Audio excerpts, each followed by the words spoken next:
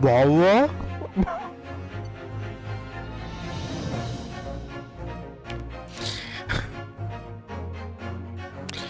What you guys know about the poo-poo spray though?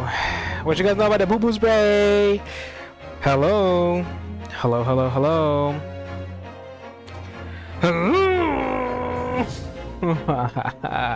What up, MJ? Yo, Cortez. Yo, Squilliams. He said I'm cooked. Oh no. What up, guys? How's y'all's Thursday going? Cortez, why are you not asleep, my boy? Yeah, we got some Ace Attorney Squilliams. I've played them all, right? I'm a huge Ace Attorney fan. These are the two games I haven't played. A bit of lore. This Chronicles collection comes with two great Ace Attorney games. The setting is like way back in the day, like 1800s, 1700s, and we're playing as Phoenix Wright's great ancestor, Naruhodo Ryunosuke. I think we're barely in the second case, but yeah, guys, what's up? What is up?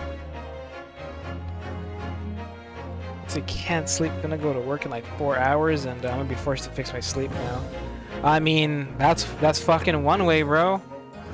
That's one way. I mean, 4 hours, bro. Damn, bro. You gotta, Cortez. You gotta try to sleep like at least like a couple hours or so, bro. At least. At least, man. I'm worried.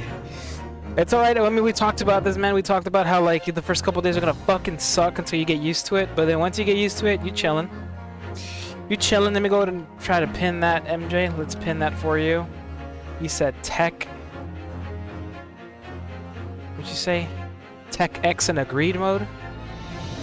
In agreed mode? Bro, last night we played Ratatan. That game was so much fucking fun, dude. The demo's out for that game. It's so good. If y'all like Patapon,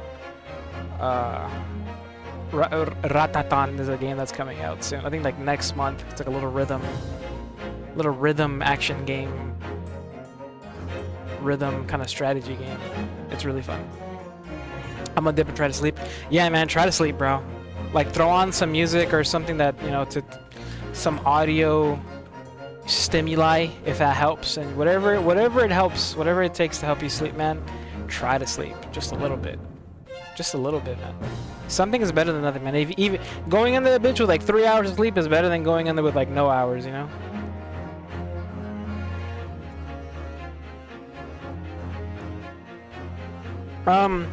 When you wake up,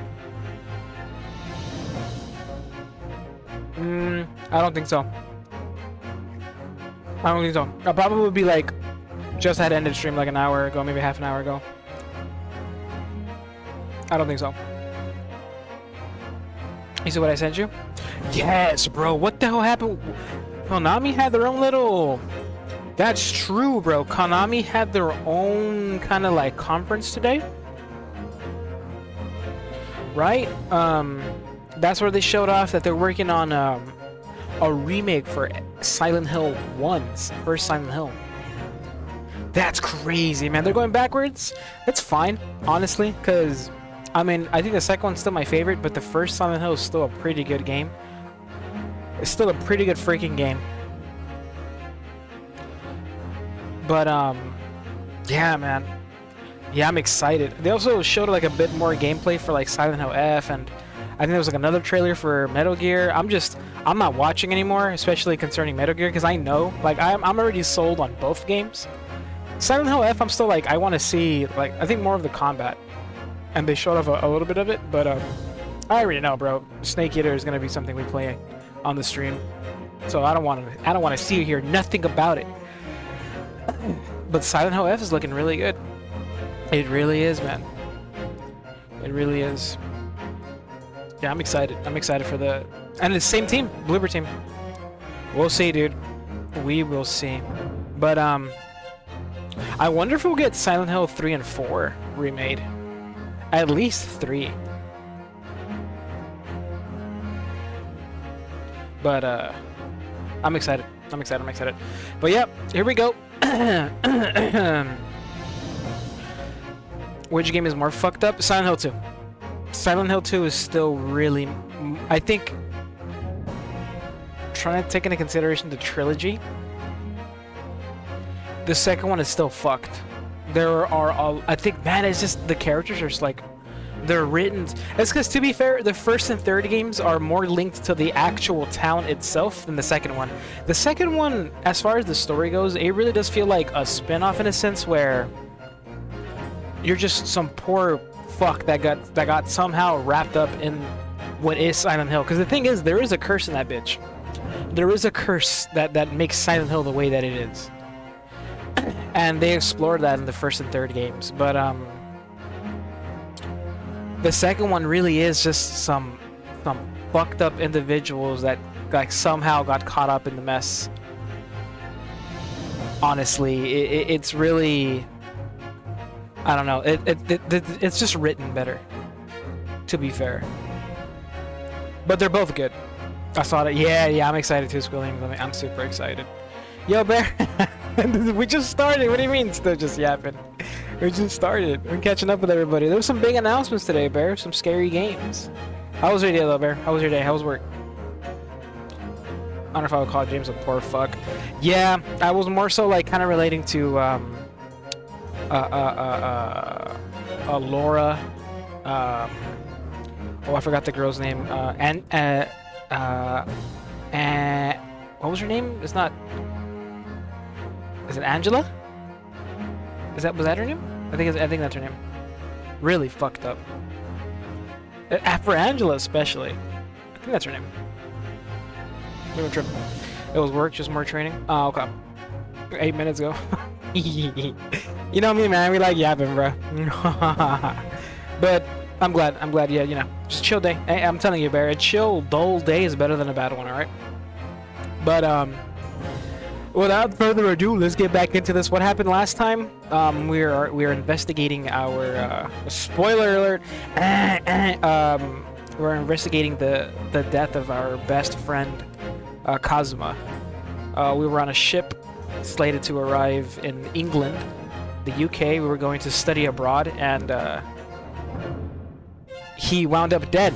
And of course, we're being framed for it, or they believe us to be the murderer. We did not kill our best friend, our boyfriend. We did not, but we're trying to figure out who did. So let's do it. Yeah, and he was a hottie too, Squilliams, I'm not even gonna lie. But it's okay, because they gave us Herlock Sholmes, another hottie, and he's tall. Just not as smart. He's kind of stupid.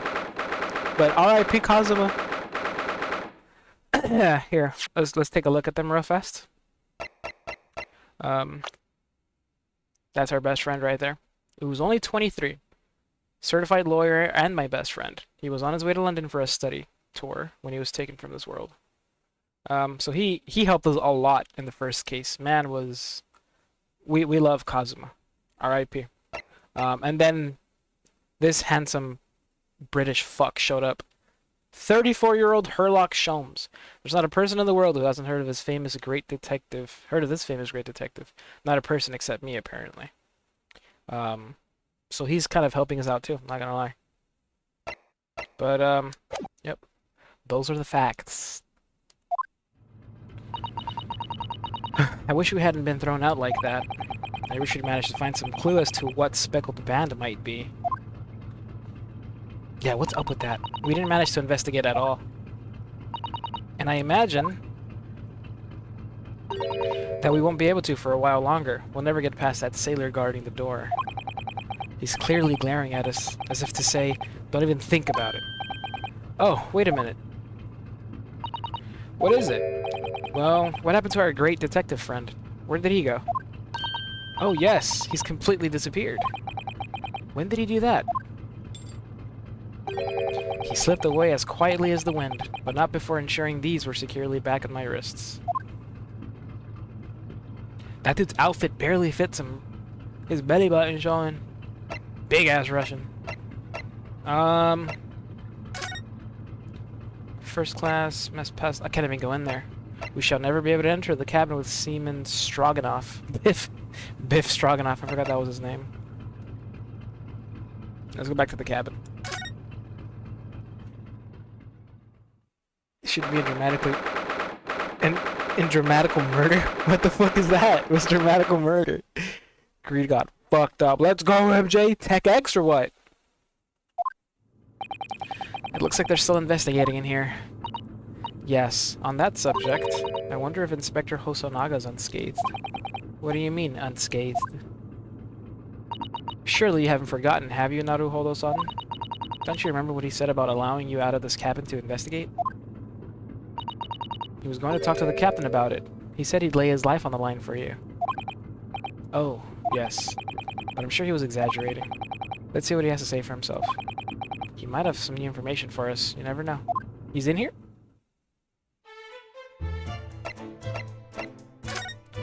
My boy in here? Where's he at? Oh, he's right there. He looks fucked up. Inspector, what the fuck happened? They jumped on my boy. They broke his glasses. Oh, he was already coughing up blood. Ah, you're back. Inspector.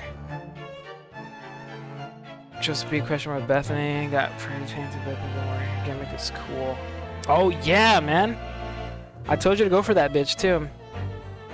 Techniques Immaculate went insane. Dramatical Murder is a it's a yaoi game. Hell yeah, bro. We're gonna have to play that on stream. Probably be the last stream, too. Inspector. What happened to you? Your face is... Please, don't worry about it. There's just scratches. Okay. Made by a bear, maybe.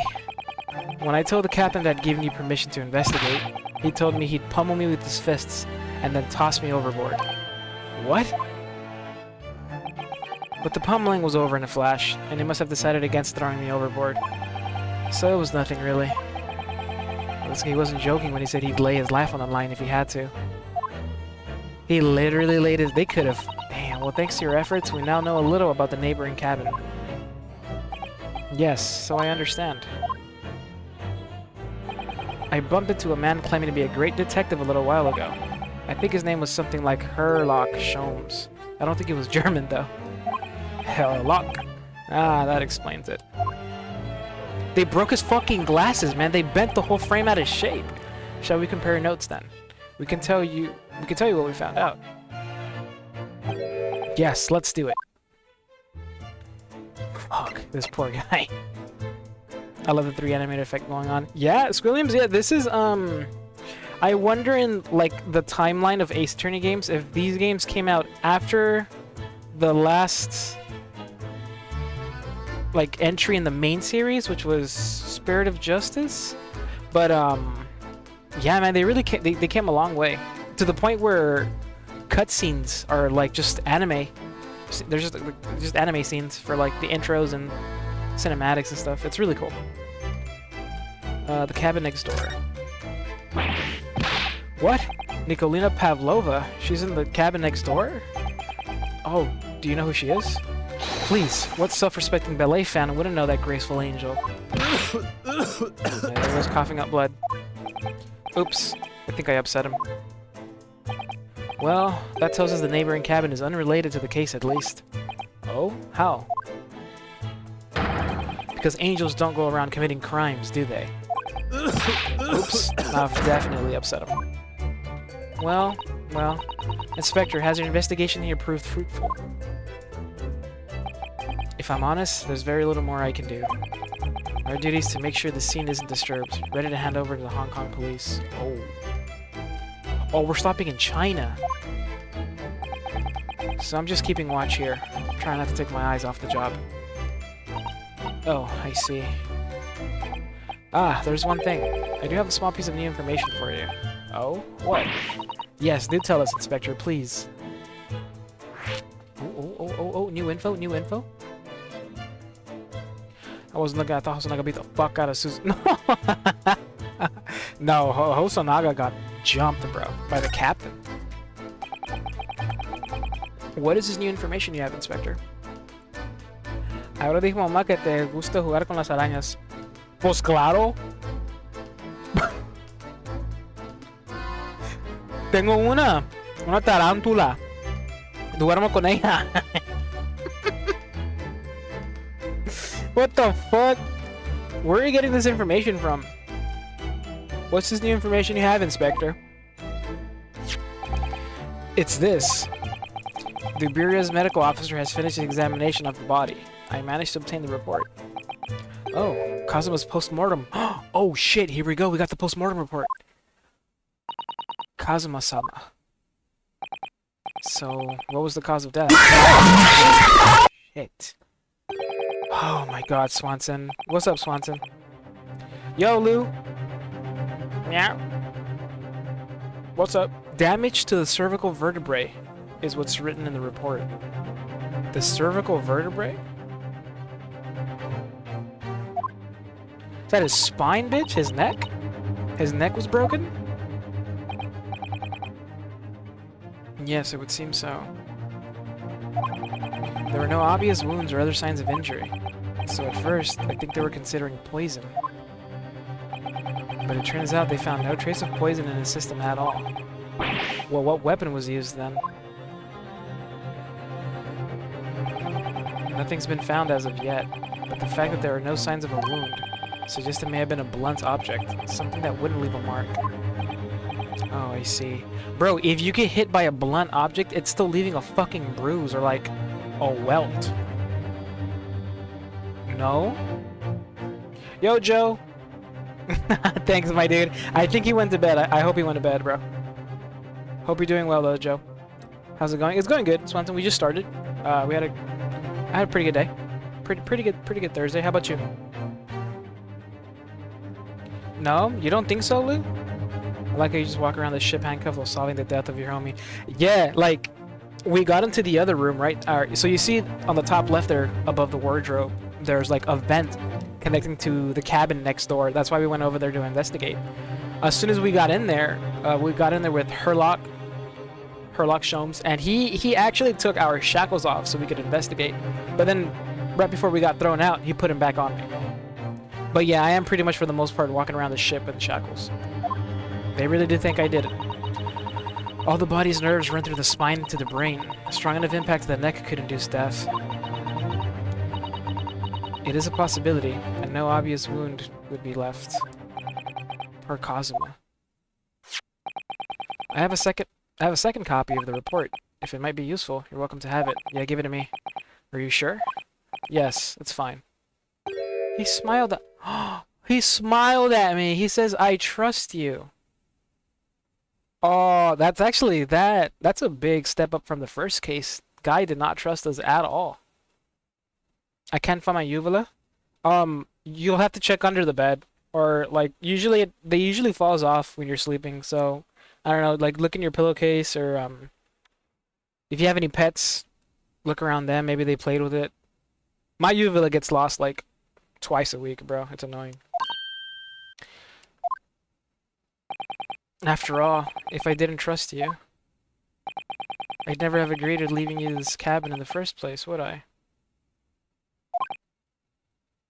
Oh, leaving this cabin, sorry. He would have never agreed for us. Oh, so he trusts us. He wants us to investigate. The post-mortem report has been entered. A report from the Etsisberia's medical officer giving the cause of death as a cervical spine injury. There were no traces of external injury or poison. Can I read that? Just one page. Victim, male, Far Eastern, time of death somewhere between 1 a.m. and a little past 2 a.m. That's a big... If death was instantaneous, why the... damage to the cervical vertebrae resulting in instant death. The victim's neck was almost certainly broken as a result of a strong blow to the area. No obvious external injuries or traces of poison. Shit. Don't go eating people's uvulas, Williams. I'm not gonna lie, that's really fucked up, bro. Some of them got it from their moms and shit. I'm not gonna tell you how to live your life, Williams, but I wouldn't eat uvulas, that's all I'm saying. I don't wanna look at that. It's gonna make me sad. And no.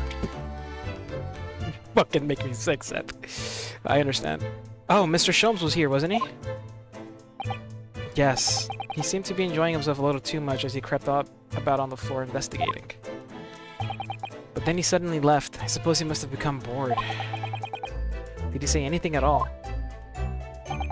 Actually, now you mention it, yes. Just one thing, but he practically shouted it. It's shoe polish, was all he said. What? Shoe polish. I wonder what he meant. It was when he was over there, by the piece of broken glass that you see. Perhaps he was talking about this brick-colored mark, do you think? Oh! Ah, yes, that must be it. The stain, it's shoe polish. But how could Mr. Sholmes know that it's shoe polish? That leaves me cold, I'm afraid. I have no idea. I'll warm you up. What is it, Susato-san? Well, Kazuma-sama was wearing leather shoes with a very dark tan hue. Dark tan? A sort of dark brownish red, then. They moved his fucking body. Or is that sign of a struggle? A little like the color of red wine, but darker. I often repair them for him. Oh, does this mean that this mark was made by the polish on Kazuma's shoe as they scuffled on the floor? Looks like a scuff mark made by Kazuma's shoes were found by... What the fuck? They took my homie's shoes off after they fucking killed him, bro? You killed my homie over... You killed my boyfriend over some fucking shoes? That's really all I can tell you at this stage. I should return to my post. My fellow crewman's eyes were boring into the back of my head. Ah, yes, that might be for the best. Thank you. My god, bro. Poor Inspector, you look exhausted. I'll eat yours too, don't test me? Hey, hey, forget I said anything. You're a dangerous... I'm not even lying, you're dangerous. You're a dangerous individual. I don't want to... I'm good. You got it.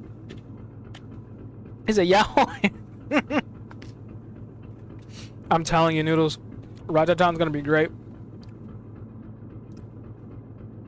Yo, gaming. I forgot Ace gets his noty sound from Ace Attorney. Yep. Specifically from the first games, but it's the same sound. It's not blood, Lou. I don't think it's blood. Either that's a sign of struggle, like he was putting up a fight, or this is not where he died. I'm calling it right now. He could have died somewhere else and they dragged his ass in here and that's why he left the scuff mark. I have no clue what's going on. It's just weird, okay? Oh, no. Well... I feel terrible that I failed to protect Asogi-san. He was my responsibility. Right, he was put on this ship to be his bodyguard, undercover type shit. Of course, my pain is nothing compared to yours. You were his friends. Truth is, I seem to have had a heavy head ever since I woke this morning. A heavy head? That's interesting. My head's still throbbing too. They jacked his chains. They did, man. They stole his goddamn chains. You pulled an all-nighter? What the fuck, Noodles? You haven't slept? Does Susato believe you yet? I think she only believes me, Noodles, because Herlock Sholmes told her to.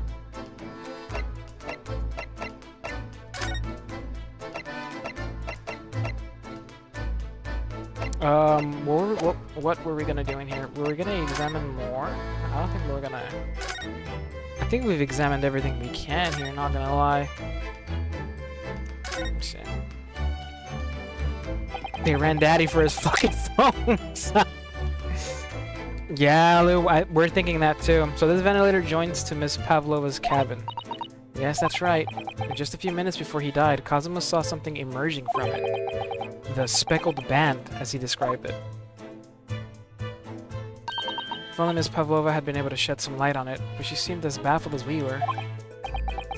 I wonder if she's telling us everything, though. I'm not sure. I know most people aboard would say the same about me, but there was something about that woman that didn't sit right with me.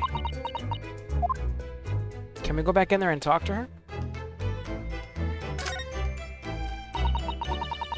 It's some 2 weeks since we set sail from Japan.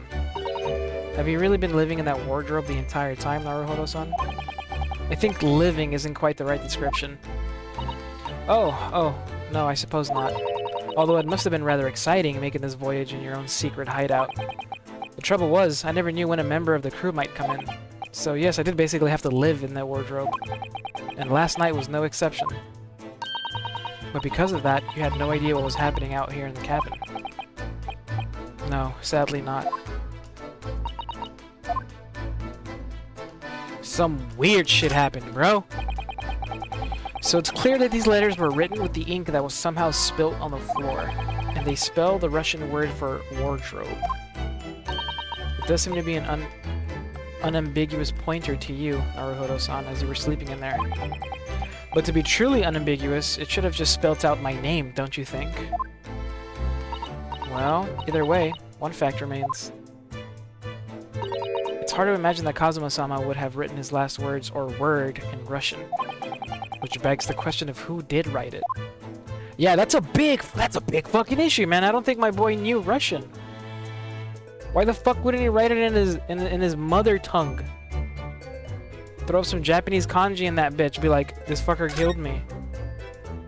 It really is such a beautiful color, this glass. It looks like whatever it was is broken clean in two, but the other half is nowhere to be seen. Then there's the brick-colored mark, which is shoe polish, according to the great detective you seem to know all about. I suppose it must be from Kazuma-sama's shoes. Maybe, but what I'd like to know is, how can the detective be so sure that it's shoe polish and not something else? Because he's a great detective, of course. That's hardly a reason, is it? Look, I love Herlock, but that boy's fucking dumb. Keep getting the fucking wafer. Could've gotten.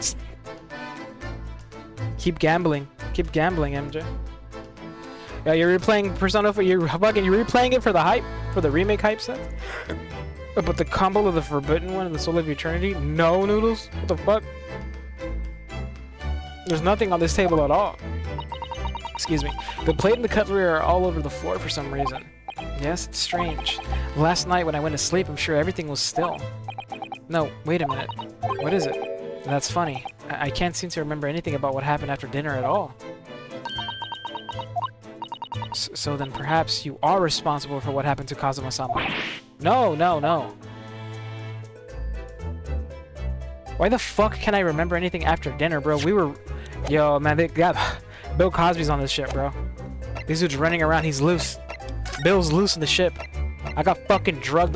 They slipped something in my steak.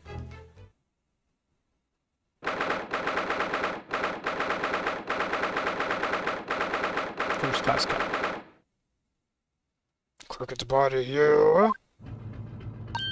Ah. Look, Naruhodo-san. Seaman Stroganoff is gone. Strong enough? The burly Russian sailor who's always crossing his arms and glaring at us. Ugh, all these Russian names are impossible to remember. Let's go! Tra-la-la, the fuck? Did you hear that? It sounded like someone singing. Tra-la-la-lira-lira-lay, I did the great detective way. I did it the great detective way. What the fuck is going on? This caroling. I know that lark-like voice. Well, never mind that now. This is a golden opportunity for us. Yes, you're right. We must seize it. Let's get inside Miss Pavlova's cabin while we can and investigate. Definitely. Before that stringy knot crewman comes back. It's beef stroganoff, not stringy knot. Go, go, go, go, go, go. Go, go, go, go, go, go, go.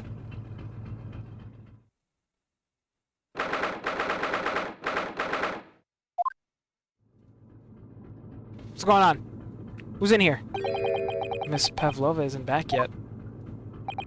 Susato-san. Oh, where's she gone? Hey! What are you doing? Those are private things. There's not a moment to waste, Naruhodo-san. We must investigate as quickly as we can.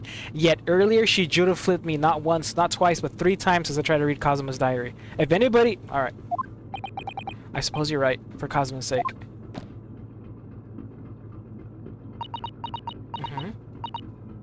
Not just for Kazuma-sama. What do you mean? Can't be long now until we arrive at the port in Hong Kong. I don't want you to be in those handcuffs when we get there. Really? We must solve this case, Naruhodo-san. By ourselves if we have to. Yes, we will. Oh, check out what I put. I I even did a algebra for that fuck-ass explain. You did, Noodles, you're telling me you wrote, you fucking did an equation just for Terraria, bro? Yeah, man. Yeah, man, you might be committed. Jesus! I crapped it, equipped both verboten one, and the Soul of Eternity gives me 497, 500, 11 defense, 70% damage reduction. For reference, an enemy has to hit an attack between 1845 to 1897 damage to do more than 1 damage, meaning it can tank the vanilla Dungeon Guardian. Combining with the health flickering between 7,942 and 7,992, it should be impossible for anything outside of Dungeon Guardian to kill me. You said impossible. What, were you right? You mean he needs to be committed? Dude's gonna be in a straitjacket reciting Terraria fucking equations. Jesus, Noodles.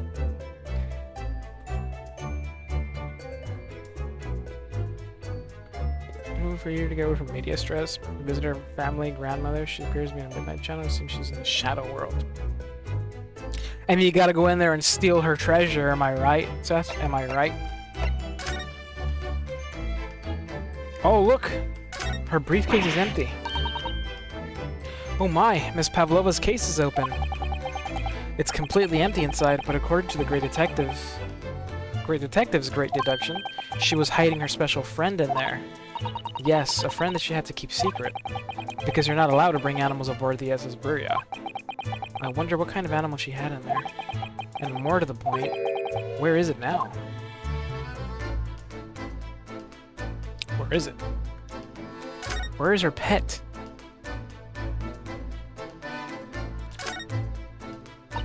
I wonder what this little saucer is doing on the floor. Yes, it doesn't look like it's been dropped. More like it was put there deliberately. Ah, do you think there could be a leak in the roof just above here?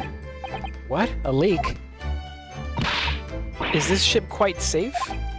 I'm sure that even if there's a little leak in the roof, it doesn't mean the whole ship's gonna sink. No, you're right. Of course you're right. She's really trying to persuade herself, isn't she? Nope. You know what that is, though? She definitely put that on the floor to feed her whatever she has in there. I'm still thinking it's a dog or something. Very correct. And how you know I'm not already in a straitjacket? That's very true, Noodles. That's very true. I'm not even gonna lie. It would seem this teapot is empty. So the natural conclusion is that the Russians are very thirsty people. Or, because Miss Pavlova only came into this cabin last night, she hasn't had the chance to make any tea yet. I mean, it could be either. It's definitely they're excessively thirsty. I'd lay 1,000 to 1 on it. You're rather obstinate, aren't you, Naruhodo-san? I don't know, man. Them Russian fellows are quite big. I think they drink a lot of water or tea. What's all this? There are just a few books on the desk, nothing else by the looks of it. Well, Miss Pavlova only ran away from the ballet last night. She's hardly occupied this cabin for any time at all. It's true. I wonder what kind of book she likes to read. Let me see. Yes, I see. It would seem that Miss Pavlova enjoys reading. Books written in Russian. No shit, thanks. I think I probably already knew that. It's rude to ask too much of people, Naruhodo-san. Kindly remember that. Well, no shit! You think she's gonna like reading books written in Japanese? Her dungeon is a strip club? That's fucking sick. MJ, you're fucked. You're fucked. Naruhodo-san, are you there? Sorry, I'm right here. Yes, why? Oh, good. I thought you might have climbed into the wardrobe when I wasn't looking. There's no place like home. Believe me, I don't have some strange compulsion to jump inside every wardrobe I see, you know. Well, anyway, I'm not sure anyone can fit inside this one. It's full of beautiful outfits. I suppose they're all stage costumes. I was rather hoping we might find Miss Pavlova's friend hiding in there, but no such luck. Where the fuck did her pet go? It's a dog. It should have been barking this whole time. Look at this. Typing with my tongue. So this ventilator connects to Cosmo's cabin next door. Yes, although what a fool a shipbuilder must be to open a ventilator into another room. Ah, maybe. Maybe it's so that if there's a gas leak next door, the occupant of this cabin would notice and raise the alarm. Or the occupants of both cabins would die of gas poisoning. That is a possibility. Anyway, last night, Cosmo wrote that he saw a speckled band coming out of his ventilator. Dude, what the fuck is it? There's one of these next to the bed in Cosmo's cabin, too. Yes, it's a bell cord. I can't resist. Don't pull it! Aw, you bitch. Wait. Wait, it rang. She barely hesitated there, and she gave it a good tug.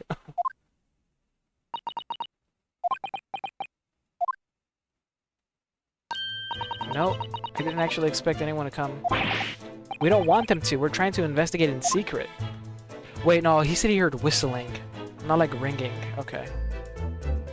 Right? Where's his journal, his diary? I can hear a faint whistling sound. Okay.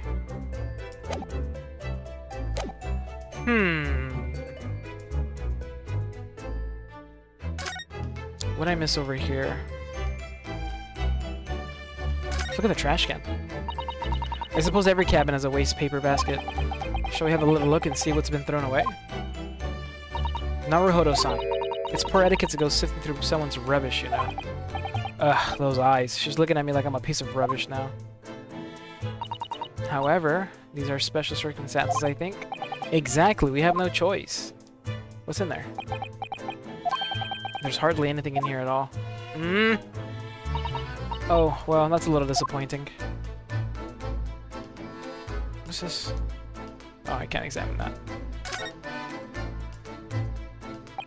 All the books have toppled over together. Look, every single one. Find a way to download YouTube videos without buying premium. Oh yeah, Noodles? How'd you do that? Do you think that's a god of the sea, perhaps? He's toppled too, though. It's exactly the same as the bookcase next door. In Cosmo's cabin. Perhaps Miss Pavlova was practicing a difficult ballet pose and fell against the bookcase? I don't know. Would she really be practicing ballet on the same night she ran away from her ballet company? Alright then. It must have been you. You lost your temper and knocked them all over in a fit of rage? Not everything bad that happens on the ship is because of me, you know. Cut me some slack. Well, anyway, I'll set them all straight again in here, too. I don't like seeing things in disarray. Didn't we do that last time? Under the tablecloth? Fuck, you're right. Let me go look. No. There's nothing down here.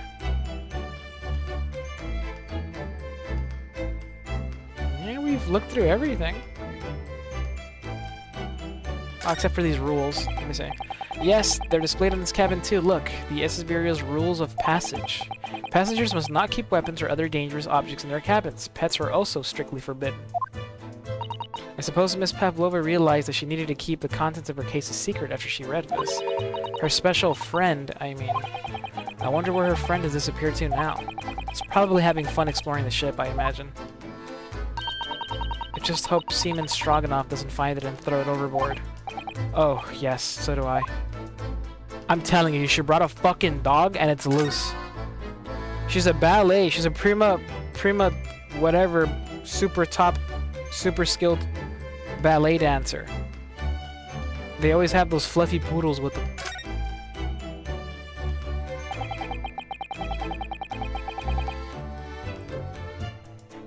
How to do this, send music to Noah.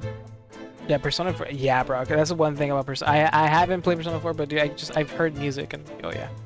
Cabin door is the same simple sort of bolted latch that our cabin door has.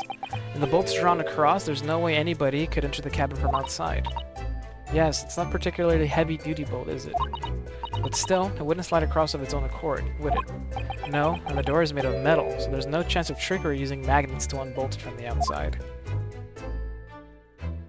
And it seals up perfectly, too, to stop any seawater coming in.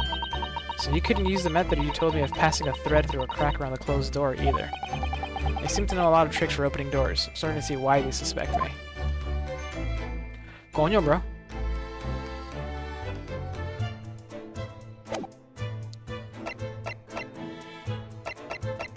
I fucking looked everywhere.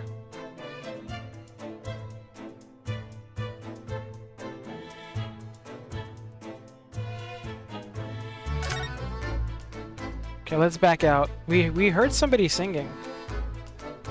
I thought they were gonna be in here, but they weren't. Oh yeah, that's it. Okay, let's back out.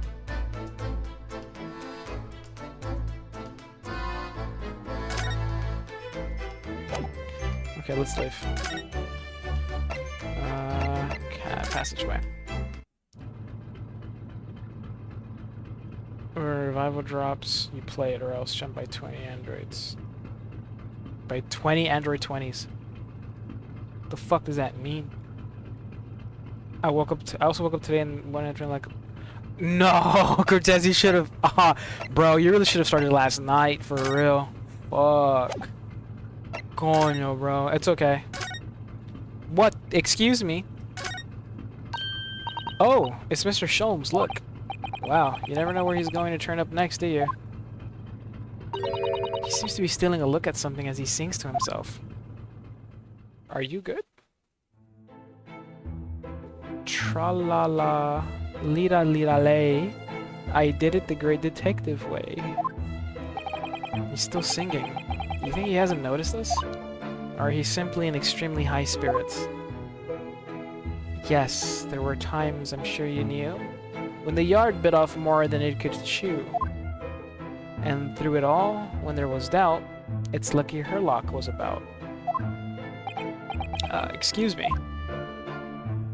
I solved it all and I stood tall. I did it the great detective way.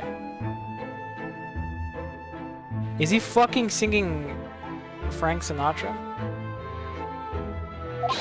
I did it my way, I did it the great detective way. Mr. Sholmes! Ooh! Damn! Chill! Chill! Honestly, interrupting a fellow when he's singing, and I was just about to reach the climactic finish. Yo, put the hands down, dude. Chill. Chill, you're not gonna... What is this shit? Come out of a... Who's it? Who are you fooling, bro? Put him up, pal! Sorry. I thought you were never gonna stop, so I figured now was a good time as any. I very nearly dropped you to the floor with one of my famous right hooks. Are you gonna sit your Bugs Bunny ass down? Alright, I get the picture. Now could you put those fists away? He's gonna give me the old razzle dazzle, the old 1-2 buckle yo shoot.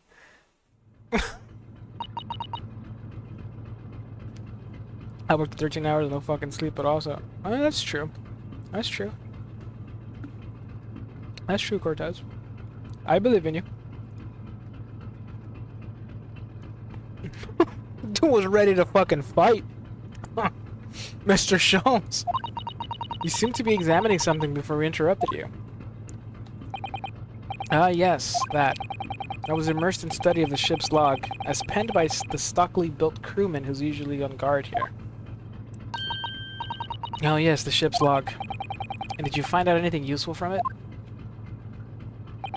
Well, after 2 AM this morning, the majority of the entries are blank. Which means that there was nothing to report. Nothing of note happened, so... Oh! What? You truly are a student from the land of the rising sun. You've been utterly blinded by it. By the sun? What? Sorry? Your logic, my boy, is inverted. Whatever do you mean, Mr. Sholmes? Observe the other pages, and all shall become clear. It would seem the same crewman oft stands a sentry in this first-class passageway, and he has an almost religious practice of recording nothing to report every half hour. Oh, he writes that in every 30 minutes? Nothing to report. Precisely. Put simply, the seaman writes nothing... Well, it's seaman. Writes nothing to report when there is just that. And yet, the ship's log from last night is largely blank. He didn't even write nothing to report. Do you mean... Yes, there were circumstances afoot last night which led to the seaman being absent from his post. What kind of circumstances? What happened? That remains a mystery for now, but we can be sure something significant took place. So significant that it caused the seaman to forget his regular habit of scribing nothing to report in the log. These are important details. I would stake my life on it. You must log the ship's log in your mental file. A record kept by the crew assigned To the very first class, they are virtually no entries from 2 a.m. until early this morning. So this dude is so used to writing nothing to report every half hour and then all of a sudden doesn't do it for the entirety of the night after 2 a.m. That's strange, man. That is strange. Put him in Tekken. Sholmes versus Mike. Book it, bruh. Book it. Now that deduction was worthy of a great detective. Yo, Epic! Ah, you're starting to understand what my way is, I see. What makes Sholmes Sholmes? Brilliant. Yeah, this dude, Oh, ouch. What is it? Are you hurt? Oh, don't worry yourself. I seem to be afflicted with a throbbing head this morning for some reason, nothing more.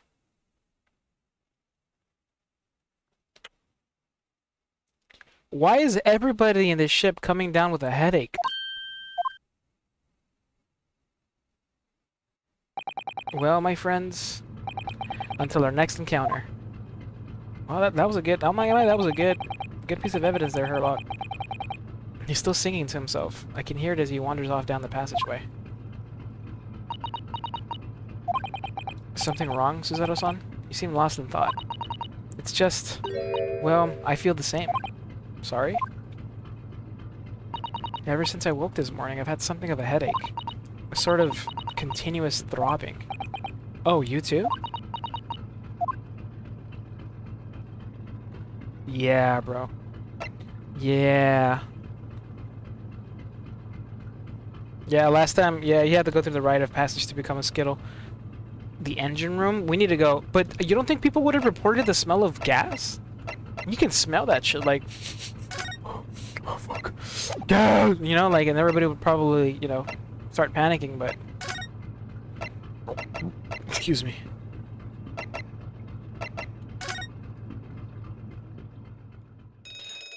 Ding-a-ling-a-ling-a-ling-a-ling!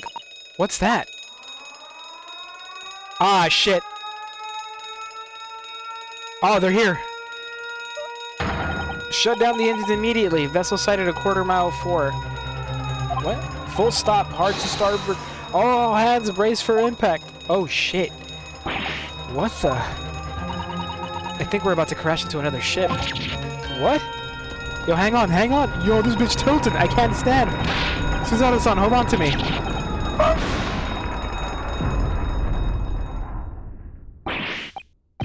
Suzato-san, are you alright? Are you injured at all? Do you scream gas? No, bro. I'm like, hey, man, that don't smell good. I think I'm fine. Thank you, Naruhodo-san.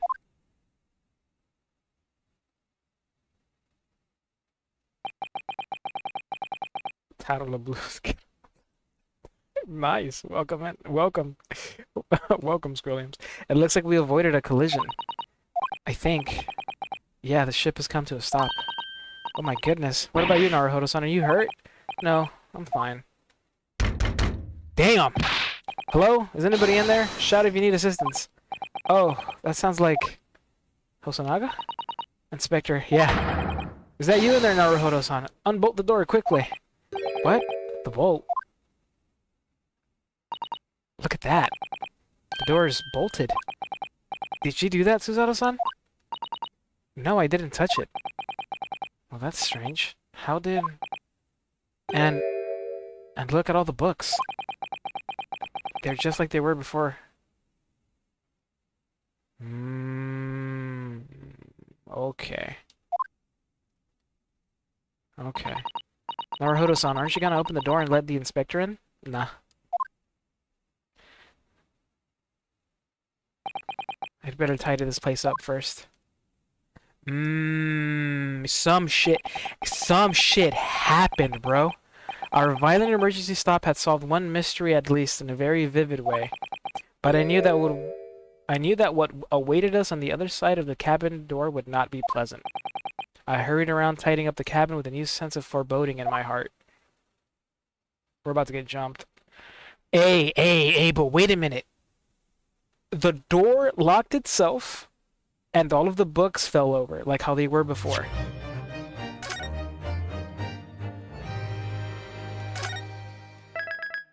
What does that tell us? Secret door. There was a secret door?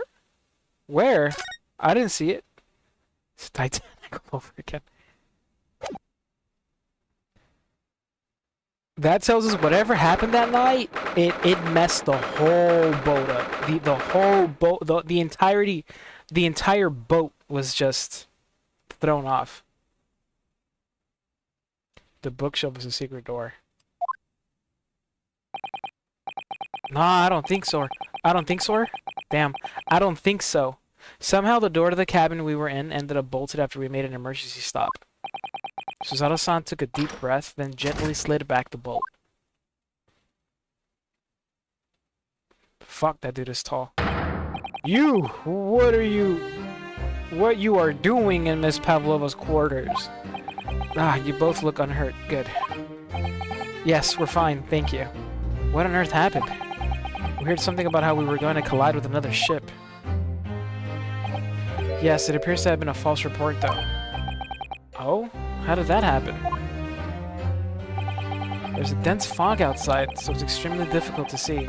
Someone must have thought he saw a ship ahead. This person obviously triggered the alarm, and that's why we made an emergency stop. Everything is chaos. Passengers are screaming. Crew are running everywhere. This first-class area is the only quiet part of the ship at the moment. Oh, I see. Somehow, or someone triggered the alarm? Does that mean that someone pressed that button outside? You wicked intruder, dressed all in black. You are the devil. No. Excuse me. Sorry, me. I've been called a lot of things before, but devil is the first. What you have to say, hormigas, now arañas? Listen, hey. I'm not gonna lie, Hoogie. I plead the fifth. Listen, dude. Arañas need, they need love too, okay? That's all I'm gonna say. And my mom needs to stop fucking gossiping. My mom telling your mom telling you. I gotta talk to my mom, that's what I need to do. She's good though, Epic, she's good. You opened my traveling case. No, I didn't. No, I didn't. No, we didn't touch it. That's right, Miss Pavlova. It was already open when we came into your cabin. Inspector. Yes? Arrest this man. I know he did it. He is a criminal. It is not enough that he has killed a man. Die, and he is a stowaway as well. If a vixen promises not to steal chicken, do you believe? I don't know, chickens are pretty good, I'm not gonna lie.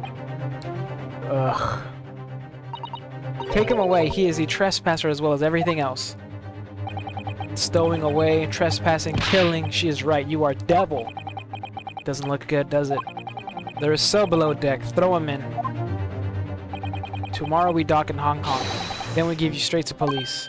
Wait, a cell? Please, Inspector Hosonaga, is there nothing you can do? This is a Russian vessel. I really have no jurisdiction here. After my last effort to appeal to the captain's good nature, I think I'm out of options. This is terrible. This is a real crisis. We've got to find a solution. Immediately. Chill. Wait. Don't throw me down there. They have a cell. They have a cell down there. Okay, hold up. No, I'm telling you, dude, Hosonaga got jumped for us, man. Look what they did to him. Just because he vouched for us, bro. He's good. She's not gonna believe us. She thinks we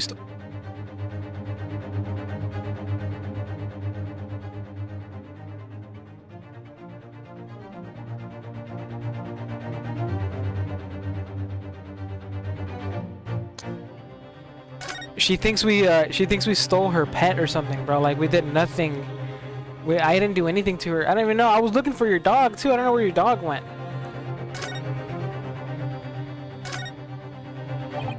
What the? What are you doing up there? My dude. This dude's ridiculous. Mr. Sholmes! Naturally, I was analyzing what a weight of 20,000 rubes feels like on one's head. Have I not told you that as a detective it is my business to know what other people do not? This isn't mere tomfoolery, my boy. Oh no. Well, why were you hanging from that hook before then? Isn't it obvious? To properly assess the weight of the 20,000 rubes, naturally. I wish to determine if it would have been that conceited-looking hook on the wall, so full of brag and bounce. Are you beefing with an inanimate object, Sholmes? I never know whether to take this man seriously or not. Ah, you again, the great detective. Ah, Inspector, I confess I've been looking for you. I have something to report to you most urgently. Well, you might try looking for me somewhere other than the hook on the wall next time. What is to report? Speak. An urgent report from a great detective can mean but one thing. Yes, the case of the curious murder that took place last night here on this vessel, the steamship Buria, has been solved. By me, naturally. You don't say, Sholmes. You don't say. Good night, Bear. Sleep well, dude. Have a great one tomorrow. Love you, man. Thanks for hanging out. What? Really? Yes, I have eliminated all other possibilities. No other explanations exist. So, allow me to illuminate all your minds. For I am about to reveal my great detective's greatly admired great deduction to the case. Let's do it. Aha! You have solved it. Even Hedgehog understands this case. Sonic? We all knew who was responsible for killing Student Boy this morning when we found criminal in wardrobe. Yes, Bear, I'll let you know. Yes. If this is stowaway, and he has handcuffs to prove it. Oh, it is this stowaway. I didn't do it. The trouble is, there doesn't appear to be anybody else who could have killed the victim. Because as everyone knows, the cabin door was bolted shut from the inside. That means the culprit must be someone who was inside the cabin. No, bullshit. Okay. Yes, it's what's called a locked room mystery in detective stories. Da, locked room. That is point. The room was locked. Well, I can't deny that.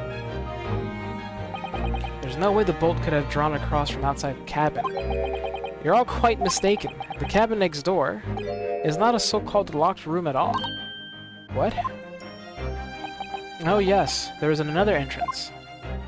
An entrance used last night by the culprit in order to gain access to the cabin despite the bolted door. What other entrance? We never discovered one. Why, it gapes open-mouthed at you even as we speak. The ventilator, man. The ventilator. Go! Oh, you think this is funny? I cannot even put my arm through a hole. That's because your arms are as thick as tree trunks. You're suggesting that the culprit entered and left the victim's cabin through that tiny opening? It's not possible. Ah, but it is. And last night, the victim even witnessed the intruder in the act of passing through the ventilator. What? Mr. Sholmes, do you mean... Are you referring to the words Kazuma-sama wrote in his diary? 1:23 a.m. I can hear a faint whistling sound. 1:35 a.m. What looks like some sort of speckled band is dangling from the ventilator grill. Precisely, my dear madame. But what does it mean? What is this speckled band? That's what I've been fucking saying. It's a tube. The answer to that particular conundrum is in this very cabin. Bro, who are you punching? Mr. Sholmes, what are you doing? There is a distinct element of danger, but fear not, I am ready. What I am about to expose for you all to see will shock you to your cores. Behold! Whips out fucking 8-inch, 9-inch fucking sock. What the? What the Hey!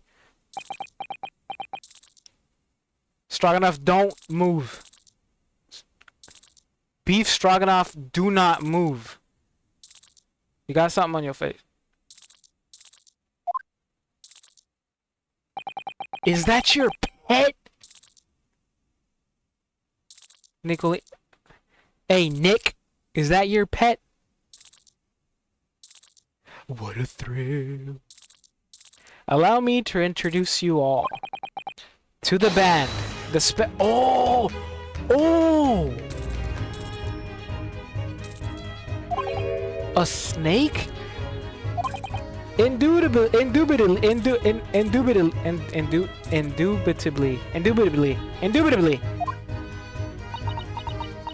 Excuse me, ma'am. Why the fuck would you bring a snake onto the... What's your pet? No, he wasn't. He actually wasn't. That would have been... Remember the post-mortem report? There is no signs of external injuries. And they tested his body for poison. It didn't even kill him. He did not die by snake.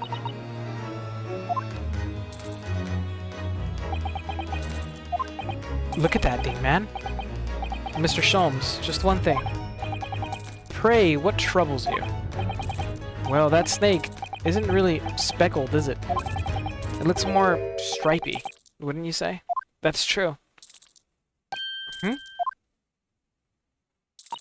Yes, you're right. I think in this case you'd have to call it the striped band, wouldn't you? You don't have two snakes, do you? You both see and observe with distinction, however.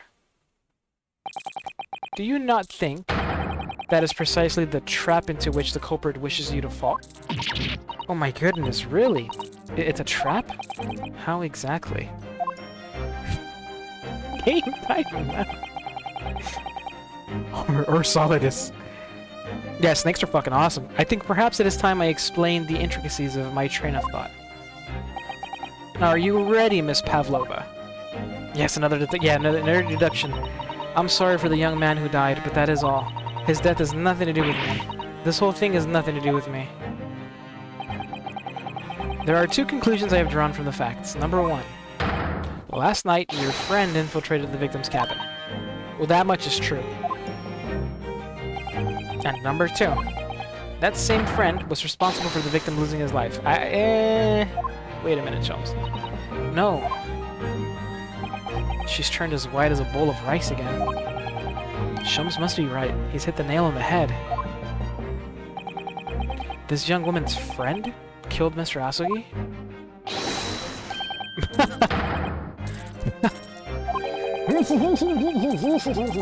Luckily he can't speak with that snake coiled around his head.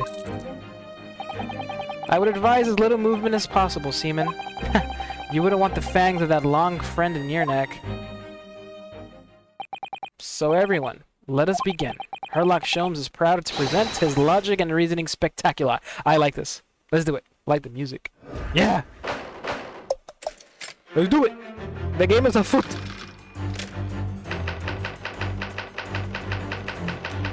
Alrighty. Intruder's identity. Miss Pavlova, moments ago you claimed the following. His death has nothing to do with me. This whole thing has nothing to do with me. Yet you cannot deceive yourself.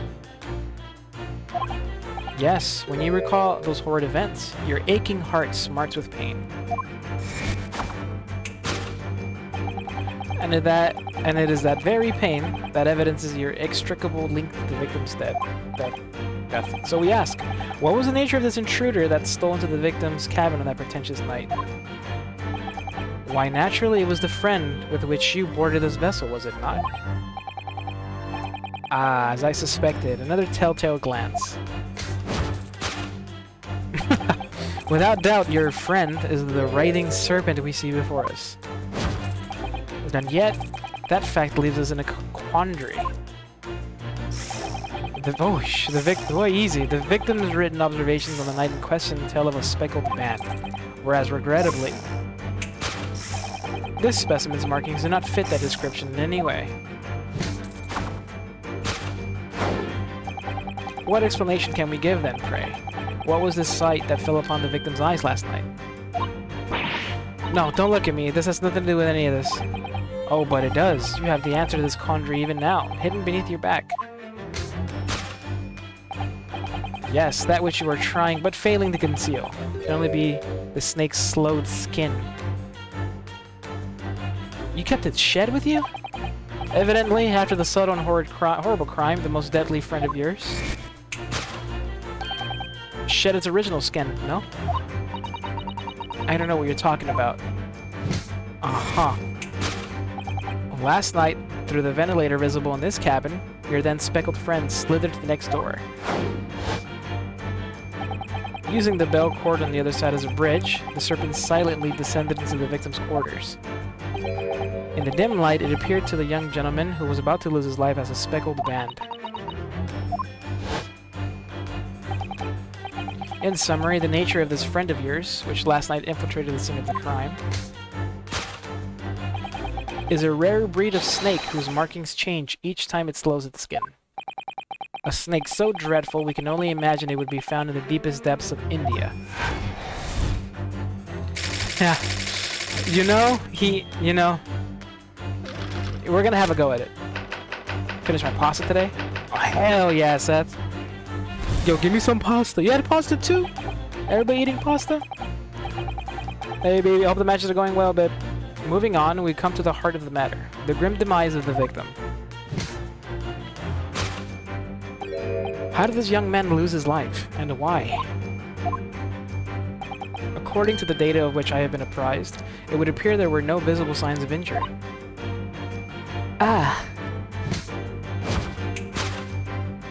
In fact, the circumstances of the victim's death can only be explained by a terrible venom. Now, if we take that as a fact, he doesn't know about the postmortem report. We can reasonably imagine that there remains evidence to affirm it at the scene of the crime. Could there be? Don't show me his fucking body! Yes, an examination of the deceased body will prove the cause of death conclusively. The almost but not quite imperceptible puncture wounds left by the venomous fangs will seal the truth. Sholmes doesn't know about the... He doesn't know about the post-mortem report. Yes, the vestiges of a snake bite delivered by your terrifying friend. This makes no sense. There's no point in feigning ignorance, Miss Pavlova. After the incident, you endeavored to hide everything, didn't you? But now your involuntary glance betrays the hiding place you choose. That's right. You hid the evidence that links you to the victim's death in that traveling case. Yeah, it was moving. When we first met in this cabin, it came to my attention that your case moved periodically. Your serpent assassin was restless inside, no doubt. You don't... It is telling that the victim made note of a low whistling sound that he heard minutes before his end. That was your signal, was it not? The sound you had used to train your serpent friend. To train? This is grasping. You're going... Wait, Sholmes. Indeed, you'd put the serpent through this ventilator and wait. After a period, you'd summon it back with your whistle. You couldn't know if the animal had done its duty, so you would listen for signs of life next door. If the victim appeared not to have been dispatched, you'd release the snake once more. Do you deny this snake has undergone such training? It's not true! Having slithered through the ventilator and down the bell cord, the creature needed only to sink its fangs in once. And its venom would course through the victim's veins, ending his existence forever. That is the true nature of the speckled band that took the poor young man's life. There can be no doubt my logic is infallible. Holy shit, Holmes. I mean, Sholmes, sorry. I need to, like... Yeah, let's go over this again, bro. Because, this concludes Herlock Sholmes' great deduction of the speckled band. Yeah. Listen, this dude's like always like 40% on something, and then 60% just off his fucking rocker. Maybe 70-30. He'd be yellow. Got 2020 Monstro's lung? Damn! You're fucking sick, Epic. You're a Skittle. You can't do that. Miss Pavlova has trained her pet snake as a killing machine. There on the floor, you will observe a saucer of milk. Okay. There's milk on the floor? The promise of food is the key to training any creature. Incredible! You've solved the mystery. There's no way. Amazing. Your great deduction really lives up to its name. I see now why Herlock Sholmes has become such a household name. Sholmes is a fucking idiot. My dear man, it was nothing remarkable. As the Russians say, I could have done it with one left hand. Wait, that... Can could I venture an opinion, Mr. Sholmes? But of course, what's on your mind? It's just, about your deductions before, some things don't quite make sense to me. I welcome questions as to my method, and will answer both loudly and proudly. Oh, well, good. First of all, here we go. Pulled out a book. Snakes are egg-laying creatures, part of the reptile family. You are well informed, madame. And reptiles, don't drink milk. Ah. It's really only mammals that like to drink milk, you see. So, I'm not sure it would be possible to train a snake using milk as a reward. No matter. No doubt Miss Pavlova used some other treat to encourage her pet to do her bidding. Milk was merely an example. The logic holds. Well, there's something else. Snakes have no ears. Ah. Yeah, so I'm not sure it would really be possible to signal to a snake by whistling. But madame, what of the tales from Arabia? Have you not heard of the snakes that dance to the sounds of a flute? I think perhaps the performers play their music in time with the snake's natural movements. Oh, I see. No hands, no feet, no ears? These creatures are so inept as to be practically useless. He's losing it. Don't take it out on the snakes, Mr. Sholmes. He's losing it. There's one other thing. You have more? Snakes use the scales on their bellies to propel themselves. So, I'm not really sure that a snake could manage to climb up a flat bell cord like the ones in these cabins. Then it should try harder. What is the... Sholmes. Please, don't be angry with me, Mr. Sholmes. The point is, even if the snake had gone through the ventilator to the next door cabin, it couldn't have come back without help. What I'm trying to say is that there are a number of reasons why it's difficult to imagine the snake could have had a part in this. He looks so sad. Oh, he looks so sad. At least it wasn't me. I think he still likes me. He's gonna like Susato after this, but I think we need to step in and help again, Mr. Yes! Mr. Naruhodo. Oh no, you don't mean... Yes. We need to modify Mr. Sholmes' latest deductions and turn them into the great ones they ought to be. I had a feeling that was coming. Alright, let's give it a try. We get to dance! Just what I was waiting for, Mr. Naruhodo. Yes, right.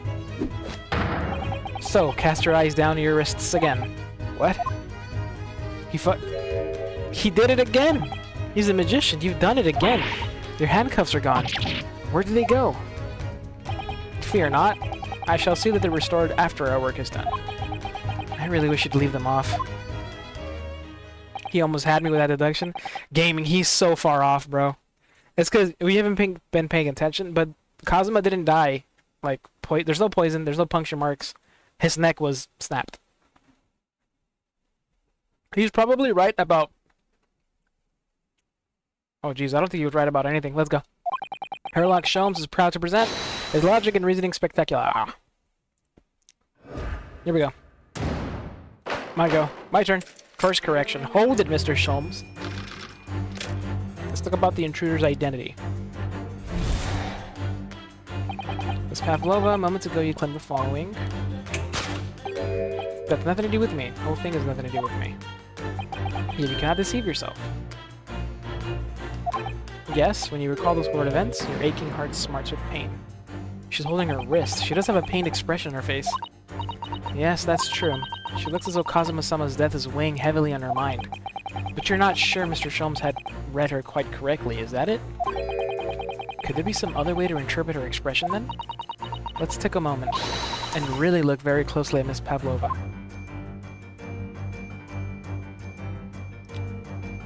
Madame. She does have a fucking... a claw scratch? Wait a minute. Her right ear? Oh, she's got a piercing. What is going on with your hand? You have more than one pet? Oh, Naruhodo-san, look. That looks like a very painful wound. Looks like a scratch made by some kind of small animal. And fairly recently, too. Well, whatever scratched her doesn't appear to be around here. That's gotta be it. Yes! I thought it was a puppy, but okay. We'll take a cat. Yes, when you recall those horrid events, that claw scratch smarts with pain. Indeed, and simple observation reveals that the wound is fresh. Miss Pavlova, did you in fact receive that scratch sometime last night? Ah. When I think about the young man who died next door, I feel so sad. And when I am sad, the pain from this wound is worse. And it is that very pain that evidences your inextricable link to the victim's death. So we ask, what was the nature of this intruder that stole into the victim's cabin on that portentous night? Why, naturally, it was the friend with which you boarded this vessel, was it not? No. Stop it right there. As I suspected, another telltale glance. Without doubt, your friend is the writhing serpent we see before us. Nope. Nope. Nope. Whose snake is it then? That's a good fucking question. Because I think, was she even surprised at the snake? It seems like the scratch mark on the back of Miss Pavlova's hand was made by this friend of hers, doesn't it? Except, snakes don't have claws, do they? No, they don't. So you're right, who does the snake belong to? They don't even have hands or feet on which claws might grow. Well then, if that snake isn't her pet, what is? What's the true identity of this friend of hers? We should follow her gaze, Naruhodo-san. That's where we'll find the answer. Where are you looking? Look at this fucking snake. What a dope snake, I'm not gonna lie. Coño. What do my eyes see?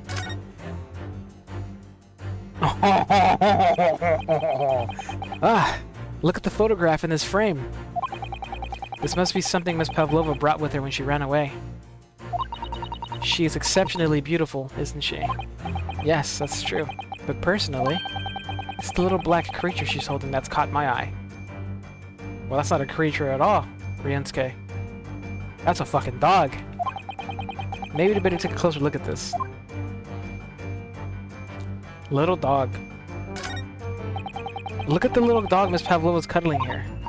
Oh, what a cute little dog. It could vie with you, couldn't it, Naruhodo-san? For the blackest outfit. A black dog. And from the look of this picture, at least, Miss Pavlova seems very attached to it. Yes! Yes! It's a puppy.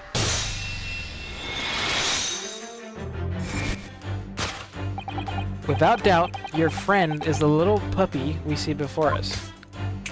I'm gonna slip up. Yes! The scratch on the back of your hand makes that abundantly clear. Oh no. Look at that puppy. The whereabouts of this black puppy isn't clear, but what is clear is that you brought the animal with you when you ran away, didn't you? Oh!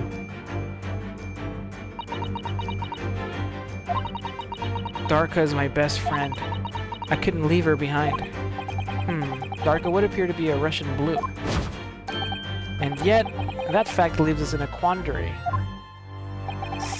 The victim's written observations on the night in question tell of a speckled band. Whereas, regrettably, the specimen's markings do not fit that description in any way. What explanation can we give then, pray? What was the sight that fell upon the victim's eyes last night? Don't look at me. Yeah, I can see what you're hiding back there. Oh, but it does. You have the answer to this quandary even now, hidden behind your back. Yes, that which you are trying but failing to conceal can only be the snake's yeka, clearly. Did you see that? She just took something out of her pocket and hid it behind her back. If she just left it in her pocket, no one would have ever known. Oh yes, ploys like that are Mr. Shum's specialty. He so cleverly forced her to reveal something. I thought deduction was his specialty, or maybe making me believe that was a ploy too. Anyway, I find it hard to believe that that's the skin of a snake. In which case, just what is Miss Pavlova hiding behind her back? What the fuck is this thing?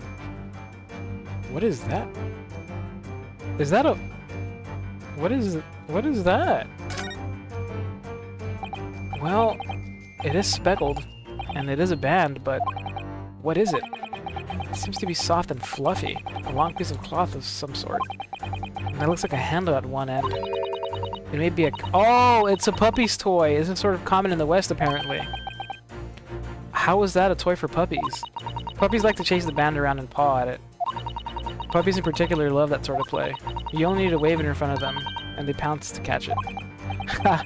That sounds positively adorable. Puppy's toy. Bet. Bet. Yes! Aha! Yes, the thing you're trying but failing to conceal is a puppy's toy. Precisely, and the true nature of how now infamous speckled band. And it was this toy that you dangled through the ventilator. You waved it around, I presume. Naturally, the victim could not fail to notice it. But why? For what reason? My dear boy, there can be only one answer to that. After her canine friend disappeared through the ventilator into the neighboring cabin, Miss Pavlova attempted to use a speckled puppy's toy to incite the creature to return. Oh, ah. In summary, the nature of this friend of Miss Pavlova's, which last night infiltrated the scene of the crime, is a blithesome Russian blue breed of puppy by the name of Darka. We got him! It took me a second, so I'm not gonna lie. A truly troublesome canine, young Darka is proving to be. She must be caged once found. You will forgive us for borrowing the photograph of your pet, Miss Pavlova. The photograph has been entered into a photograph of Miss Pavlova and her friend, a puppy named Darka. The tiara she would wear on stage can also be seen. Alright. It's because I'm not gonna lie, it's really hard to substitute that word for the right one. It was after I gave her food last night. That's when it happened. She scratched the back of my hand and then ran up the bell cord. Before I could do anything, she disappeared through the ventilator. Darka. She's so naughty. Okay. A beloved puppy. Alright, topic 2. Death by a venomous... So how are we gonna get his death? There's no way, bro. We can't do that. Moving on, we come to the heart of the matter. The grim demise of the victim.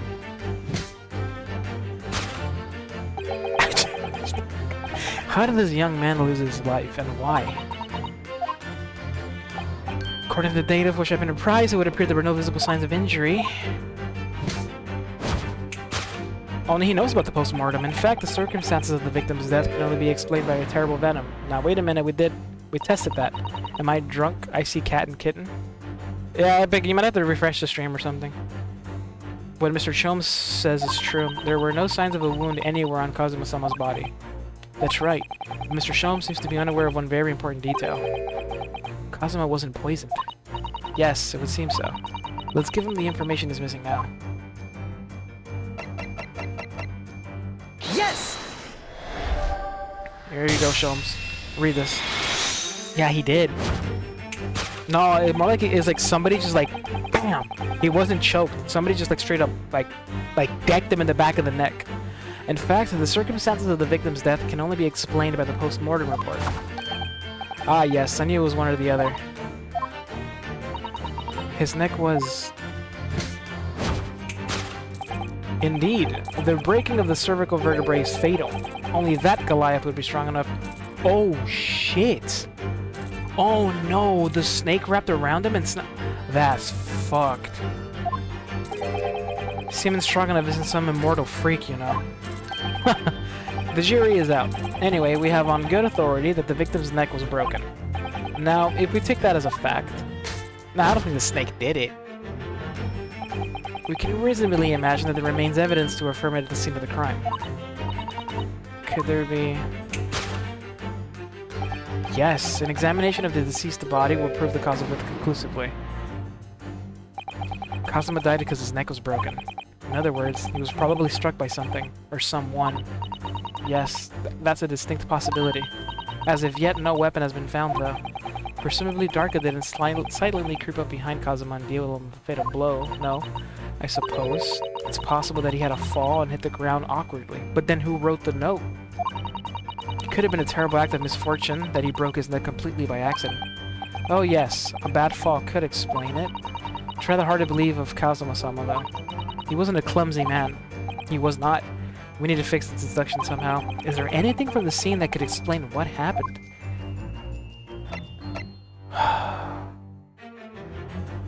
I still don't know what could have killed him, bro. I'm back. Anything notable happened? We discovered that we found out what her pet is. A puppy. So that's really her pet, not a snake. And now we're trying to figure out how Kazuma died. Conchas. Oh hell yeah, I love conchas app, I'm not gonna lie. The bell? It's a piece of small glass object and what?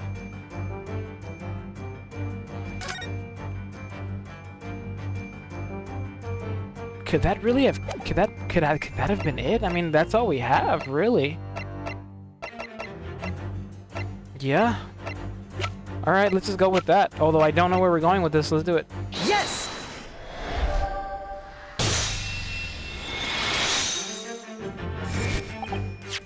Yes, an examination of the mark on the floor will prove the cause of death conclusively. This particular mark, so prominently visible next to the victim's body, is a deposit of shoe polish. Shoe polish. Indeed, positively identified by a little analysis device I constructed, which I carry now as a matter of course. Beeswax, tallow, and dye were my results. The undeniable ingredients of shoe polish. And the color of the polish is a perfect match to the color of Mr. Asugi's laced leather shoes. That ain't a puppy? Yeah. It says kid. No, it doesn't say no. It says puppy. Looking at this mark, it's not hard to imagine what happened. You guys need to like refresh stream or something. For some reason, Mr. Asugi must have caught his foot at that point on the floor and tripped. Please no. And by a dreadful turn of misfortune, caught his neck against some immovable object as he fell to the floor. Suffering a fatal blow to the spine, the victim's vertebrae shattered, and in that instant, he lost his life. I don't believe that at all, bro. I don't know.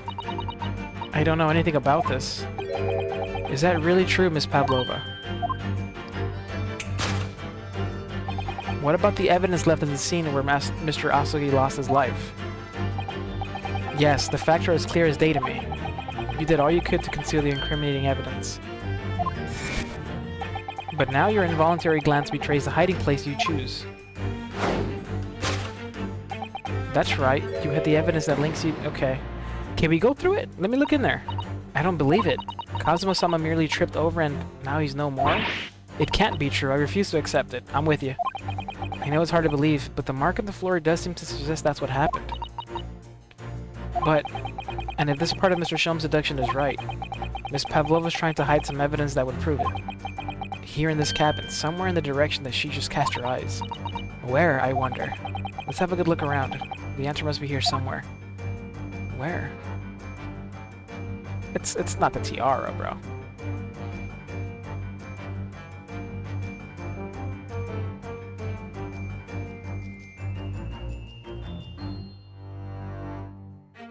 Is it the tiara? Somebody appears to have dropped 20,000 rupees here. It has been dropped. It's been placed. Stop trying to sound like the great detective.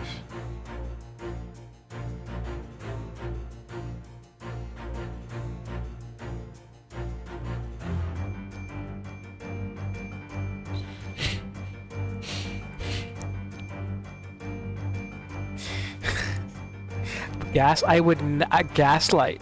I would never. I'm just reading what's on the screen, guys. What's in here? Can we look at this again? It's a waste paper basket. Presumably there's not much rubbish in there yet. Oh! What's that? It's a broken piece of glass, isn't it? Yes, it is. And I feel like I've seen it somewhere before. If it looks familiar, perhaps it's more than your mind simply playing tricks on you. Can I go in there? Let's do it. Yes! You weren't kidding. That's right. That's right. You hit the evidence that links you to the victim's death in that wastepaper basket. You were in there. Here we have a fragment of some intricate glass object, it would seem. One that has a familiar air, in fact. Precisely. We found another piece of broken glass on the floor in Mr. Asuki's cabin. And as you can see, the two pieces fit together perfectly. Oh no. So, Miss Pavlova, shall we consider what this tells us? Why would it be that part of the glass object, which was evidently broken at the scene of the victim's death, should be found in the wastepaper basket in your cabin?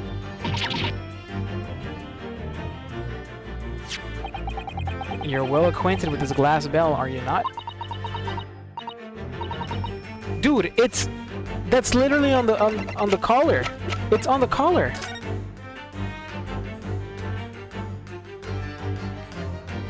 The bell, that's where it's from. Oh, it's hanging off the puppy's collar. I don't know, and that hushed Russian accent of yours won't save you this time, dear girl. Why? Because we have conclusive evidence linking you to the bell in question. Take it away, Mr. Naruto. He doesn't know. Yes. The evidence linking Miss Pavlova and the little glass bell, that would be... Yes! If you look at this photograph, you can clearly see, hanging from Darko's collar, the very glass bell in question.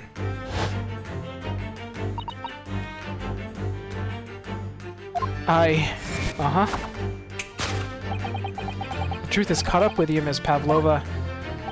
The young man who lost his life last night did so after a truly inauspicious fall.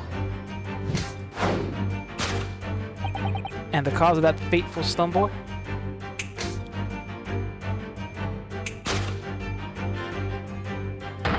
Your absent canine friend, Darka. You got me again. Where is this dog? I couldn't tell anyone. I'm sorry. Death by tripping over a puppy.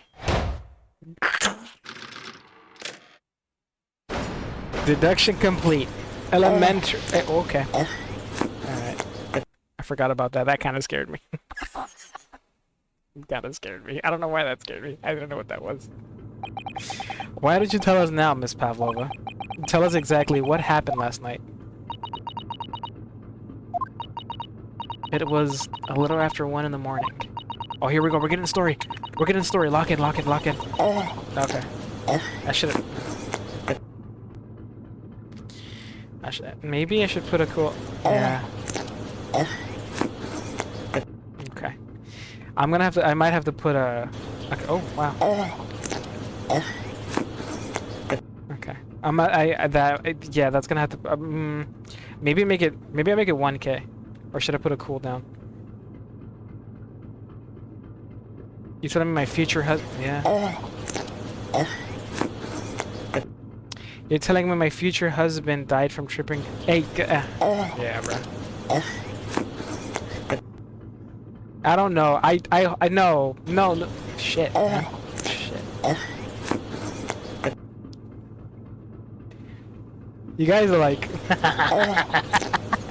You guys are like you got like a new toy. Yeah, man. This fucking thing's not gonna let me speak. You guys got a new toy to play with. You guys don't know what to do with it. Yes, we added the pufferfish, okay? We had to. We talked about it. Squillians brought it up the other night, and I remembered how much... Yeah, I remembered how much I love... I don't want to speak over him, it'd be disrespectful. No more saying cuss words, guys! I haven't seen that one in a while. And violent! But, I love that sound. I do love that pufferfish. But, oh. So I had to do it. But, I'm glad you guys are enjoying it. I still need more ideas, man. Let's do more of these. I kid you not, though. I'm not gonna lie. I've thought about it, because if it wasn't for this game, I was gonna start on Red Dead. I'm not gonna lie. I was gonna start playing Red Dead. And Red Dead Redemption has a lot of serious scenes in it.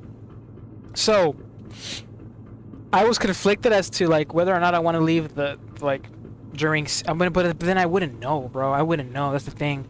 Like, if I knew a serious cutscene was coming up, I'd have to turn off alerts, because I don't want to see something, like, really, like, impactful or emotional happening on screen just for pufferfish to come up and be like, oh.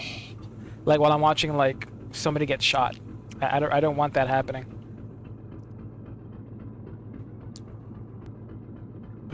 He said, "Please."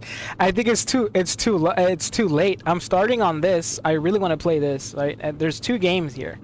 I don't know if I'll be able to fit Red Dead with this, man. We do this. We do the random games in between. Guys, I almost played Phasmo again tonight. I really like Phasmophobia, but we also got to do chill streams, and I don't know. I don't know if I'll be able to do Red Dead, especially Red Dead, because that game's like very long, man. Maybe. I don't know. Can you give us redeems? You gave us the redeems. You have to deal with the stuff. No, I know. I'm not gonna take it away. No, I mean, all I want to do is like, I think I'll have to like hotkey shut off redeems, so I can just like do it on the fly. Like I know something sad is happening on screen. I don't want FNAF Foxy jumping at me. You know, like I don't want sound of chicken going on screen while something sad is happening. Anyway. Alright, let's go. See, exactly. You see, I wouldn't be able to do that, bro. I like being immersed, alright? I love I really do like narrative games, okay? I like being immersed, okay? I like feeling. It was so late. Anyways, look, hey, enough of the, we're getting the true story about what happened last night, okay? Let's see. This is important. It was so late, but I hadn't had time to feed Darka, so I gave her some food. And then, all of a sudden, she scratched me and jumped out of my hands. Why would she do that? People do say that cats become very anxious and nervous in new environments. She was so fast, she disappeared through the ventilator before I could stop her.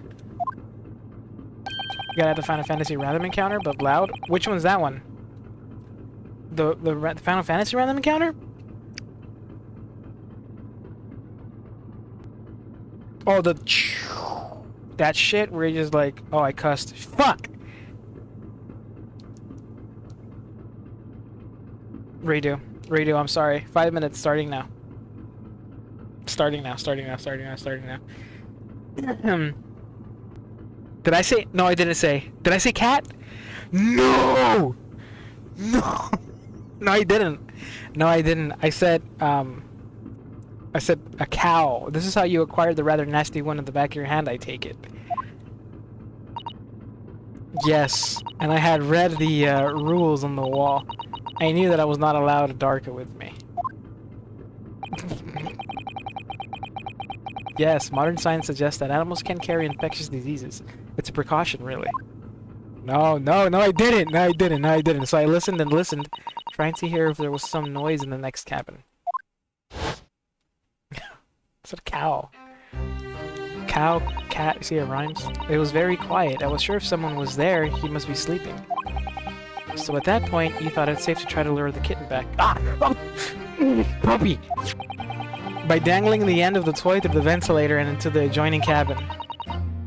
Darko always loves this toy, but it didn't work. Nothing worked. I can't, bro. I can't, like, not cuss and also...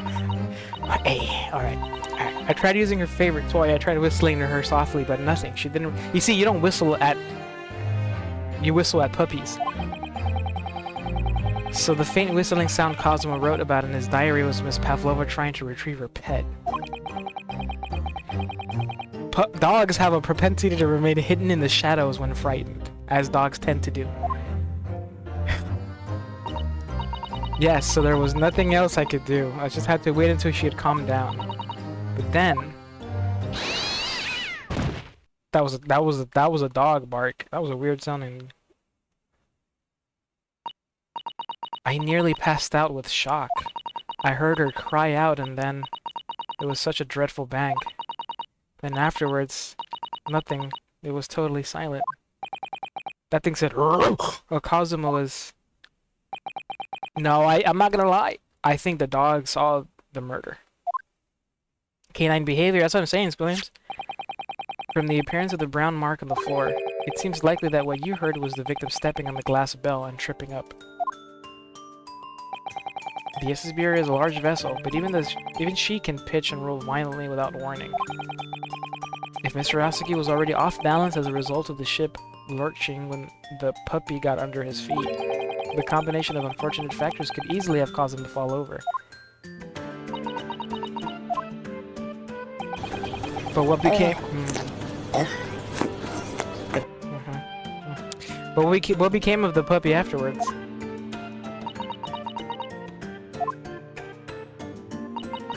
In the end, I managed to get her to come back through the ventilator. Yet Dark was nowhere to be seen. I must have forgotten to lock my case, and now she's disappeared again. Gracious. That dog is as insufferably restless as I am. Well, he knows something about himself at least. When I woke this morning, I heard that young man in the cabin next to mine had died, but I couldn't bring myself to tell anyone of what had happened. I was too scared. Scared that they would send me back. But how did she get the other half of the bell? Was it just dangling off of the dog's collar? Hold on a minute. What about the snake? For real, you're right. Where is it? If the snake isn't your friend, Miss Pavlova, then whose is it? And where did it come from? What on earth is such a dangerous creature doing on board this ship? Oh, he likes it now. Oh, I didn't say? Snake is my friend. His name is Pirochko. Pirochko. Aww. Yeah, I'm gonna lose it. That's a cat. That's a cow. What? That snake belongs to you? He escaped from cage when emergency alarm sounded. I was looking for him. I did not expect to find him in here. Aww. Yeah, how did that snake get into this cabin? But animals are not permitted on board. Ha! We are at sea for 1 year. You want to be so long without close friend? Without someone who understands? Couldn't you find something a little more human who would understand you better? I'm not gonna lie, Williams. It is, dude. It is. I have to like stop. My dear burly fellow. A gargantuan venomous snake. Surely you can appreciate the danger you're putting everyone in. No venom. Huh? Pirochko does not have venom. He is harmless. Very long, but very gentle. He is adorable like a granny. Well, it's venomless? Yes, now he is hungry, so he is in bad mood. But once I feed him, you will see big smile. And you feed him, what, milk, I suppose? Ha! Like they say they milk chickens? Ridiculous. Snakes that drink milk are only in stupid stories. Pirochko eats mouses, big fat round mouses. Ah, oh, so is that what the mousetrap in the passageway out there is for? Oh, of course. How else can I catch my friend's favorite food? Nothing says top of the food chain like the look in their eyes right now. Ah, okay, now I like Stroganoff a lot more. I'm not gonna lie. It refuses to drink milk. It can't hear a whistle. It can't climb up a bell cord, and it's not even venomous. How the deuce did something so inept land a starring role? You see, dude, hey, Sholmes is just pissed at the snake for no reason, bro. He's so pissed. No, the snake... Wait, what did he eat, Seth? Oh, autocorrect, autocorrect. Oh, you're right. Yeah, you're right. I thought you almost... Yeah, you're right. I think could have been the puppy. It's not my fault. I do not make up stories. AI. That was the weather outside, I think. My Pirochko has nothing to do with this incident. So that's what happened. That's the truth behind my best friend's tragic death.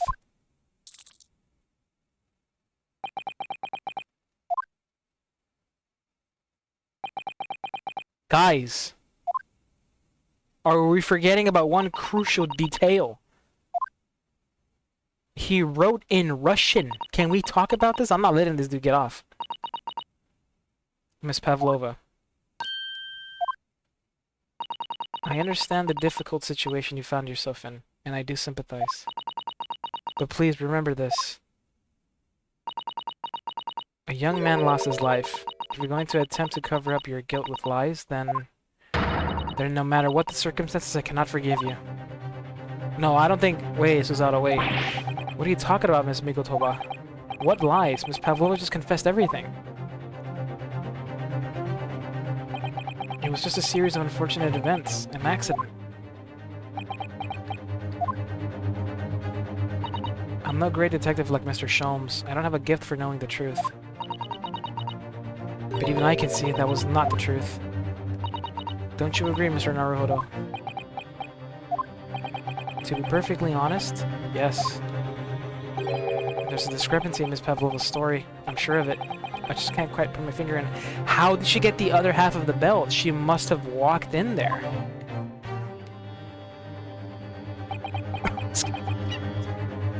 Would say something? What? The snake? No, it's not a dump truck. Yeah, it's a snake. A ferret? Nah, Squilliams. Nah. It's okay though, because you earlier confused the puppy with the C word. So yeah, it's okay. Ferrets and snakes are kind of similar too. So, but yeah, it's a snake. I confess, I was intending to let Scotland Yard deal with any outstanding issues on this matter. Oh. I'm only present here for a very specific reason. The truth is, you, Mr. Naruhodo, are simply a distraction. Called me a distraction? I do hope you've not been finding your shackles too uncomfortable. Ah, not again. When did he do that? Especially as they're on your wrist as a result of my intervention. I was rather hoping I could resolve matters before we made our next port call. You were, Mr. Sholmes? Did we just go around in a big circle? Is it back on me? Yes, but I overlooked one important detail. The deceased young man was a very close companion of yours. Was he not? Yes. Cosmo was my closest friend. I owed him my freedom, even. Oh. Stop feeding that dude carrots, man. It's like Voldemort. In that case, we must follow this to its conclusion. It is. No further distractions. You must uncover the real truth here, Mr. Naruhodo. Yes, whatever that may be. The key to this is the discrepancy in Miss Pavlova's story, I'm sure. If I can chase that down, maybe the truth will become clear. The truth about how you really died. And about how that scene in your cabin really came to be. Alright, I'll see what I can do. Excellent. Thank you, Mr. Naruhodo. So then, shall we begin?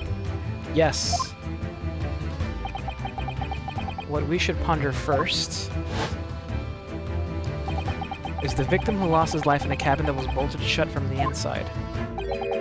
Was this truly an unfortunate accident? Or was it in fact no accident at all? This is what we must establish in the first instance. But we've already established it, haven't we? The man tripped over the dog puppy that had climbed into his cabin via the ventilator. Tragic, yes, but still an accident. Hold it! Wait, let's just take a step back. It doesn't make sense if that's really what happened, does it? I'm gonna have to ask you to spell it out for me, I'm afraid. Yes, it's starting to take shape now. There's a clear contradiction between the facts and Miss Pavlova's story here. The evidence is right there in Cosmo's cabin. It's undeniable. His death couldn't possibly have been a mere accident. Really? Let us show our hand, Mr. Naruhodo. Time to present the evidence. The evidence that proves unequivocally that the victim's death was no mere accident. It's gotta be this. Yes! The truth is clearly recorded in this photographic print. There's no way. What are you talking about, Squilliam? There's no way that Mr. Asogi could have left this message on the floor. That script, it's Russian, isn't it? Whoa, Zora! Whoa! Yo! Wait a minute. Zora! Zora! Oh!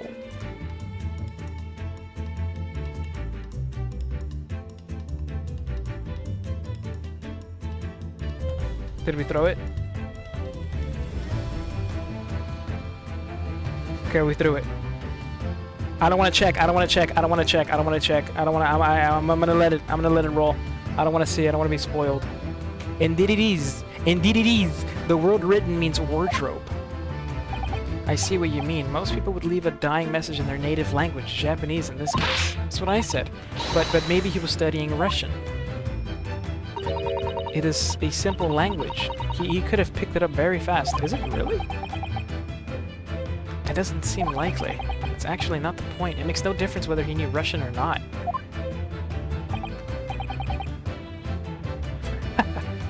Talking about Mexico now, I want another burrito. Dude, I want some more fries, babe. I really do want some more.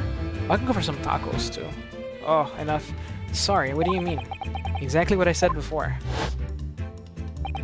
There's no way that Mr. Asogi could have left this message on the floor. We did it! Let's go! We caught it! And the reason why is clearly explained in here. Damage to the cervical vertebrae resulting in instant death.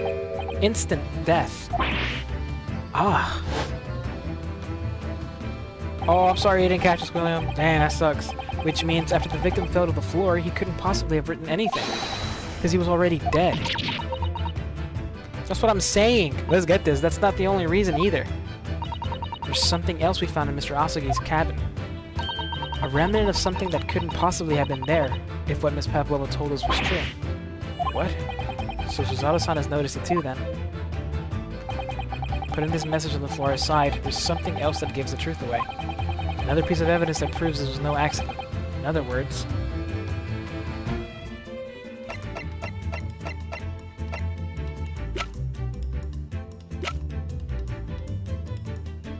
Is it the glass object? Oh, that's right, he would have seen it. He was still alive at that point when he was writing it down in his notebook, diary. Yes! This piece of broken glass next to the mark on the floor. But that's the glass bell the kitten had around its neck. Oh, so Okay, so Pavlova's tale of events happened after. It was quiet. Oh, it was quiet in the room because this dude was already dead. It was broken in half when the victim tripped over the cat and fell. No. So we already have a satisfactory explanation. Where's the flaw in that logic? Unfortunately, there's a very big flaw, a fatal flaw. What? That's really what happened. Then how did one half of the bell end up back here in this cabin? Ah. Yes, remember that we found the other half of the glass bell in the wastepaper basket. Would you care to explain this, Pavlova? Oh no. Yup, both these pieces... Wait, what did I say? What did I say? No, I didn't. Quiero un burro? We can't. ¿Quieres un burro? ¿De dónde?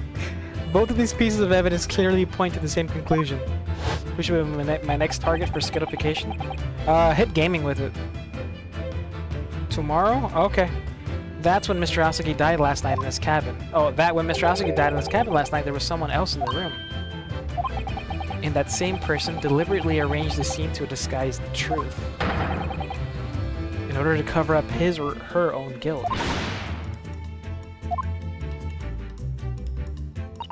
Yes, there was someone else present in Mr. Asogi's... You are wasting time. So he has a hold it line? Someone else was there? Nah, of course, we know this. What are you talking about? Rart, yeah, yeah. Bulkhead was bolted shut from inside. There was no way in or out. Oh, yes. And the only other person in cabin when young student died was you. Yes! It's true. I was in the cabin when it happened. You were shut inside of the cabin wardrobe, to be precise about the details. But I don't know Russian. There's no way I could have left that message. Not would have. There's no way you could have left that message, to be precise about the details. Would you mind? There was a slip. Forgive me, my dear fellow. As I was saying. Oh, yeah, he was interrupting me. The person in question wrote the word wardrobe in Russian on the floor, in an attempt to incriminate me for the crime, even though I had been asleep in there the entire time. And then, the same person picked up the broken glass bell that had fallen onto the floor, for fear of it becoming evidence that would show how Mr. Asogi really died. But why wouldn't this person have taken all the pieces of the bell away? Leaving half behind was always going to raise questions. Yes, well, it was past 1 o'clock in the early hours of the morning. The cabin would have been quite dark. The single small lamp suspended from the ceiling would barely have cast any light on the floor there. Little wonder, then, that the culprit failed to notice a fragment of the tiny item. You all suspect me, don't you? Where's your snake? Seaman Stroganoff. Nina is woman of sea. She is daughter of strong sailor. 2 years ago, they noticed her dancing skills and she went away to join ballet company. But before, she was dancer on this ship. A member of ship's band. Oh! You do not accuse ship's angel for being criminal. Ah, so that's it. You say that when young student died, Nina was there in his cabin. But that is not possible. I give my tooth. Interesting. The plot thickens. She used to be here.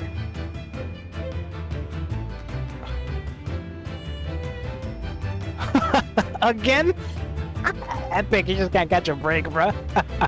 I don't know why she's scared. This is like feudal Japan days. Women don't go to jail. Now, don't they just get executed? Don't they just execute everybody? Execute Epic. This is almost interesting. And why would you give your tooth, pray? How can you be so sure? You're a great detective. You should know. Look truth in my eyes. Look truth in eyes. Cabin bulkhead was bolted shut from inside. Nobody could go into cabin. Not Nina, not anyone. Or you want to tell me that killer can walk through locked doors? Niet, it's impossible. He's right. How do we I know how to solve the locked door. No, but wait, I've read about this in detective stories. People often tie thread around door latches so they can open and close them from the outside. Thread? Are you stupid? These bulkheads are not barn doors. Certainly not. These are watertight doors, as one would expect to find on any modern steamship. Constructed of heavy steel with not a gap in sight, no threads or needles or magnets could have been used. No, of course not. I thought so too. But Mr. Naruhodo suggested it earlier, so... Suzato-san, how could you shift it onto me like that? So Seaman Stroganoff has a valid point. The cabin door couldn't have been bolted shut from the outside. Not necessarily. What? I put it to you that I could bolt this cabin door without laying a finger on it. And in this very cabin. You can see the traces of the method I have in mind haven't been used before. I know, yeah, he's on it, let's go. Let's go, Sholmes. Well, yeah. Well, Mr. Naruhodo, I believe you know what I mean, don't you? A way to shut the bolt of the cabin door from the outside. One way does spring to mind, yes. Do you really know what Mr. Sholmes means? I do. And so should you. Because we've seen it happen. Indeed we have. So would you care to do the honors, Mr. Naruhodo? Point out the telling signs of the method that was used to slide the cabin door bolt across from the outside. It's right here. Can I use this? Oh. Oh, the method. It's right here. Is this... right? Yeah, it was this. Yes! This is it. This shows how it was done. Wait. Certainly shows something was done. I concur. Oh, I got the wrong thing. In fact, excellent way to show how easy it is to jump to the wrong conclusion.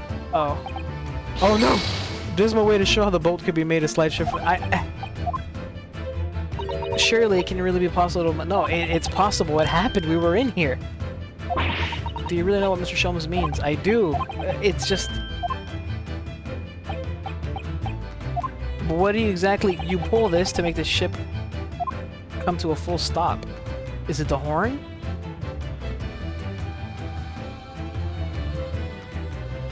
How about this? Yes! Look at the bookcase. Oh, there we go. The bookcase there. Yeah, because this stuff fell over. See how all the books and things on it have toppled over? That must have happened when the ship made its emergency stop before. Yes, that's right. It's a very powerful vessel after all. When the engines are thrown into reserve, a violent jolt goes across the entire ship. Any small objects that aren't fastened down are bound to fall over. I believe... Yes, it's what's known as the force of inertia acting on the objects. Is there nothing Susanoo-san doesn't know? Or that isn't in her book, at least? Or that isn't in her book. Well, whatever it's called, the same force that pushed over those books on the bookcase also made something else in this cabin move. The bolt on the cabin door. It was very obvious just after the emergency stop that the ship made earlier. We had come into this cabin not long before, and we hadn't bolted the door. But then... Look at that. Hello, is anybody in there? Shout if you need assistance. It sounds like... Inspector Hosonaga. Oh, yes. That's it. When the ship stopped suddenly, the bolt flew across and locked the door. Yes, it's made of metal, but it's small and light enough to be moved by the ship's sudden change of speed. Or the force of inertia, if you want to call it that. Are you trying to say that last night Mr. Asogi was killed?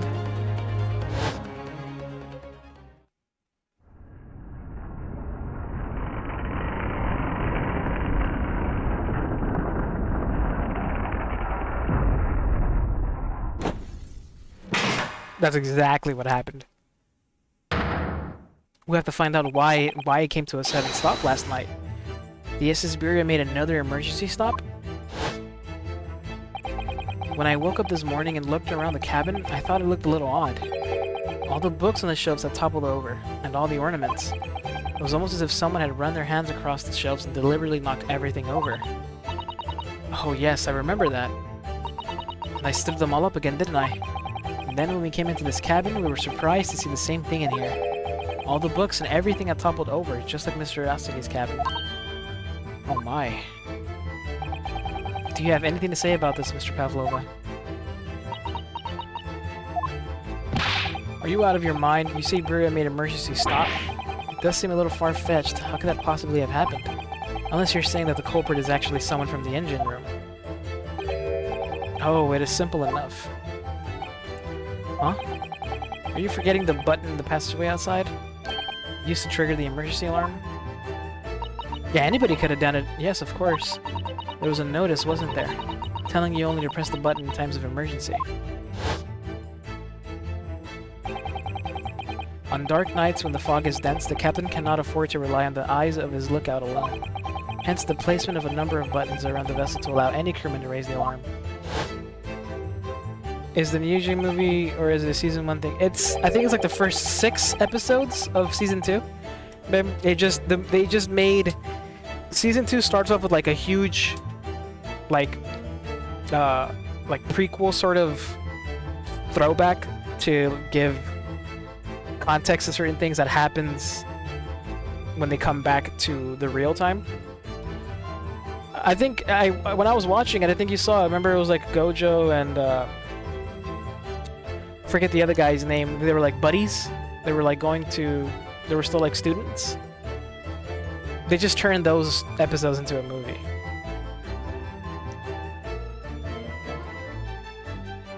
Kind of like how they did the Dan movie. I can tell. The Evil Eye, the movie we saw, babe, I think it's like the first couple of episodes for season 2. The sort of button one is almost compelled to press to satisfy one's curiosity. Wait, it was you?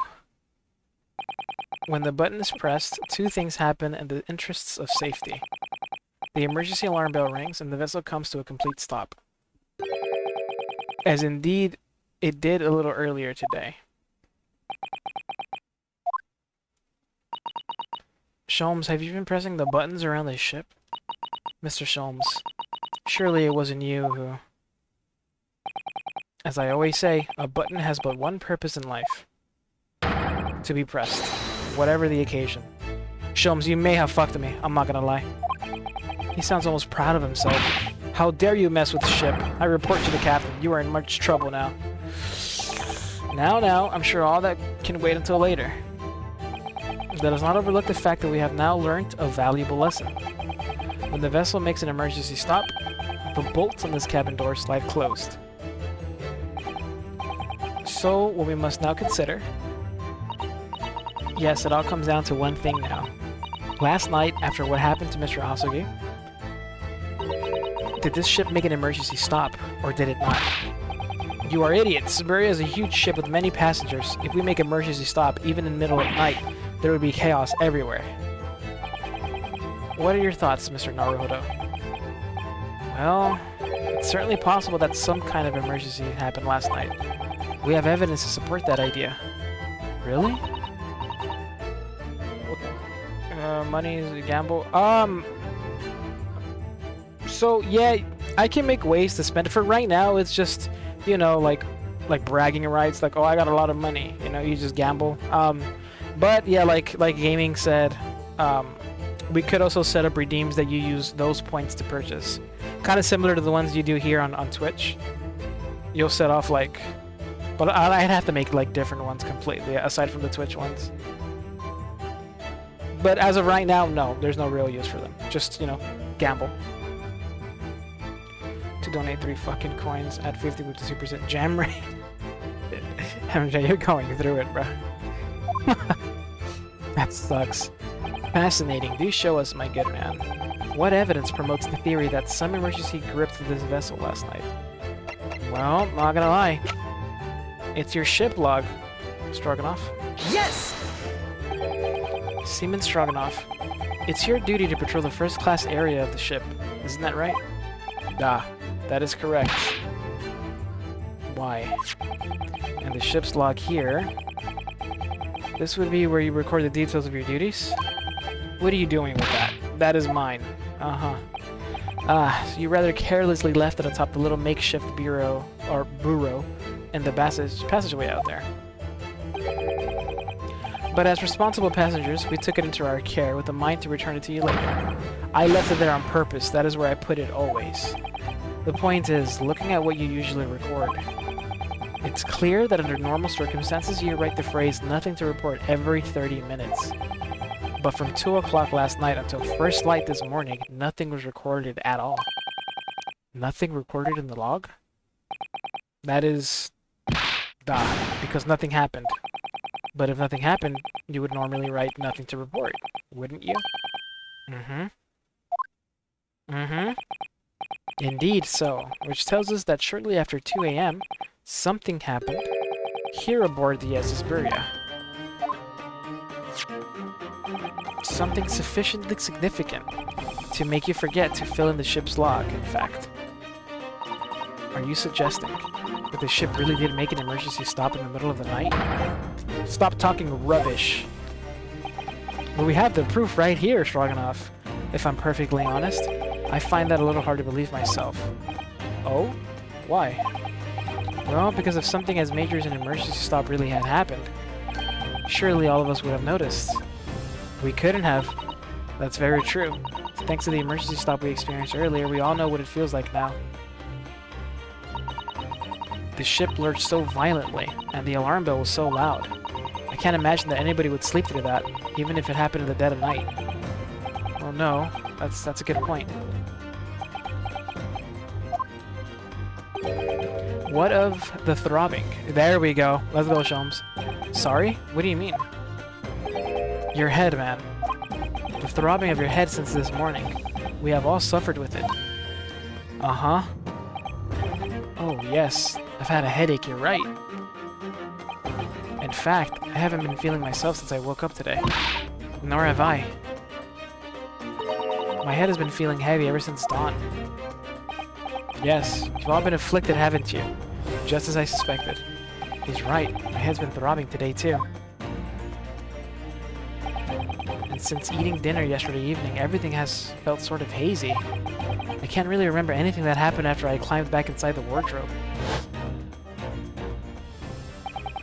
Then the first thing I noticed this morning was the throbbing pain in my head. I had already been dragged out of the wardrobe and had those handcuffs put on me by that point. Why didn't I wake up when all that was happening to me? Because we were fucking drugged, dude. We were drugged. Tell me, Mr. Naruhodo. You boarded this vessel as a stowaway, didn't you? Oh, well, yes, sorry. The stowaway class of accommodation doesn't usually include meals. What did you survive on? Well, Kazuma looked after me. He was always happy to share his meals. So you enjoyed some of the whole roast chicken dish that was served yesterday evening, I take it? Yes, in fact. I had all of that. Kazuma wasn't fond of chicken. Oh, really? So the victim didn't eat any of the chicken at all? That's right. He didn't touch it. Is that relevant? It is! My dear fellow, does that not strike you? Oh, Mr. Sholmes, do you mean to say that there was something wrong with the chicken? Uh-huh. I do. No, really? Is that really true? The meal prepared for the passengers last night had been tampered with. Tampered with by the addition of a soporific?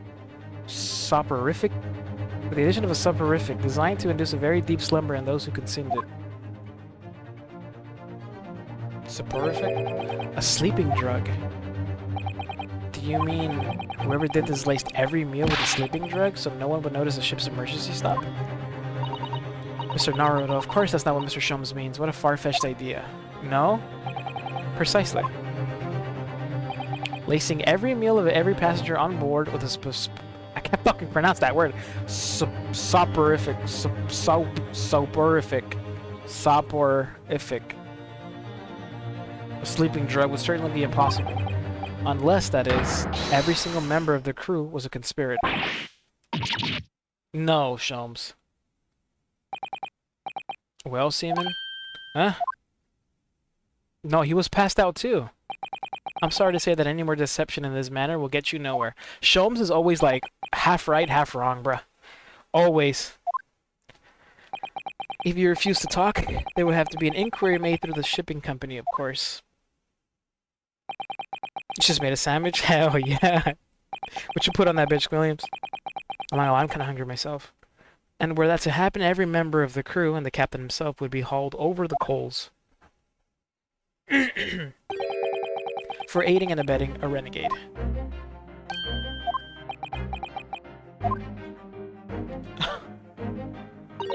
Please, no more. I will tell everything, huh? What'd you say? I cannot make problems like this for everyone anymore. These crewmen are your former comrades, I believe. Yes, so when I decided to run away, I asked them to help me. We all agreed to help, everyone, together. She threw away everything, her fame in the ballet, Mother Russia. We wanted to help our angel. I don't believe it. You are right. We put sleeping drug in chicken last night.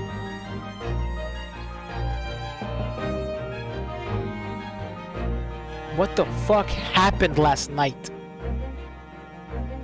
Pause the game, snack break. No. Look at that, it was an entirely new movie. It's a new movie in which, like, the movie hasn't been a thing, but the movie itself, like, what it's covering, like, what we're gonna see in the movie, if you watched Season 2 already, you already watched the movie, pretty much. I don't know why they made it. I don't know if they're getting ready for Season 3 or some shit, but it really is just covering that whole arc. With, was it Toji, Gojo, and... yeah. Put salami, turkey, Swiss... oh my god, mayo and the mustard? Almost put lettuce, but decided against it.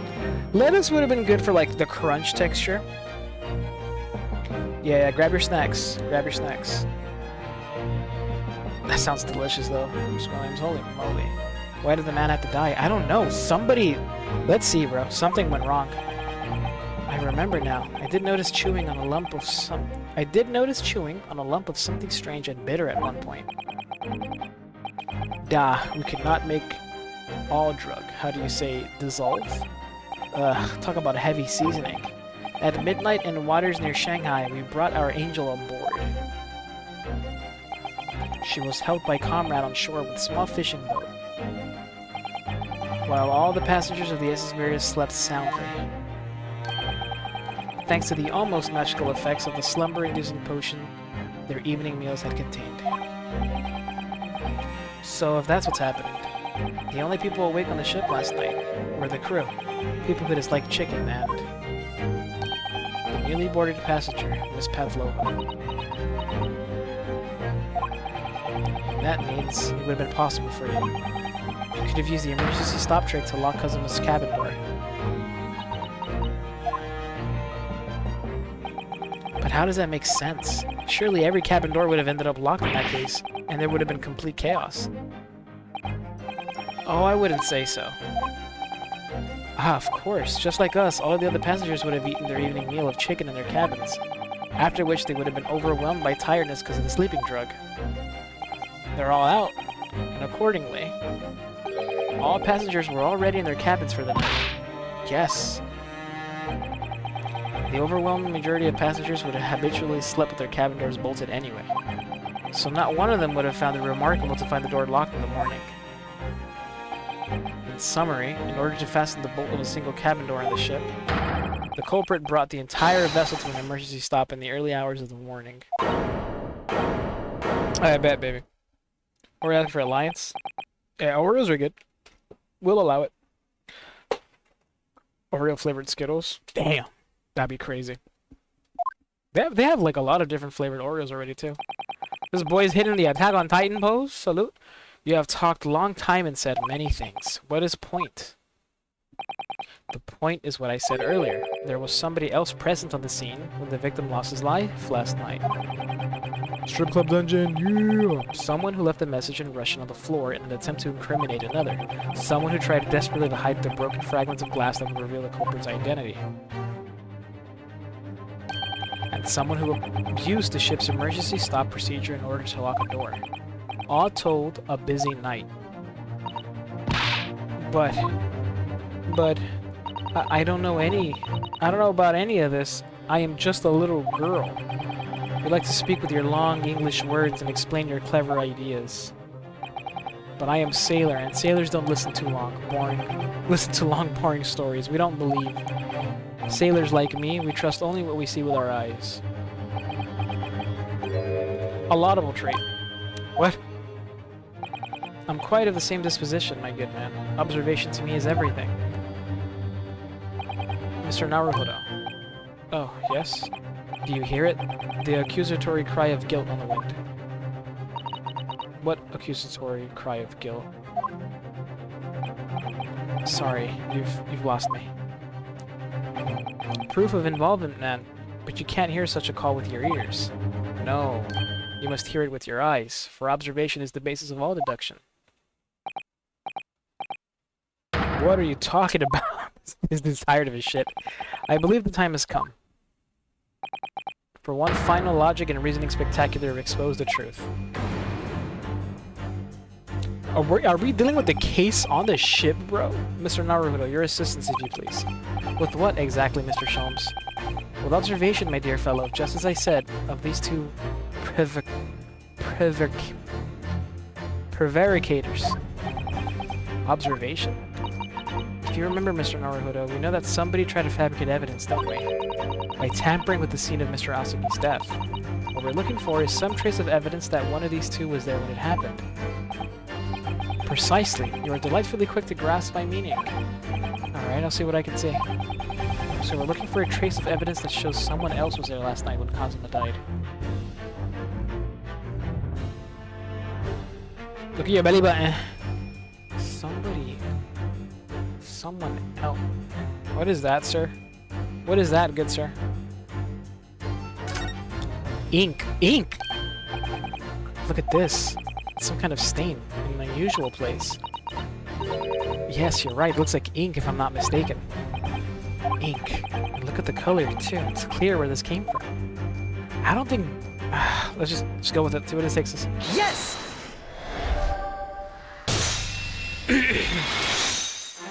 Don't ink all over your keyboard. Seaman Stroganoff. You seem to have quite a large purple stain on the back of your white uniform there. Huh? Ah, yes, I don't know where that dirt comes from. So nothing in particular comes to mind about the stain. What are you trying to say? It would appear that the significance of the stain has escaped your attention, Seaman. Allow us to make it plain. It's a very large purple stain on the back of a Seaman Stroganoff's uniform. And I think what made it is clear. Indeed it is. So, Mr. Naruhodo, present the evidence. My pleasure. Alright then, evidence improves what the stain on the back of Seaman's really is. Yep, it's... right. Where is it? Oh, it's right here. Yes! Of course, they used ink. Same ink. The same ink. It's this photograph, and the ink shows. That's what caused the stain on your uniform. Ink. A rather unusual color of ink. Purple. Oh. Ah, the penny drops at last. Now you see the significance. The Russian word on the floor next to the victim's body was written in purple ink. You rolled a 3, gaming, that's what you get. And the stain on the back of your uniform is ink of exactly the same color. God damn it. Thank you, Squilliams. If the ink had been dry, it couldn't possibly have stained your uniform in that way. Which means... you must have been present in the cabin in the moments immediately after the ink was spilled. Alright, yes. It was me. I did it. Everything. What? I arranged everything in Dead Student's cabin to make it look like Wardrobe Man did it. Then I pressed the button to make Burger do emergency stop, and bolt cabin door shut. I did everything so no one would suspect our angel. Biff, please. Don't worry, Angel. Let me do talking. It was after 1 in the morning. I was on duty, patrolling passageway. Then our angel came to me. She was white like sheets. Biff, please, you must help me. I went with her. The door to cabin number 1 was open. When I looked inside, I saw student boy on floor. What happened here? Please, don't tell anyone. My little one. My little furry friend. Everything that happened in cabin is like Angel told you. The puppy escaped through the ventilator into Miss Asugi's cabin. Then he tripped over it and broke his neck when he fell to the floor. Yes, that is right. So after the incident, when the dog ran away, Miss Pavlova then visited the cabin next to hers, only to find its occupant lying lifeless on the floor. She said she was worried when she heard the sound of something falling on the floor. That's when she went to go look. No, Angel? The door was not locked, so she opened to look, and you already know what happened after. So everybody walked in on the scene. They didn't do it, but they were there. They walked in after the fact. There's just one thing, if you wouldn't mind. What? When you went to Mr. Asugi's cabin, Miss Pavlova, was he already dead? Of course. Why? I already told you. When Nina opened door of student's cabin and looked inside, I was asking Miss Pavlova. Oh, wow. Well, Miss Pavlova? He was already dead. Oh. Yes, that is right.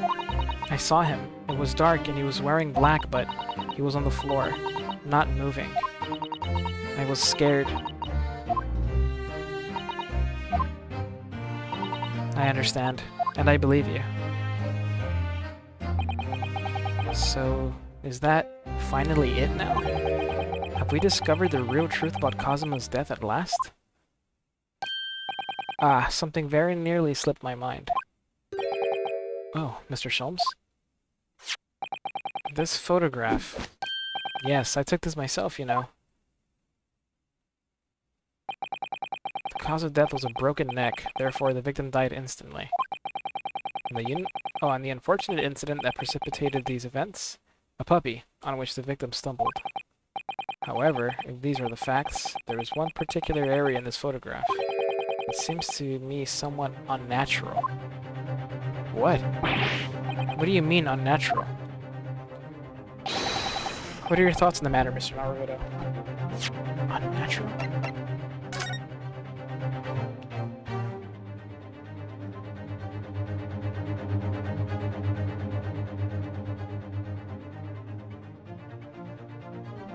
What's unnatural here?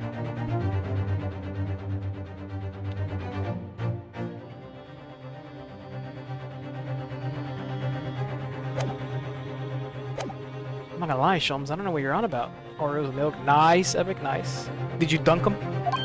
Huh? Oh, well... If Cosmo tripped and fell, and by some terrible stroke of bad luck broke his neck, which part of this photographic print seems unnatural?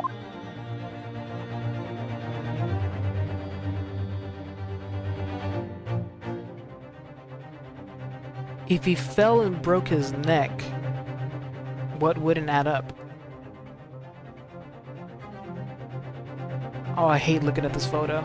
It makes me sad.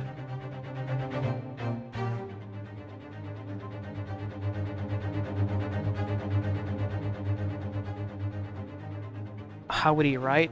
The seaman already confessed to it. He said he made him write, but if he broke his neck...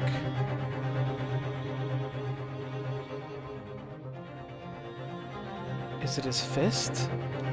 It's closed.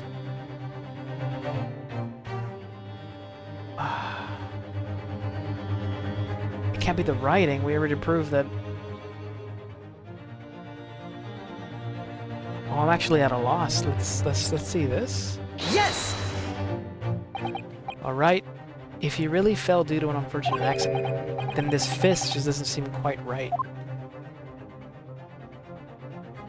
It's his head, and I feel my hands would catch himself. It's the fist, yeah, arms bracing himself for the fall. Yeah, like, it just... No, I don't know. Like, if he really did fall, like, you think his hands would be, like, open. Like, why did he have a fist is what that really stood out to me.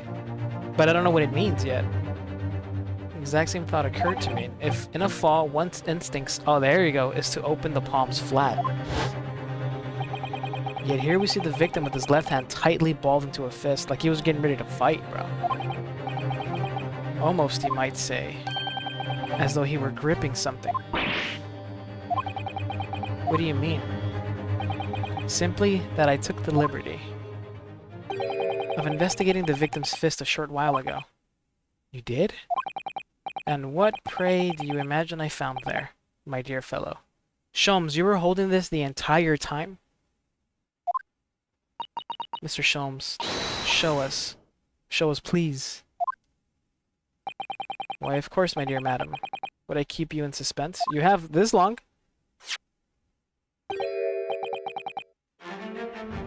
This is what I found. Is that a fucking earring?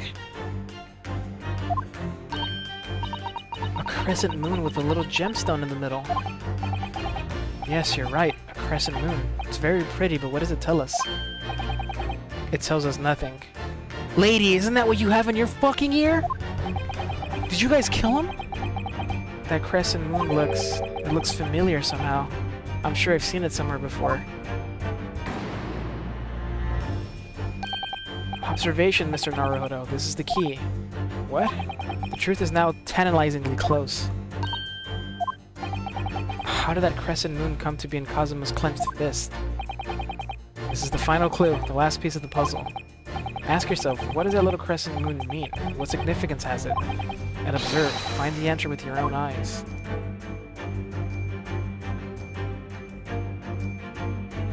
Fuck me, dude. What did you do? Yes!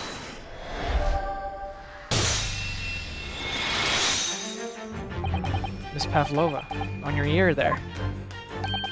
They say you have a crescent moon as well. What? Even Biff didn't know. And on your other ear, there seems to be a crescent moon missing.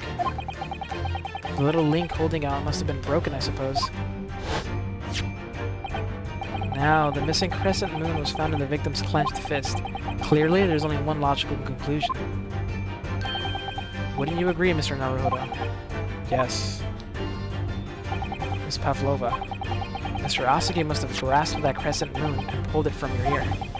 Perhaps just moments before he fell to the floor. In other words, last night in Mr. Asagi's cabin, you witnessed the moment when the victim fell with your own eyes. In fact, you were quite literally at arm's length from him. But then the question is, why did Mr. Asagi do that? Why did he pull your earring from your ear and hold it in his clenched fist during his final moments? Oh no. Angel. No one can protect you now. Please, Miss Pavlova, tell us the truth. Last night, what did you do to Kazuma?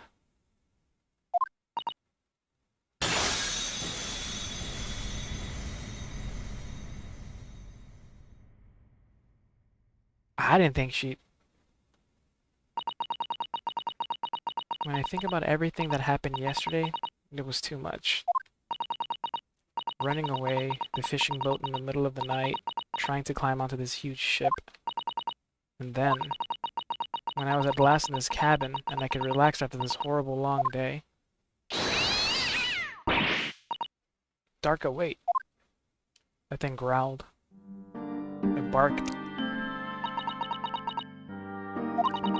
I couldn't believe it when she disappeared through the ventilator. I tried to call her with a little whistle. I tried waving her favorite toy. But nothing worked. Darka would not come back.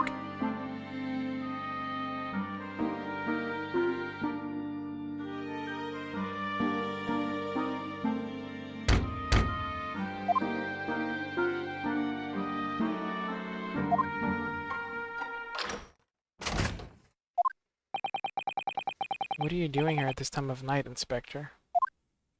Huh? Oh. He was alive. Look at him. Oh, I'm sorry. I thought it was a friend of mine.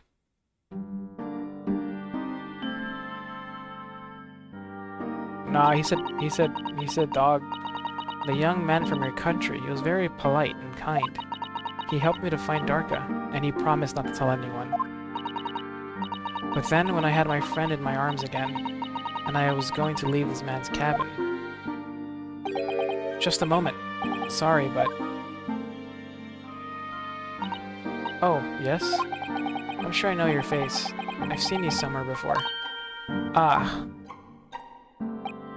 Ah, of course. You're Nikolina Pavlova, aren't you? The Russian ballerina. Huh? No, I don't know that name. My heart nearly stopped when he said that. He knew who I was. How could this man from a land in the faraway east know a Russian ballerina? Yes, I saw your performance in Japan. The beauty of the ballet made a deep impression on me. But what are you doing on this ship? I'm sure I read that your ballet company was performing in Shanghai at the moment.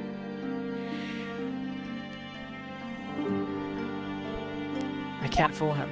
I have to tell him the truth and hope he doesn't tell anyone. I have no other choice. I see. So you've run away. Please keep my secret. Don't tell anyone. Give me a moment. I could use another opinion here. I was awake? Oh, he's going to pull that cord. He's going to tell the captain. Why did I think I could trust him? He was reaching for the wardrobe. You hit him? Then it happened, everything at once. It was only a second, but it felt like forever. Wait, I shouted, and then... Darka jumped out of my arms and down to the young man's feet. And... as he turned around to look at me... Oh, he actually fell and died? Oh, you pushed him. I don't even know why. I don't know why I did it. was just so scared. And I had to stop him from telling anyone about me. You pushed my boyfriend, dude? Are you kidding me? And that's when you went to fetch help from Seaman Stroganoff, who was on duty in the passageway. I heard Nina cry out and thud on the floor, so I ran to her. She was standing at cabin door, shaking like leaves. She looked at me and said, "Help me, Biff. If they find out, I will be... Please, I have nowhere else to go."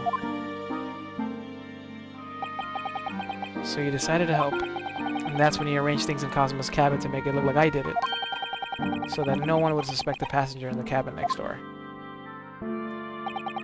Yes. I went into cabin and I looked around to make sure there was nothing to show Nina. Nothing to show Nina was there.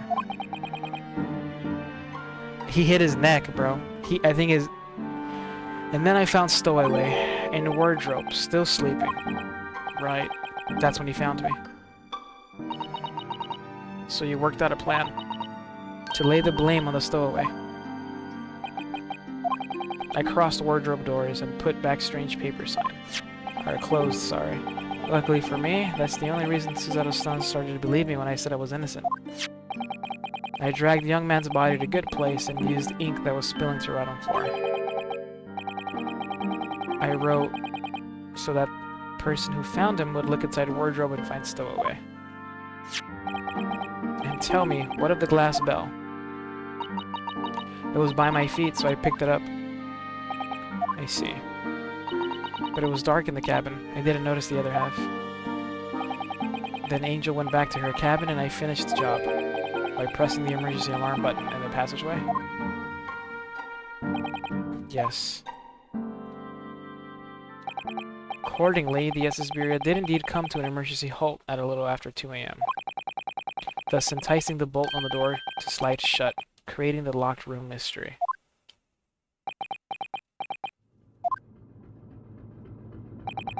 There's still one thing I don't understand, Miss Pavlova. What? Well, you said that you told Cosmo about the fact that you'd run away from your homeland. And it's because you were worried he was going to tell the captain that you pushed him. Isn't that right? He was going for the wardrobe. He was going to wake me up. But even if you pulled the bell cord and called for the captain of the ship, aren't you friends with every member of the crew? Why would that have been a problem? It was what he said first that made me scared. What he said first. What are you doing here at this time of night, Inspector?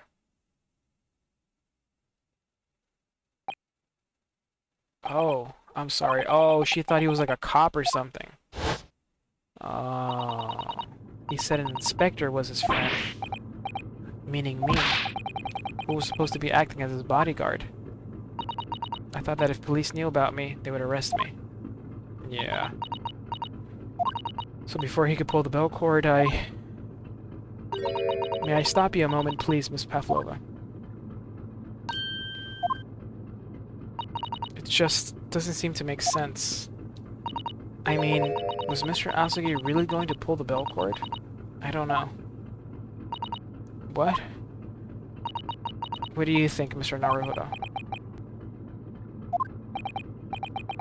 Well, I'm not Kazuma, so I can't know for certain, but... he was a man of his word. If he told you he wouldn't give your secret away, then he wouldn't have done.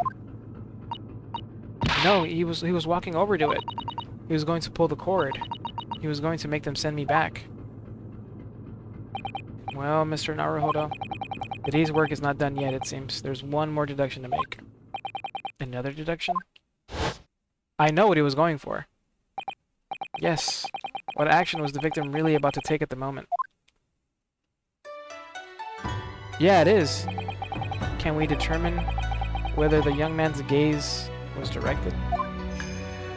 Yes, it is. Gaming. Look.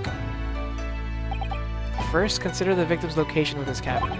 That's easy. I remember every detail of that room. I mean, yes, I spent quite a lot of time in that wardrobe, but still. That cabin had been my home for this entire voyage. So this is how the cabin looked last night when Miss Pavlova visited Kazuma-sama?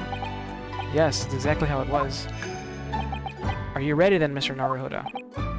Yes, if there's one thing I've learned today, it's that a simple gaze can reveal all manner of truths. And not only that, in order to draw the right conclusion, you can't afford to be out by even a little bit when you're following the gaze to where it lands. So when you turned away from Miss Pavlova, what exactly was Cosmo looking at?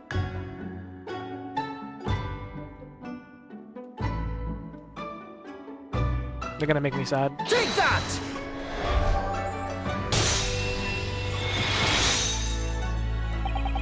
Considering everything that had happened last night, certainly it may have looked as though Cosmo was going to ring the bell cord. Yes, however,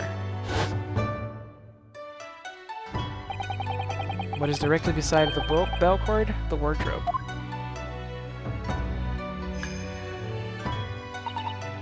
The wardrobe. And more importantly, what was inside the wardrobe? A man's great friend, sleeping soundly. Oh, I'm getting sad.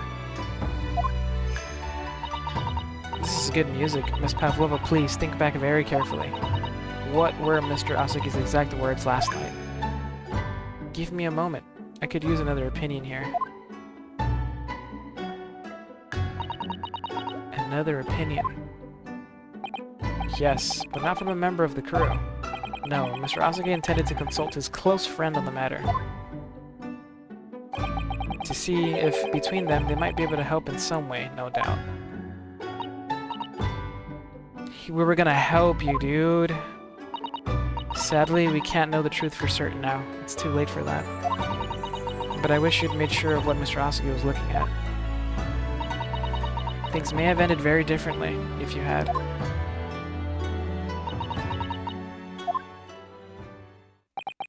Miss Pavlova, I want to thank you for finally admitting the truth. But unfortunately, the truth is, a man lost his life because of what you did, and that will never change. I hope you'll never forget that. I'm sorry. Really. I'm so sorry.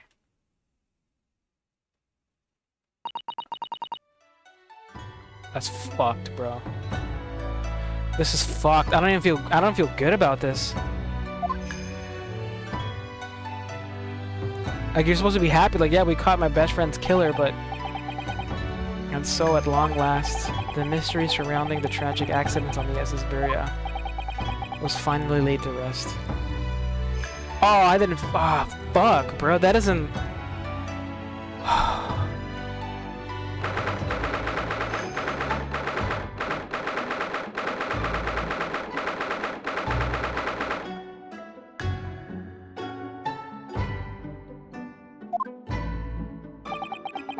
What will happen to Miss Pavlova now, then?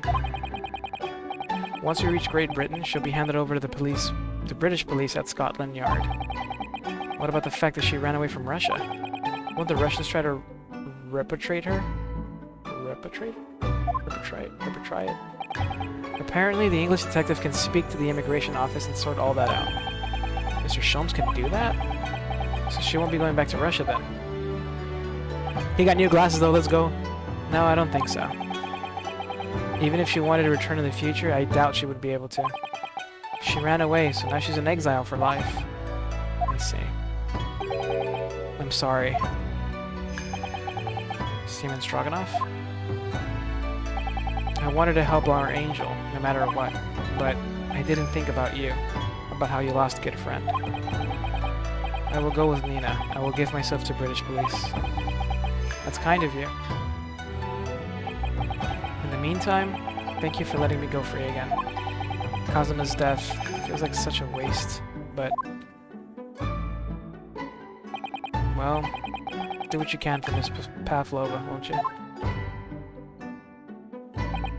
Duh. Well, I'm afraid you need to pack now. We're due to arrive in Hong Kong tomorrow. As much as it pains me. I'm gonna have to hand you over to the consul to arrange your passage back to Japan. Fuck. Yes, I did stow away after all. I couldn't really expect any different. So, you should get back to your cabin now.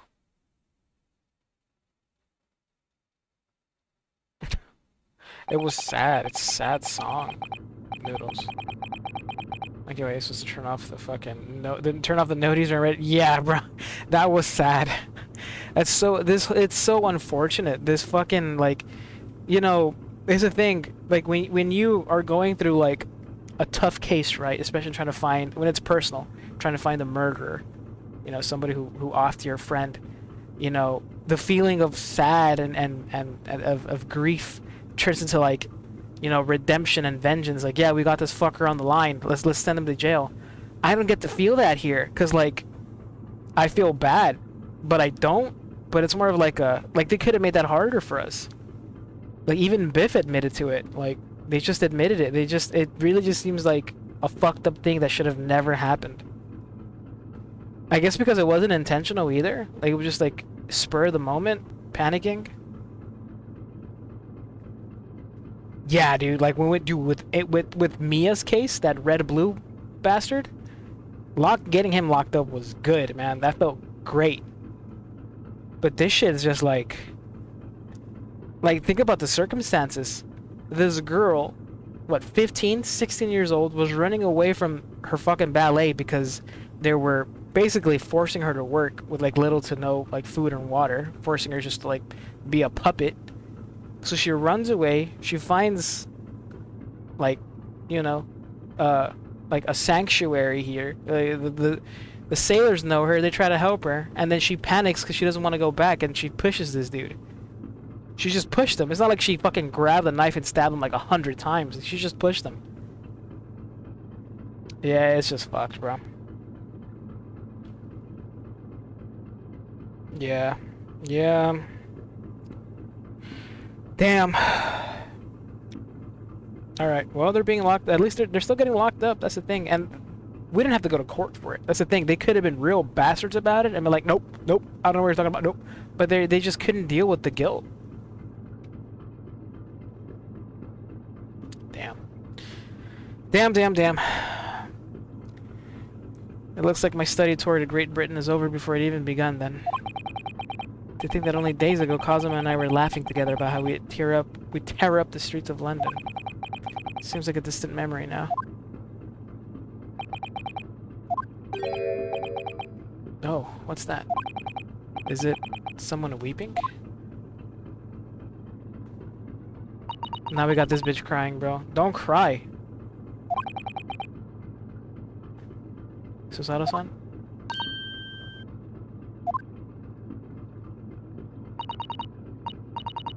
I didn't know you had returned. You said I have photos open. I literally clicked the next photo. I fucking sent it to you. Sent what?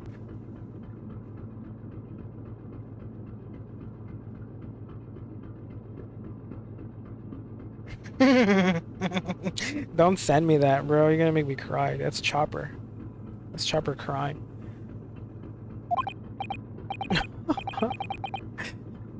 Perfect timing.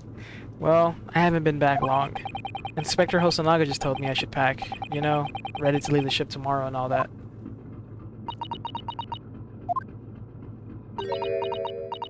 Oh fuck, here come the waterworks. Don't do this.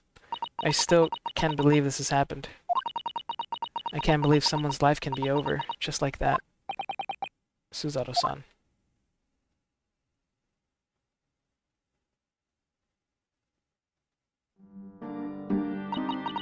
He had such grand ideas for this visit to Great Britain. So many dreams. And now they've been cruelly taken away.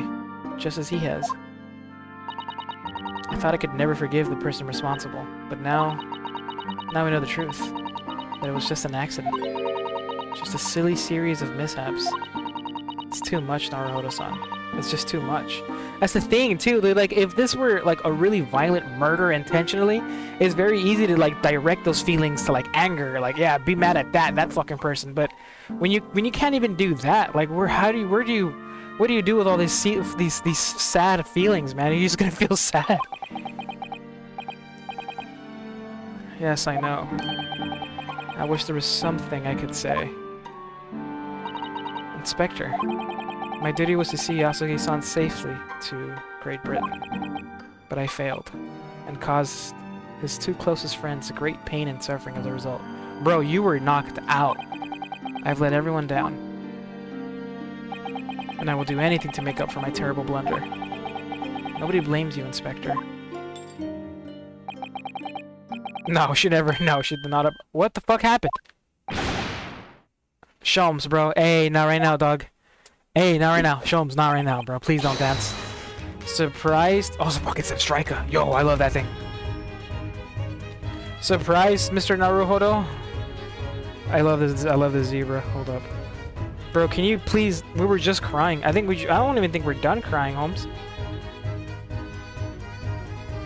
I think I still have tears running down my face when you put these fucking shackles on me, my dude. I love you, bro, but not right now, bitch. What is the meaning of this? Oh, a trifling matter. Simply that in my head, I think I shall always picture you wearing those shackles. Without them, the balance seems all wrong. It's distracting. Sorry. So I decided to restore them, for old time's sake, shall we say. You are a stowaway, after all. Look, I get what you're trying to do. You're trying to lighten the mood, but give me a day or two, man. He thinks this is funny. Can you throw him? Mr. Sholmes. We do appreciate all your assistance. I'd like to thank you, from the bottom of my heart. Not at all, not at all. And though it's a little late, may I offer my sincere condolences. You could have opened with that. The loss of your companion is truly heartrending. I hope that you'll be able to fulfill some of his aspirations in his honor. Well, he did say he wanted me to become a lawyer, even though we don't want to fucking do that again. I'm afraid that won't be possible. We shall be disembarking at the next port in Hong Kong. We have to return to Japan and make a full report about everything that's happened. What? Wait a minute. It's just me that has to go back, isn't it? I mean, I was a stowaway.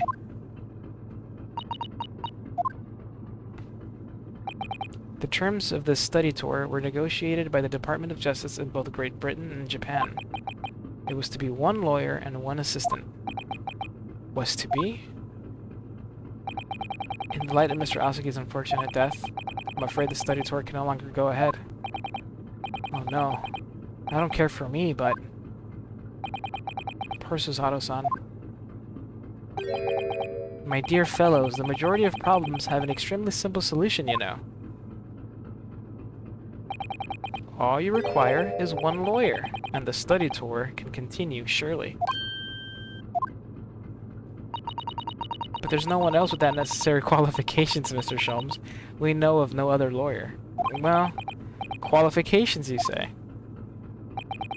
Any qualifications obtained in your own country will be of little value in Great Britain, I'm afraid. Oh, but anyway, the voyage to London still promises a good month of time. Ample opportunity, I would say, to find yourselves another suitable lawyer.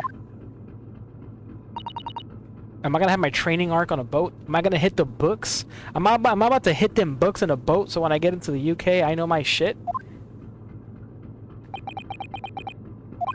Miss Susato?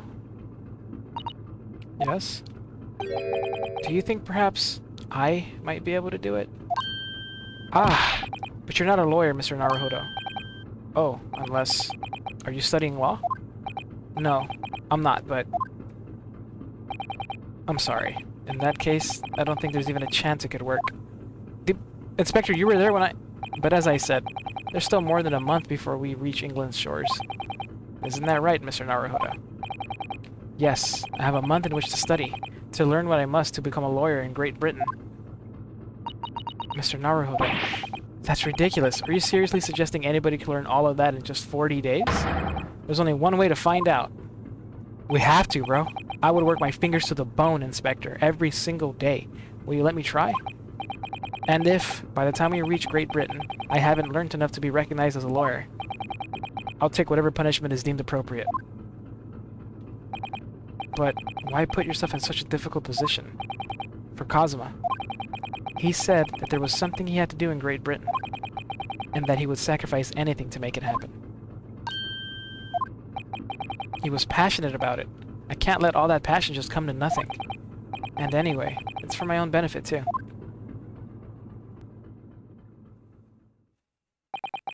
I will become a lawyer. I have to. What do you say, Mrs. Otto?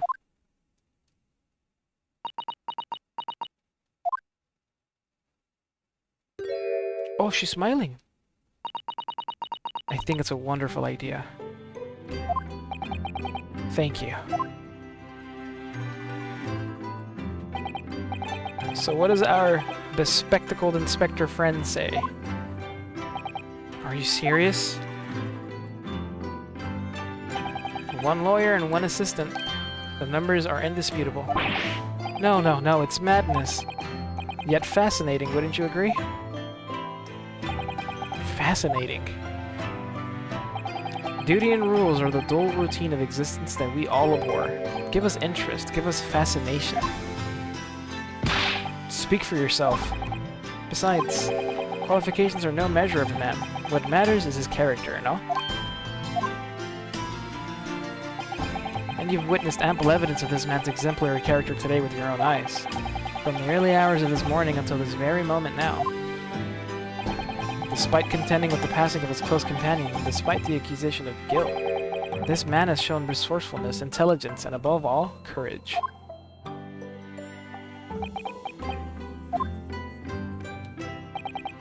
Very well. Inspector, you saw me defend myself in court too, bro. That's gotta count for something. I'll think of a clever way to word my report to the Department of Justice. Inspector, after all, I did just make a promise, didn't I? I said that I'd do anything at all to make up for my shortcomings here. Oh, thank you, Inspector. If you'll excuse me, I must pay a visit to the captain's quarters, I think. I need to discuss what to do next, and how to best make my report. Don't get beat up again, please. I don't know how many spare glasses he has. Are you really prepared to attempt this, Mr. Naruhodo? Yes, I'm gonna try. I wonder, would you consider teaching me what I need to know? Everything about being a lawyer?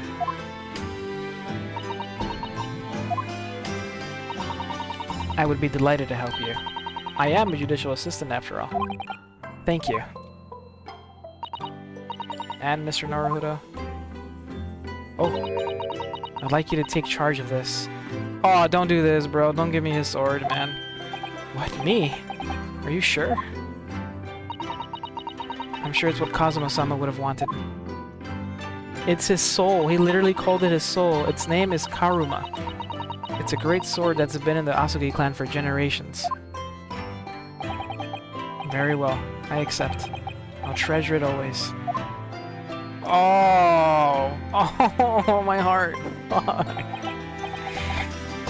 So then, Mrs. Zero, it seems we'll be working together for some time to come yet. It would be an honor, Mr. Naruhodo. And for the next 40 days, I shan't grant you a single minute of freedom. You shall fill every spare moment with study. Yes, that's exactly what I need. But, before we begin, I have an earnest favor to ask of you two. Goodness, what is it? You're hungry, aren't you? Please throw me to the ground. 3 times. Hey, Noodles, you in here? Hey, Noodles. Yup. Hey, Noodles. Yup. This is what you wanted. This is what you wanted, Noodles. Wow, bro. What? I should never have doubted you. You were Kazuma-sama's closest friend. Of course you would never have done anything to hurt him. That should have been obvious to me from the start. But I allowed suspicion to get the better of me. And no matter how upset I was feeling, it was completely unforgivable behavior. No, no, you were in shock. You just found out about me being a... No, I won't let you make excuses for me. Whatever the circumstances, I should never have thrown you. And not just once, but 5 times. I'm glad you counted, because after the 3rd one, I was kind of spacing out. I think I was bleeding in my brain a little bit. Ha! That number keeps creeping up, doesn't it? Please, you must. Just take hold of me and throw me. Do it. Don't even think about it. No, no, no, no. I don't even know how. I've never thrown anyone in my life. Very wise, Mr. Naruto. It isn't a skill one acquires without considerable training. Oh, Mr. Sholmes. I observed your throwing technique several times with great interest. I confess I was most impressed. When did he see that?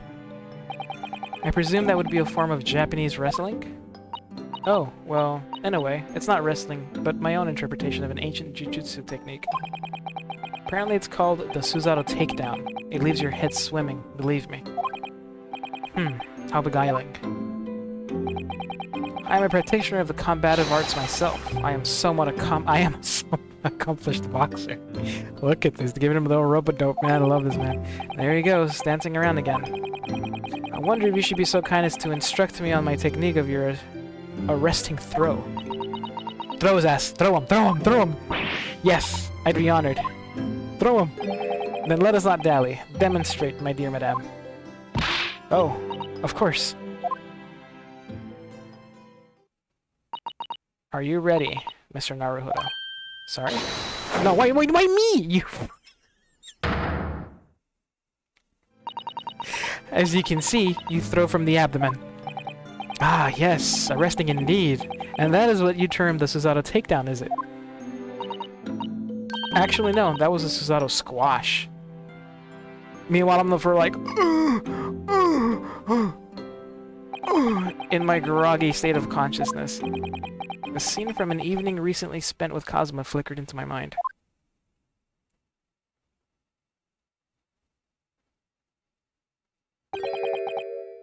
Karuma. That's right. It's a prized sword that's been passed down through generations of the Yasugi clan. I can't believe you managed to get permission to bring it with you. I mean, taking a katana on a study tour is more than a little irregular, surely. Oh, fuck. I can't see this, man. The Japanese man's sword is his soul, Ryunosuke. It can't be parted from my katana. Karuma guides me. I truly believe that. We have A, dude. With that katana, he's always by us, bro. So its name compels its wielder to slice evil in two? Not that you would need much compelling. On that subject, there's something very important that I have to do in Great Britain. And I'll sacrifice anything to make it happen. I'd appreciate you seeing it through with me. Of course I will. Whatever it is, I'll see it through to the end with you. I knew you wouldn't let me down.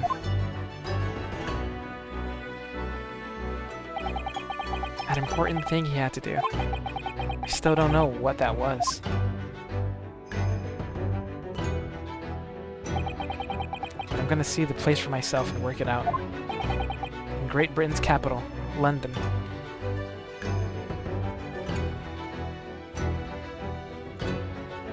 Oh my god, bro. Fuck.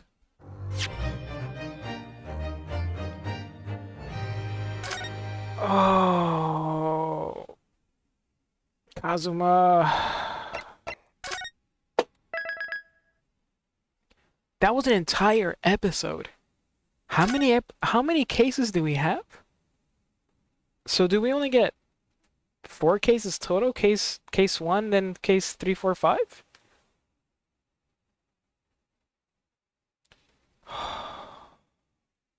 Oh, that was so sad, but like inspiring. Like bro, we're not just in this for us anymore, man. Like we're doing this for our friend. He believed in us, dude. The Arcana of the Chariot, level 29, special and physical attacks having strength. I'm level 26, the reason 29 is because I have rank 7 in Chariot. It was like 20k plus. Damn. Damn, Seth. You can still control him, though? I thought you couldn't make Persona above your level. Probably 10. I'm not. There's not. There has never been a game where there's 10 cases, Seth. Hell no. That was a ton shorter than the tutorial. Yeah, for sure. Like, seriously. Damn. Oh, we could see right here. Should we see? Should we see? Should we see or should we wait? Episode 1, Adventure of the Great Departure.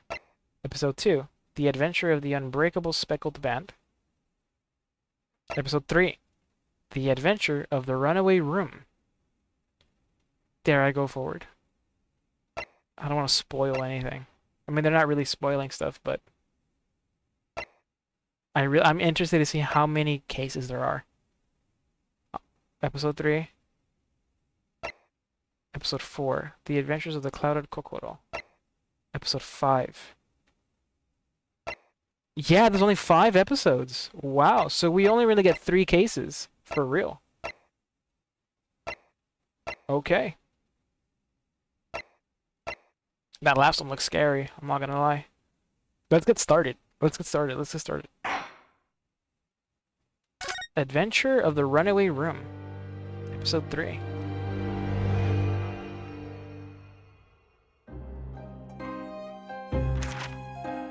Glancing over my records of the late last century, I am faced by the events of a certain bitter winter.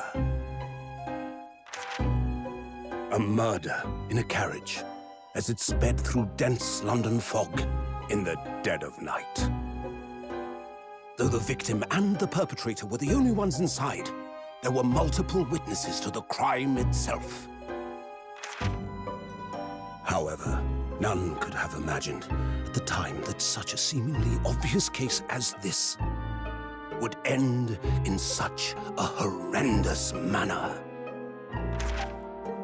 My friend, Mr. Herlock Sholmes, once said of the incident, "I believe that perhaps that case was indeed the prelude. The beginning of a long concerto that impressive Japanese student and I were to play together." I love all these. Oh, anime! Oh, we look good! Oh! Amazing.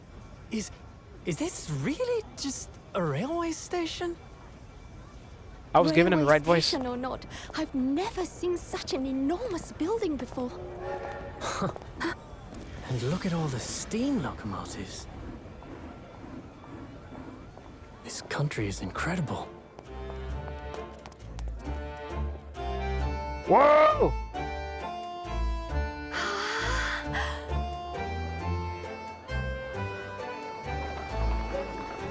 Ooh! I feel like I'm dreaming. So this is the capital of Great Britain.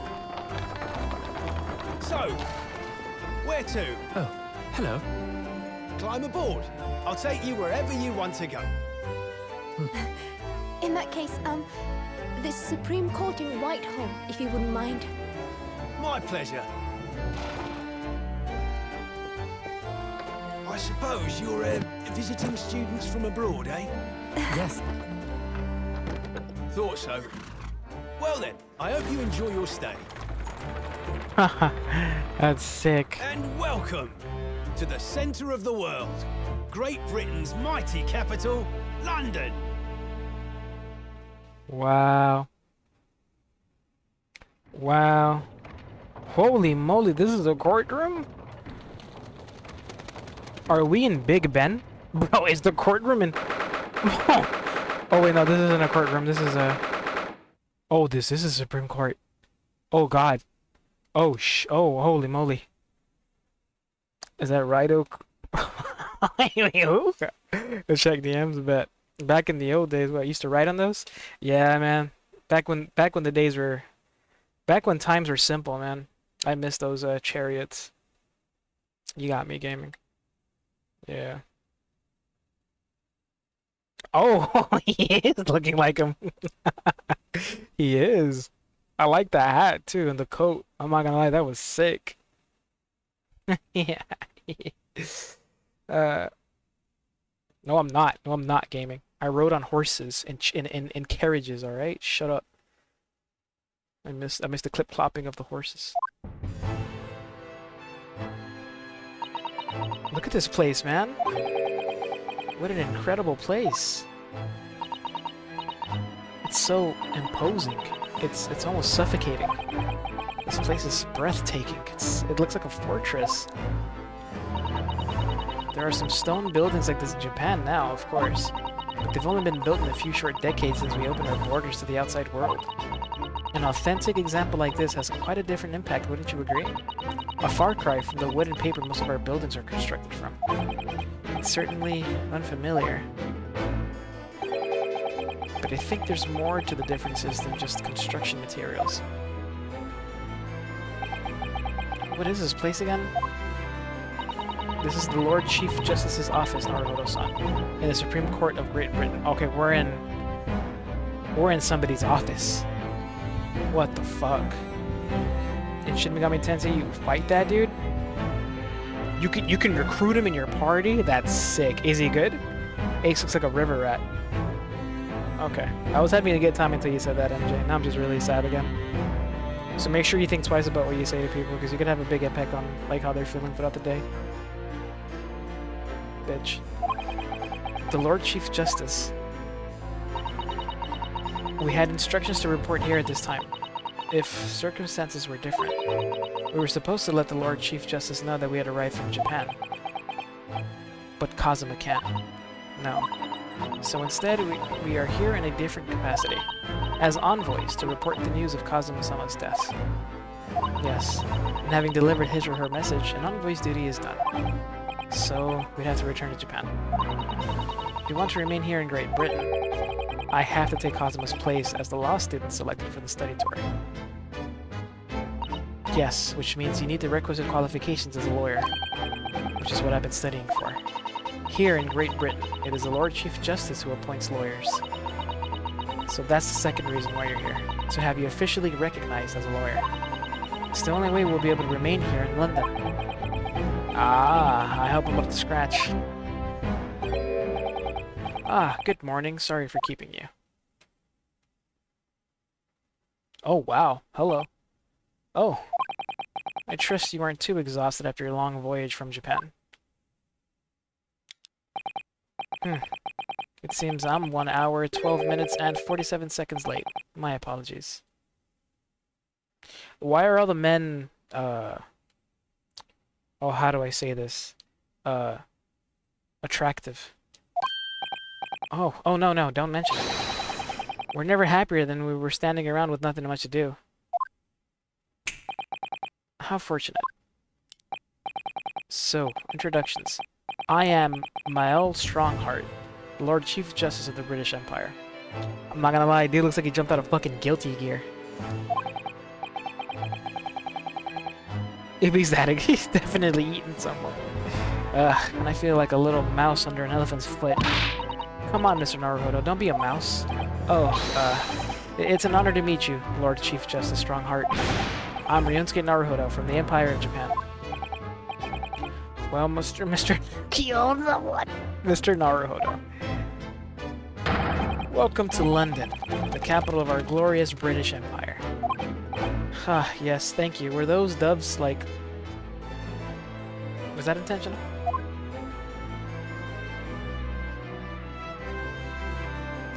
Oh man, where do we begin?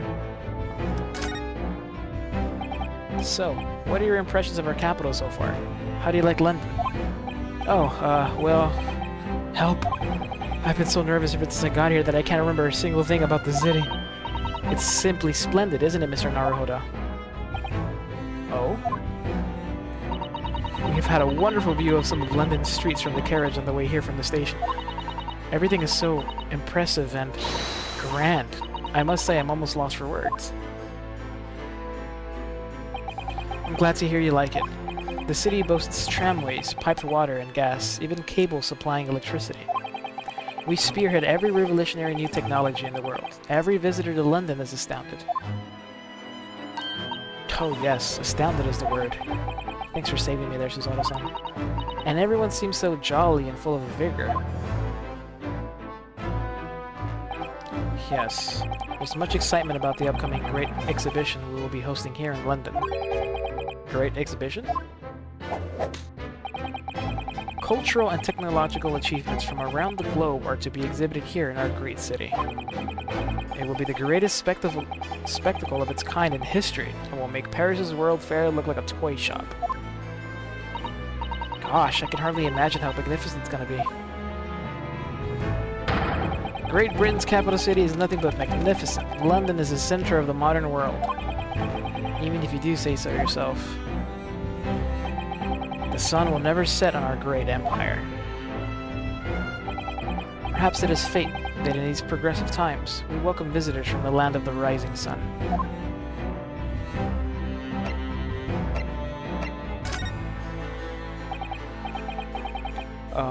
Lord Chief Justice? I think you were expecting a student of law for this study tour, weren't you? Absolutely.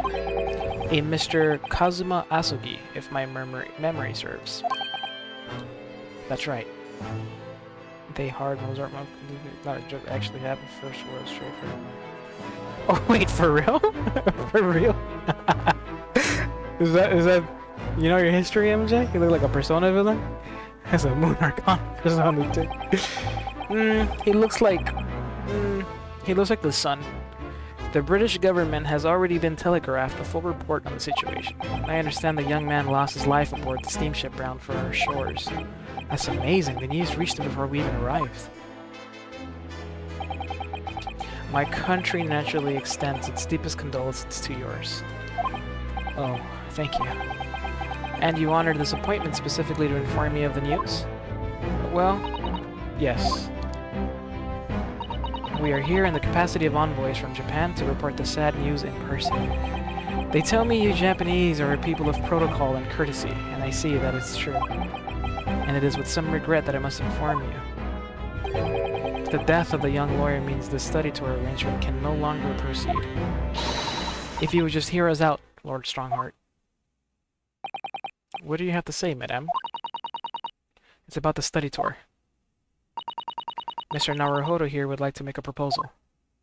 Oh, would he now? Well, Mr. Naruhodo, this is it then. The moment of truth. Oh god.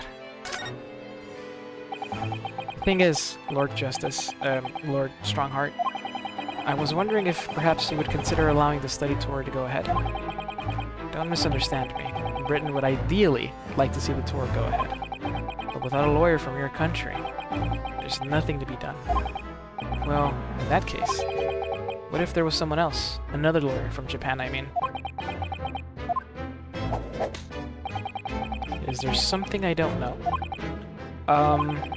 Only a single lawyer was invited to Great Britain from your country. And that was Mr. Asugi. At least, that is what I've been led to understand. Well, the thing is, this really isn't going well at all. I just can't seem to find the right words to say this to the man. Mr. Naruhodo, I could ruin things here if I'm not careful. What am I gonna say? If there's someone else here from Japan who could be described as a lawyer, it's me. It's me. I can do it. Is that so? Let's do it, bro. Get me in there. I mean, I don't actually have any qualifications as such, but no qualifications, you say, and yet you still claim to be a lawyer. I have acted as a lawyer in court before. Only once, as it happens. And I had Kazuma to help me, and I was the accused, but glossing over the details. I've been spending every spare moment on the journey here to Great Britain studying. I have learned all about British law and court proceedings while I was on board the SS Beria. The voyage from Japan is some 50 days, I believe. Not what you might call a full education. To become a qualified lawyer here in Britain, not only do you need a university degree in law, you must also complete several years of training. I realize it's far too short a period of time, but I can't just go back to Japan. Kazuma, Mr. Asugi's journey had only just begun. Coming here on this study tour was all he had thought about. I have to carry on and do everything he planned to do. I know it must sound like I have an overly inflated opinion of myself, but I would do anything to prove that I have what it takes. Any test you care to set me. Just one chance, that's all I'm asking for. Please. I don't fucking know. 31 seconds. Sorry? Your opening statement there, Mr. Naruhodo. It was 31 seconds long. Not too brief, not too protracted. A perfectly judged appeal, I would say. Which is a skill that would stand you in good stead as a lawyer. Oh, thanks. So, you're willing to put those words to trial, are you? Well, I'm all for entertainment. Huh? But let me ask you one thing first, sir. Yes? You say you intend to do everything Mr. Asagi planned to do. Are you firmly set on that path? Well, yes, that's my intention. I see. Am I imagining things? Or did his expression just alter a fraction there, all of a sudden?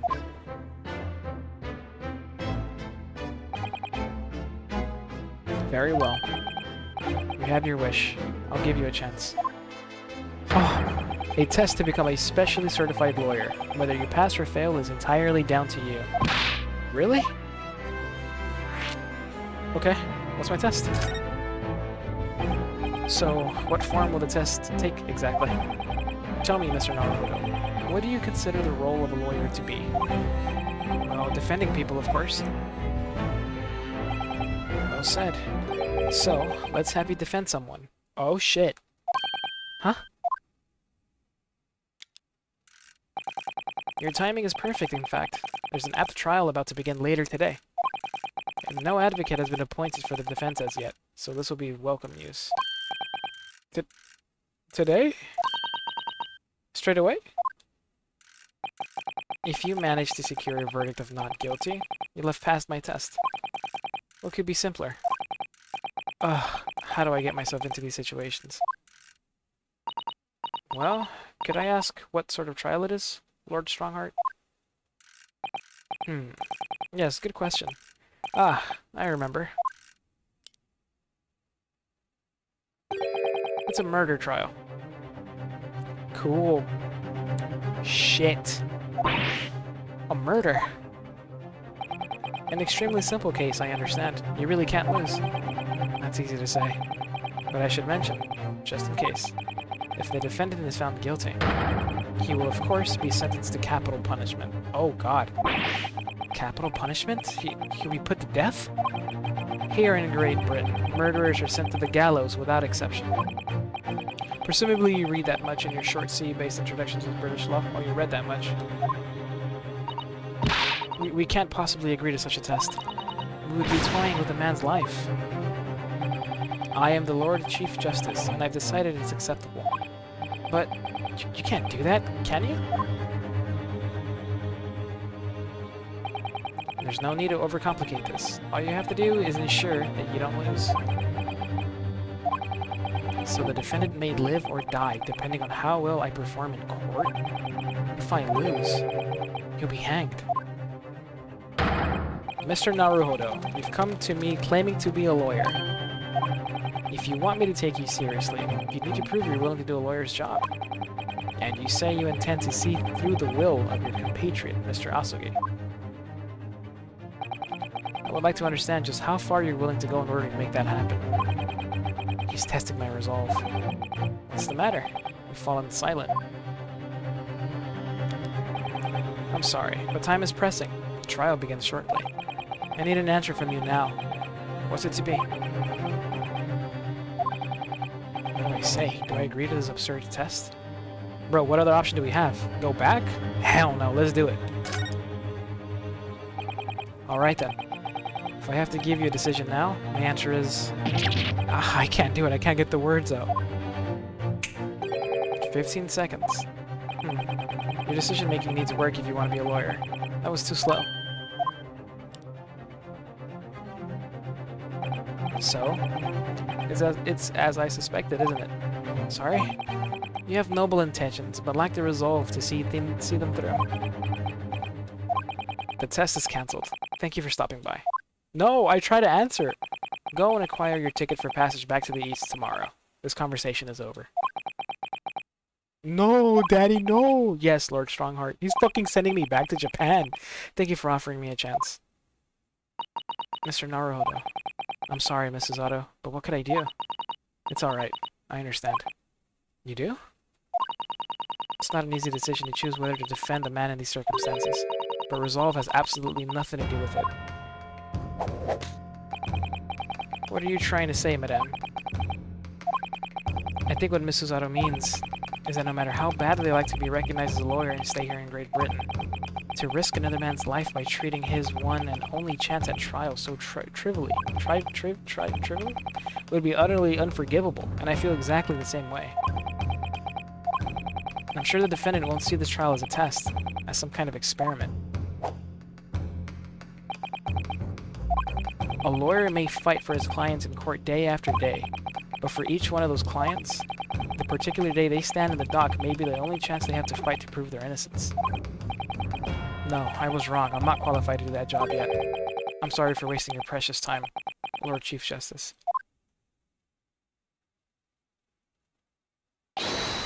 Wait, Mr. Naruhodo.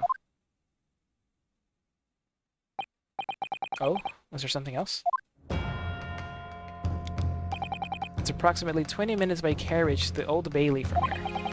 If you leave immediately, you should still be there on time. But I just said that I was quite serious in what I told you. The defendant in this case has literally no one to advocate for him. What? At this point, we can't hope to find someone to represent him. The trial will begin without a defense. And if that happens, there's only one possible outcome. He will receive the most severe sentence the judge can pass him. But that's awful. But that is the truth. Why does it have to be like this? Let me go defend him. Fuck it, he has nobody. Please, don't expect an answer to every question. The cold, hard truth of the matter is that there's only one person now with a chance to save this man from a very miserable end. And that is you. I'm really his only hope. So, what do you say now, madame? Me? What do you mean, Lord Strongheart? You said it wasn't an easy decision to choose whether to defend a man in these circumstances, and I agree. But in my estimation, it is purely and simply a matter of resolve. Oh. Our time is up here. I have a meeting to attend. I must leave in 2 minutes and 16 seconds. So, venture into our great city and enjoy yourselves. He just left us here? He's gone. The Old Bailey. Yo, let's go, bro. Let's go. If we're gonna do this, Mr. Naruhodo, we must leave at once. Let's fucking go. Let's go.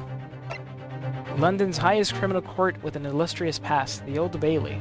This is where I'm to take my tests and prove my worthiness as a lawyer. At least we ain't the one getting accused of murder. Seriously. Thank goodness. Back-to-back cases where we were accused. Let's go. We gotta get somebody else off the hook. 18th of February. Alright, Old Bailey. We're back in court, baby. Oh, thank goodness, we're in time. There's still 15 minutes until the trial begins. I never knew a horse-drawn carriage could go so fast. I thought my teeth were gonna go rattle loose. Did you hear what I said to the driver when we climbed aboard? Get us to our destination in 5 minutes, driver. And there's a guinea in it for you. It's one of my favorite lines from Sherlock Holmes stories, and it worked quite perfectly. I'm not sure why you're so pleased. I thought we were gonna die, and we have to pay gold for the privilege. Well, at least we arrived here before the trial started. Yes, I suppose there's that. Anyway, I don't understand it. The court clerk said the defendant should be here, but there's no sign of him at all.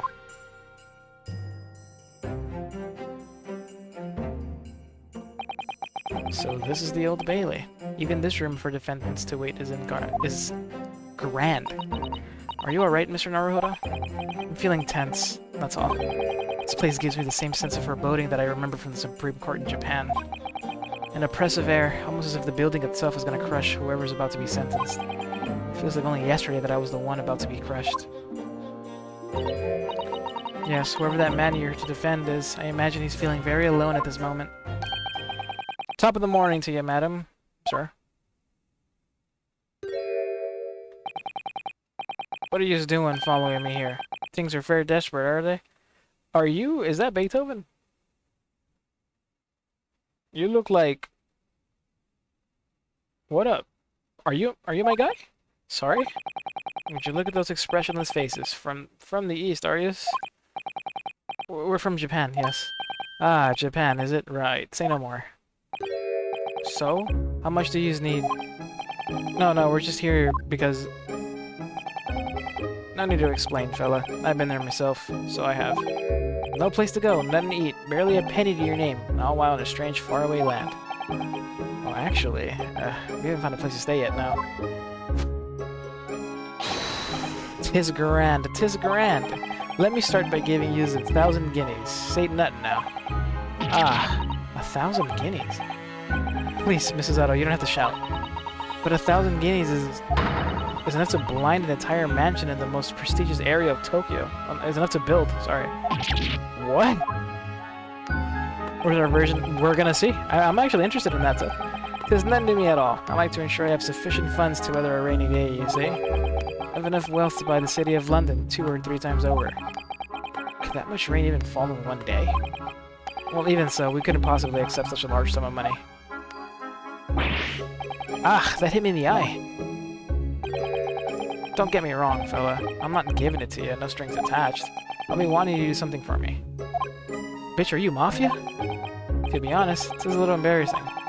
The trial is about to begin, you see. It's for me good self here. I'll be in the dock. Oh, you are a defendant. Okay. So now, what I want you to do is come along with me and stand there beside me. Officially, you'd be my lawyer, but that's just a little detail now. Oh, well, the thing is, don't worry about a thing. All you have to do is stand up there next to me. Nothing more. Otherwise, you see, the trial is going to start without me having any kind of representation at all. So it was true. The Lord Chief Justice wasn't just making it all up. I'm terribly sorry you have to ask this, but does that mean you're the defendant in this trial? Blustering blazes, do you not know who I am? Me? One of London's biggest names? No, sorry. We've only just arrived in the city, you see. I see. I suppose it isn't altogether impossible. Well, just next to Hyde Park, there in the center of London, is another beautiful park. Sorry? A park? What? It is called McGilded Park, full of blossoming flowers in the spring and singing birds and whatnot. I donated it to the city, so I did. An entire park? Yo, is this guy really rich like that? City of Smiles, that's my vision for London. There's nothing Magnus McGilded wouldn't do for the city and its queer old people. That's amazing. I mean, really extraordinary. Ah, but now they have the gall to say I'm a good-for-nothing criminal. Me, Magnus McGilded. What is the matter with the London police, I ask you? Alright, don't pass out. This poor guy is being blamed? Mr. Naruhodo. Perhaps now would be a good time to introduce ourselves, while the gentleman catches his breath. Good idea.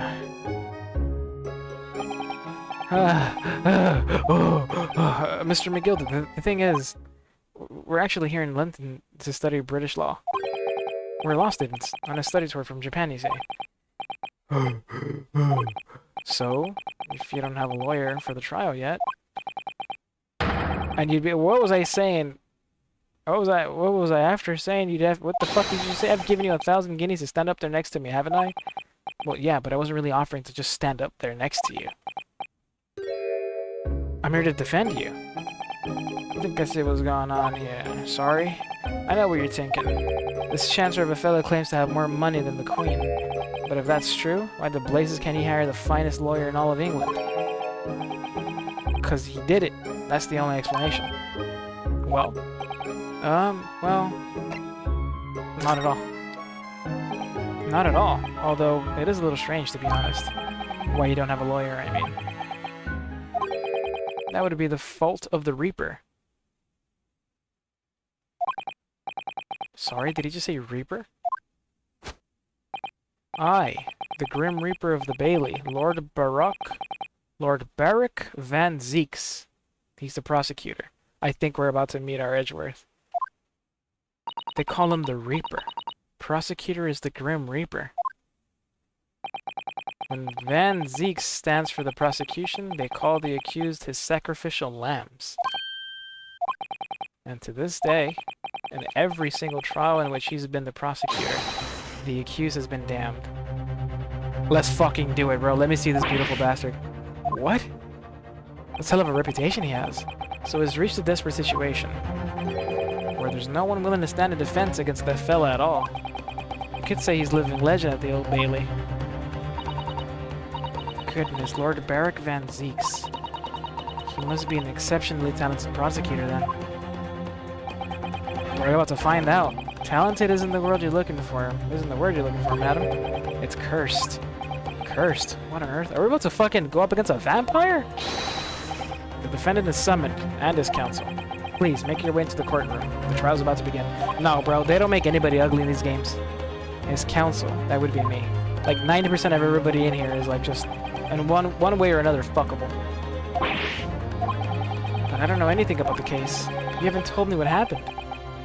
Until you showed your face here, I made up my mind, so I had... Sorry? I decided to have to defend myself in there. How would that have worked? But then you made an appearance, a student of law, wouldn't you know? It's no accident, I can assure you of that. It's fate. So don't get cold feet now, please.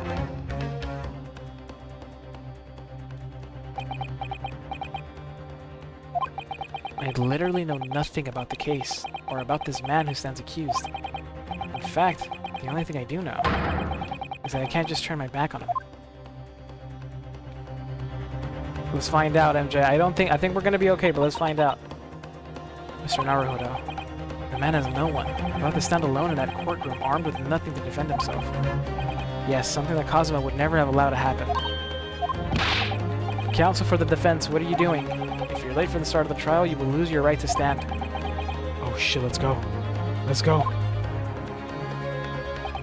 I'll be right there. Let's go see him. Let me see this Reaper. It's happening then. My first trial in a British court. I hope you're watching over me, Kazuma.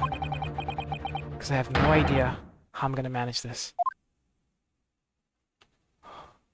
Shit. Oh.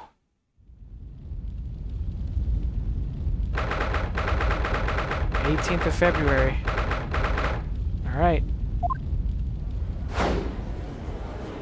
What the fuck am I looking at? So this is the highest court in Great Britain. The Old Bailey. Bitch, is that a jury? The centuries of history in this place is palpable, isn't it? It's so different to the Supreme Court in Japan. It feels both imposing and serene at the same time. The atmosphere almost makes words redundant. Whatever the country, determining a person's guilt or innocence is always a solemn affair. May I say something, Mr. Naruhodo? Oh, yes, what? Your eyes look ready to pop out of your head again. I know, but I just can't help it. It's a fucking vampire! Motherfucker, I'm not gonna lie, Ari, he kinda looked like... You know what he looked like? Wait a minute. In the name of Her Majesty, the Queen, I hereby declare this court to be in session. Motherfucker look like... So what? We're here today to determine the guilt or innocence of Mr. Magnus McGilded. I now call upon the counsels for the prosecution and defense to declare their willingness to proceed. The prosecution is fully prepared.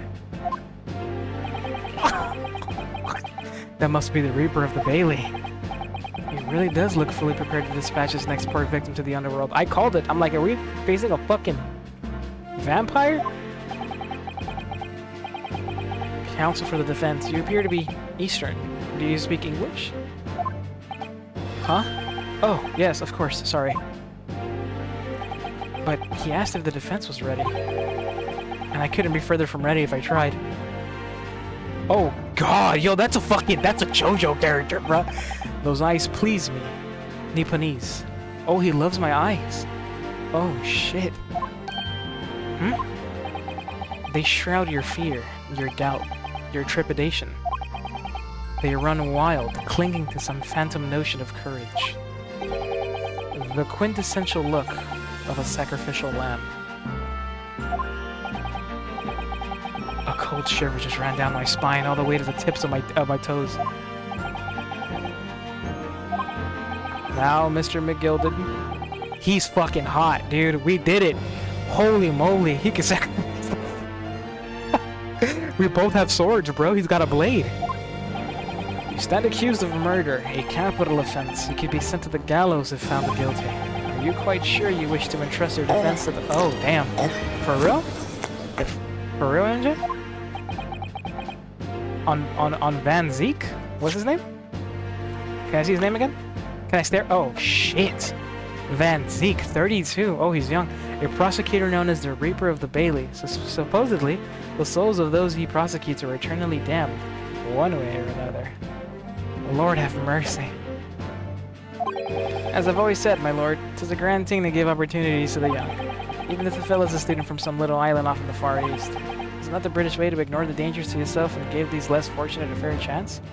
This guy is pretty, he seems like a pretty great guy all around. What the fuck happened? You guys are fucking sick. I'd like to think the axe of chivalry do the great British Empire proud. Listen to Mr. McGilded. What a fine gentleman London has in him. Did you hear that he donated £5,000 to the government the other day? Mother, please, maybe go and play in McGilded Park, right? He donated the park. It seems as though everyone in the public gallery is firmly behind Mr. McGilded. It's definitely welcome news. He certainly has a way with words. I'm surprised he couldn't convince anyone to defend him. Wait a minute, is this fucker really guilty? Eloquently put, Mr. McGilded, and most laudable sentiments. Now, ladies and gentlemen of the jury, I'm sure I need hardly remind you that you 6 members of the public have been selected for your impartiality. We do have a fucking jury. Why is that dude flipping a knife? Yes, my lord. If the task is to send marauders to the gallows where they belong, I'm more than ready. At the manor, his lordship always says we should dispose of rubbish promptly. Naturally, I agree. Ha! Any criminals here will soon be wishing they never set eyes on me. Shit, they didn't even say nothing. That man is drinking in the courtroom. I feel a chill. Oh, Gumma! Oh, don't mind me, my dears. I'll just be getting on with my knitting. Must finish these mitts for my grandson. I think that's a Mexican. The jury, yes. That's something we don't have in Japan yet. That's right. I've only ever read about it. Here in Great Britain, the court's final verdict depends on the opinions of these 6 jurors. The judge passes sentence according to the law, but the jurors determine guilt based on common sense. So the defendant is ultimately judged from 2 completely different points of view. But how exactly do the jurors give their verdict? That I don't know, but I'm sure it will become clear as the trial progresses. Yes. Prosecutor Van Zeeks, my lord. It's been a number of years since we've seen you in here in this courtroom. I thought you'd renounce your fame. I'm known as the Reaper of the Bailey, my lord. Infamy rather than fame, I would say. But yes, 5 years have passed since I last spread my wings in this capacity. Alright. So what brings you back? Is there some change of circumstance of which the court should be aware?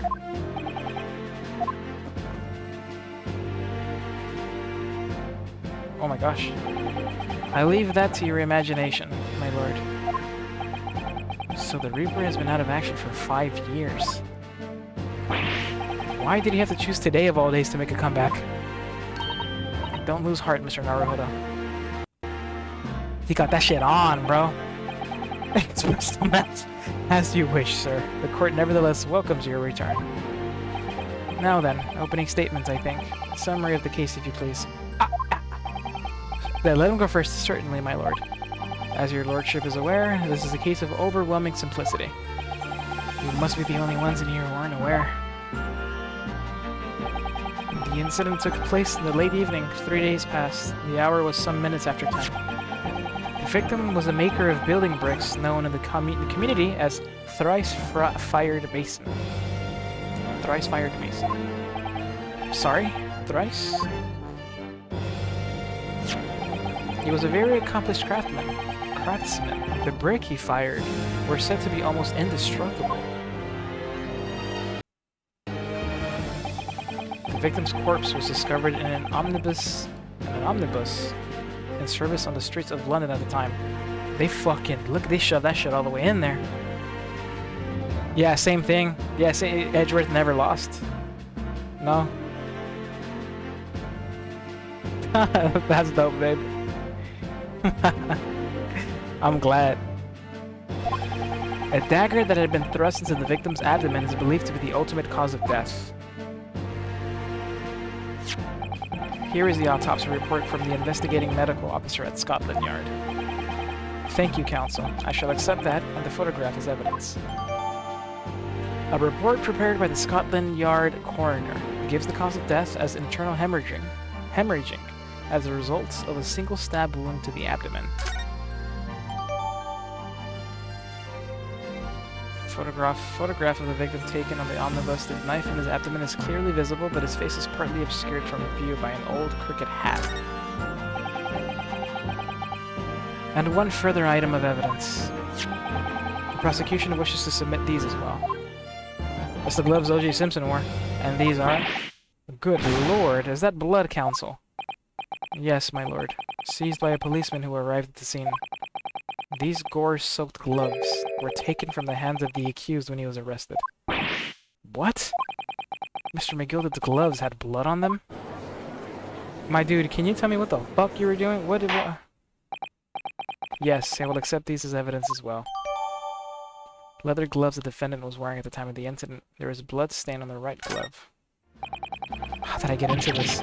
I'm backed into a corner before I've even started. Continuing. According to the... Dude, look at him, man. He's just so... Oh, fuck. Like, I love his design, man. I love... These... Bro, Capcom knows how to make dope-looking fucking characters, dude. Always. According to the driver of the omnibus, there were only 2 passengers traveling inside his vehicle at the time. Only 2? Obviously. One of those passengers was the deceased brickmaker, Mr. Mason. The other was the accused, I'm sorry, I couldn't talk, Look at the way he's posing. That's a fucking JoJo stand, bro. Nah, they've had to have been fans. Well, rather damning circumstances to say the least. Defendant, what say you? Well, of course, I have no recollection of such a thing. Mr. McGilded. To be sure, I rode the omnibus that evening. But whether I'm in a carriage, I'm taken with a fierce tiredness, and I've always succumbed to it. Are you claiming to have been asleep? 'Tis the motion of the carriage, my lord.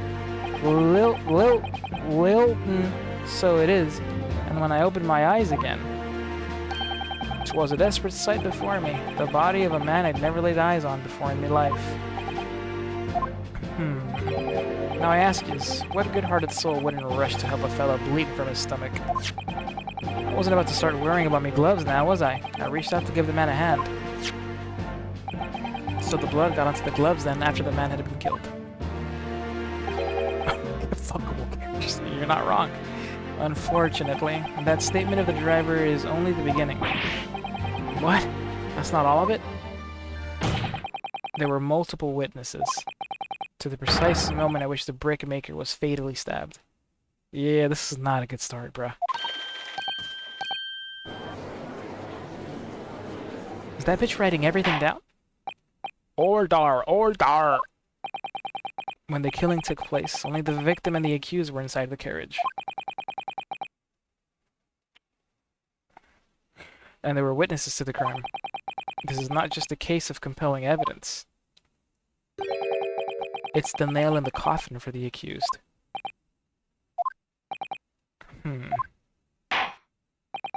Thank you, counsel. The circumstances of the crime have been made quite clear. I think we'll hear testimony from these witnesses first of all. Your wish is my command. He's nice, too. He's not like a dick, you know? We know assholes. He seems to be fair. Bailiff, bring the witnesses in at once. Dude jumped straight out of Castlevania, bro. That dude looks like he's sick. He looks like a... Oh, look at that kind gentleman. Are they all drunk? Witnesses, your names and occupations. My name is... Well, everyone calls me Beppo. I drive an omnibus in the Far East End. Bruce Fairplay. I'm a banker in the city. My name is First. Lady First. I make hats for gents. Lady first, huh? Alright. Let's begin by confirming the facts. 3 days ago, at a short time after 10 o'clock in the evening, all of you present in the stand were in an omnibus and witness to the aforementioned incident. Is that correct? Yes, sir. Quite right. Yes, sir. That's right, sir.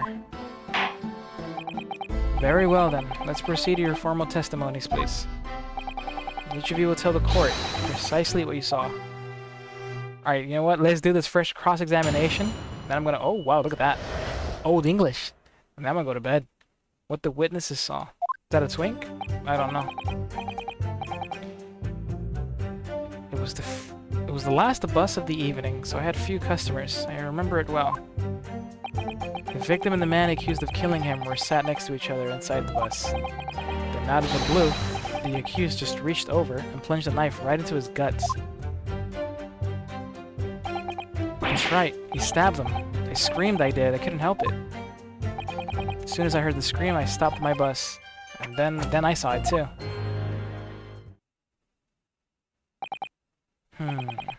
Unambiguous testimony, I must say. Exactly, my lord. These men witnessed the incident in the omnibus with their own eyes. I'd like to ask a question, if I may. Yes, counsel. Well, this testimony makes absolutely no sense to me whatsoever. Why not? Well, the incident took place inside a moving carriage, didn't it? As has been clearly stated from the outset, yes. Well, in that case, how could those two witnesses possibly have seen what happened? There's no way they could have seen the inside of a moving carriage. He's not wrong. How quaint. I've read that civilization in the Eastern Island nations was a good century behind our own. But you're here in London yourself. Are you really so ignorant about our omnibuses? Huh?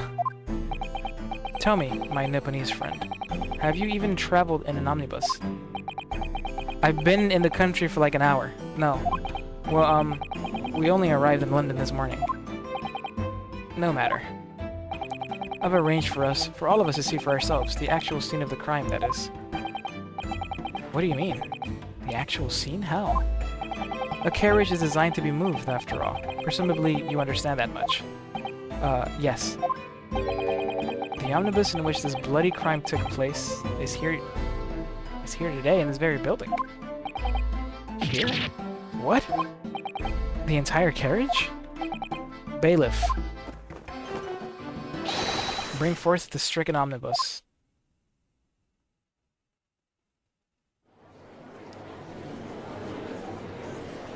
Wow. They brought the whole thing. So that's an omnibus. The omnibus. I can't believe they could bring something so enormous in here. Great Britain's courtrooms are amazing. As you can see, the omnibus is pulled by 2 horses and can carry up to 8 passengers. I'm spitting on it. Hey, calm the fuck down! Leave him alone, you have to ask first. 4 passengers seated inside in the enclosed cabin, and another 4 on the rooftop deck above. Every Londoner knows that the best views of the city's architecture and sights are to be had from the top of an omnibus.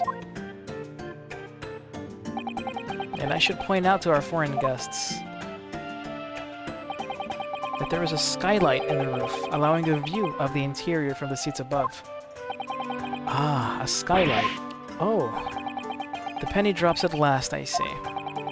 These 2 gentlemen were occupying the rooftop seats on this omnibus when the murder took place. That is how they came to witness the grim incident. Through the skylight. That makes perfect sense. Well, counsel, this is a first. In all my years behind the bench, I've never experienced the crime scene itself being brought into the courtroom. There are a number of important clues remaining inside the carriage, my lord. I would like to submit the omnibus itself as evidence. That is the prosecution's wish. Fix your toupee, man. Very well. I see no reason why not. The omnibus is hereby formally accepted as evidence. 8-seater omnibus that was the scene of the crime. There were passengers both inside the carriage and on the roof deck that night. I can't believe it. The entire crime scene entered as evidence? Yes, Great Britain is simply extraordinary. I can't help myself a lot by giving the omnibus a thorough examination, seeing as it's here. Can I do that? Well, let us examine the proceedings then. Your cross-examination, counsel. Pray don't expect this Nipponese stray to understand the intricacies of a British court cross-examination's rights. You're right. Alright. My first cross-examination in a British court. He took a deep breath. I fucking love the small details. Wake up, man. Focus, Ryunosuke. Focus. Let's get this pussy. What the witnesses saw. Okay. Alright. We're back in court. Alright. Let's lock in. Lock in, bro. Lock in. Okay. Not gonna lie. Press everything. Hold it! Yes, I think it was sometime after 10, wasn't it? Oh, yes, sir. That's right, sir. Yes. Ever so cold it was. Freezing, in fact. And you had 4 passengers on board at the time. Is that correct? Yes, that's right, sir. Not all traveling in the same parts of the bus, of course, though. No, this guy's so cold. There were no other passengers when the incident took place. No one alighted, for example? You're quite right with that, sir. No other passengers like that. No one. So nobody fled the scene of the crime, then? I have to say, the boss insists on running, he does. Every evening, that last bus of the day. I forget I could look at these guys to see how they react. But I do wonder sometimes if it's altogether worthwhile. Sorry to say. What do you mean by that? Well, what with it being so cold and everything, and only making 20 pence on a run. Yeah, I spent that much at the pub on the way home just trying to warm up again. The victim and the man accused of killing him were sat next to each other inside the bus. Next to each other? Hold it! And you saw them through the skylight on the roof of the carriage? And that's right. When you sit up on the top deck, the window's right there at your feet. Oh, wow. There was a lamp on the side, so I had a pretty good view. 2 of them were wearing hats, and I couldn't exactly make out their faces. But there's not a shred of doubt in my mind that it was Mr. McGilded. How can you be so sure? Well, how can I put it politely? McGilded is a gentleman of rather small stature. I couldn't have mistaken him for anyone else. Let's not forget that when the vehicle came to a halt, the only people inside the enclosed cabin were the deceased Mr. Mason and Mr. McGilded. There's no room for doubt here. I really wish there was. And out of the blue, the accused just reached over and plunged a knife right into his guts. Hold it! You actually saw the exact moment it happened? Didn't I already testify to that? Or are fair dinkum hard-working city bankers not considered trustworthy these days? Oh, no, I didn't mean that. This is no good. I feel I got his back up. Perhaps you could just tell us what you saw in a little more detail, if that's my lord. Juror number 3? What's the meaning of this? My mind is made up, my lord. Completely and utterly made up. Bitch, don't you start. Made up about what? I don't like the stinking rich. Never have. They're always up to something or other than they shouldn't be. Every one of them. And that little leprechaun of a man is no exception. Well, he can't fool me. What the fuck did you just... Motherfucker, do I have to literally change the scales? There's no point in wasting time listening to any more of this. That's my opinion on the matter anyway. What the fuck just happened? What is going on? That is precisely what I was about to say. Hey, wait. I didn't even... As the foreman of the jury, it is my duty to set a good example to my fellow jurors. Oh! Oh, I'm gonna lose. What's happening here? Yeah, please. Let me see. Ah, yes. It seems that that's how the members of the jury give their verdicts. With fire? Apparently, yes. White for innocent, black for guilty. As the 6 members of the jury make up their minds about the case, one by one, they each cast a ball of fire into the great scales of justice, as we saw a moment ago. So if these enormous scales fall completely to the black side, does that mean... Let's do our very best to make sure that doesn't happen. Ugh. Now I'm even more worried than I was before. There's a fucking gimmick? Oh, very well. The court acknowledges the change in the jury's stance. If you're a jury, you're not supposed to let bias judge your opinion. You're not supposed to, gaming. No, you're not. This is a nightmare. That's right, he stabbed them. I screamed I did, I couldn't help it. Hold it! He stabbed him, you say? And you were sitting up on the roof deck, were you? Yes, that's right, sir. I was up on the roof seats. I remember seeing the little gent sitting next to the fellow that was stabbed. I'd been thinking about a new hat design, you say? So I was just gazing absent-mindedly around. But then I happened to look down through the skylight. It was sticking right out from his belly, that huge great knife. A grim sight indeed. That didn't help me at all. The jury looked like they were even more convinced my client did it than they were before. That appears to have made everyone even more dubious than Mr. Guild. Do I have to pick and choose what I want to press? Because I could... If only we had some evidence to counter their suspicions. Can we see the knife? No, we don't even have the knife. Mr. First. Oh, yes, sir?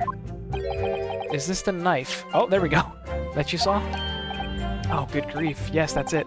The very one, sir. Is that...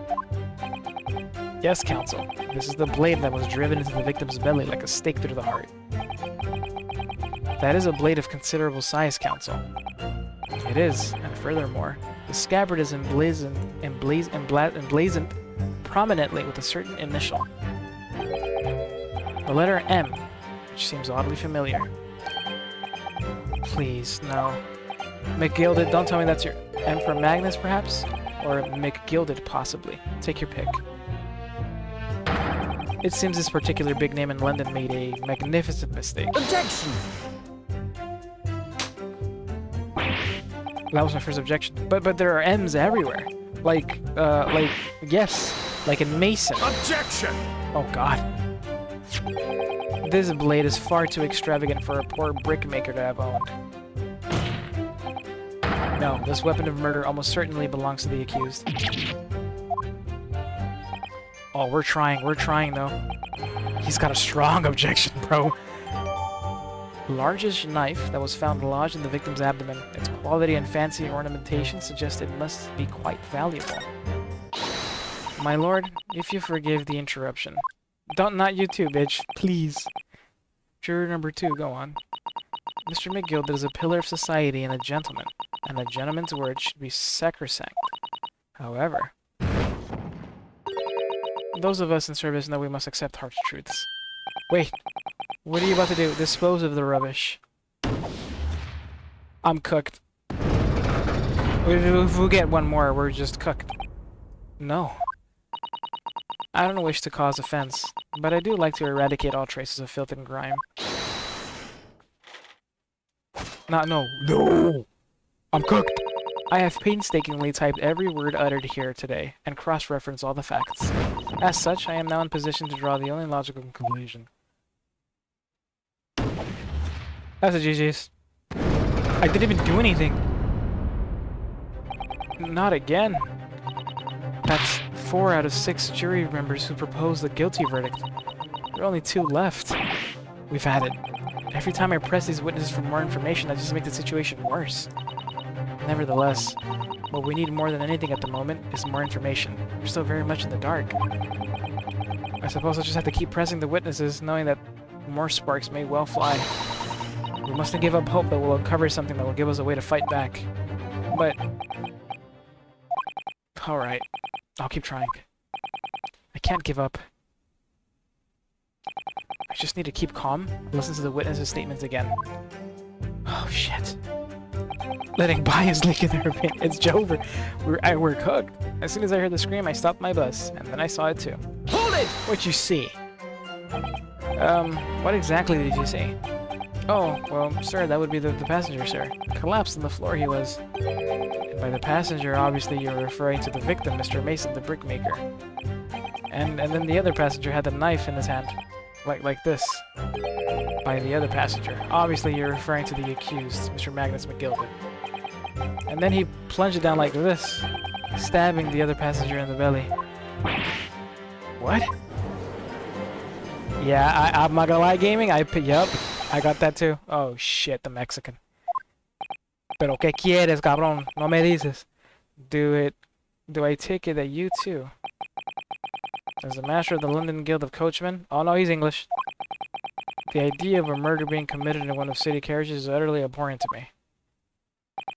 It wouldn't be right to make a decision before hearing all the facts, though, I said to myself. Ah, fuck. But I've heard enough now. The horse is bolted, as they say. No, please, just keep an open mind, little. Yeah, now the little blaze of finishes in sight. Thank you. Thank you so much. You're helping me a ton, sir. Thank you. Alright. Beppo is a long-standing member of the guild, and I trust what the man says. Oh, thank you, sir. You're too kind, sir. This is too unkind, sir. Which now means that 5 jurors agree to condemn this man. Again with this shit. Do we need all votes? It doesn't matter if there's only one that says no? Madame Juror number 6. Yes, dear? What can I do for you? Granny, save us. You have heard the testimonies of the witnesses in the stand. Oh yes, I certainly have. Still got my hearing, you know. Grandma, clutch, please. Then pray tell, why are you yet to pronounce your leaning? Well, dear, the thing is, I'm a creature of habit, me. I always go to the park at around this time of day and sit on a nice bench and get on with my knitting. There's a lovely little park just near where I live. McGilded Park, it's called. The gentleman donated it to the city, you know, to put a smile on Lumiere's faces, he said. I can't imagine such a fine young gentleman who would have it in him to take another man's life. W, Grandma! W, Grandma! He's always doing wonderful things for the city. That's right. A man like that wouldn't stab someone, surely. Mother, may we go to... Yes, yes. Wow, he did donate to the public library, too? How many Londoners live with their heads in the clouds? Do you people not know what kind of a man Magnus McGilded really is? His music is scary. What kind of a man is he? The philanthropist Magnus McGilded has enough wealth to purchase the entire city he claims to value so highly. But where did all that wealth come from? Your client is a Shylock, sir, and one with the very darkest of souls. What? Stone the crows. McGilded lends money at extortionate rates of interest, so his victims have no hope of repaying him. When they default, he takes possession of everything they own. He's a vulture that preys on the weak. I've never heard any mention of that before. McGilded, tell me he's lying. Your faculties haven't deserted you, I'm sure, madam. So has this thought not crossed your mind? Would a man wealthy enough to buy London in its entirety not have a carriage of his own? What possible reason could this man have had to make use of a public omnibus service? Yo, leave her alone. You're not saying that. The victim, a poor brickmaker, had next to nothing to his name, save considerable financial liability. It would come as no surprise that his creditor was the accused. He owed you money, man? Is that what you're saying the motive was? Stab him because he couldn't pay back his loan? Let it also be known that the very day Mr. Mason was killed was the final repayment date for his debts. Good gracious. The brickmaker was destitute. He had lost his house. He had not a shilling with which to repay his debts. And in the end, this pitiful soul had the very last thing he had taken from him, his life. She's panicking. Grandma's panicking by the merciless philanthropist for tender Magnus McGilded. I don't believe it. Oh! Susato! If I might add something briefly. Miss Susato? You claim that the victim had been lent money by Mr. McGilded. But where is the evidence to support your claim? Get that shit!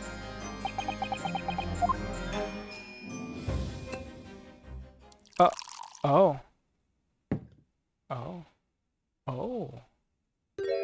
Red, red, white. Pray forgive the discourtesy of filling my hollowed chalice in the court of law. There it is. Lord Van Zieg's hollowed chalice. How can this be considered acceptable? But I find myself in an unexpectedly good humor. I had heard ladies from the Far East could show great courage, but I didn't expect to experience it myself. Ah. As judicial assistant to the defense, I am simply doing my job. What a pity that your display of courage is in vain. This is the debtor's ledger, which details all monies loaned by the accused. You will find the victim's name clearly recorded inside. Oh. Allow me to present this ledger as evidence. And pray forgive the discourtesy of raising my chalice and a toast to an enigmatic East at the same time. A marvelous toast, Counsel. I would gladly accept this new evidence. Should we all drink? A catalog of people who had borrowed money from the defendant at a high rate and interest. That includes the victim, who owed 20 guineas. McGilder, bro, don't tell me you were... Oh, we're defending an asshole. The victim owed a considerable sum, and the accused made quite certain he had ample recompense. Oh, Grandma's sad. No. Well, it would seem I've had the wool pulled over my eyes. Oh, she's fucking mad, bruh. Regrettably, madam. And that is the modus operandi of the accused. MO. Modus of operandi. You know. Need I say more? Motive. And it's such a pretty little park, too. What a scoundrel. Oh, fuck, Grandma, no! Still. Maybe it's all for the best. Wait a minute! Let's think about this a little more before... I don't stand for nonsense.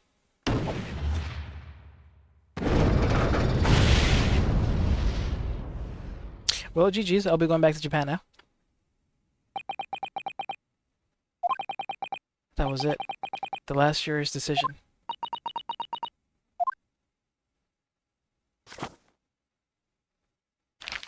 I don't even blame her, bro. According to this encyclopedia of British law, when all members of the jury have concluded that the defendant is guilty, court proceedings are suspended, and the presiding judge will deliver the final verdict and sentence. That's what it says here. The final verdict. It's over then. Oh. There's a footnote, though. A footnote. However, the No. All 6 members of the jury are now in agreement in this case.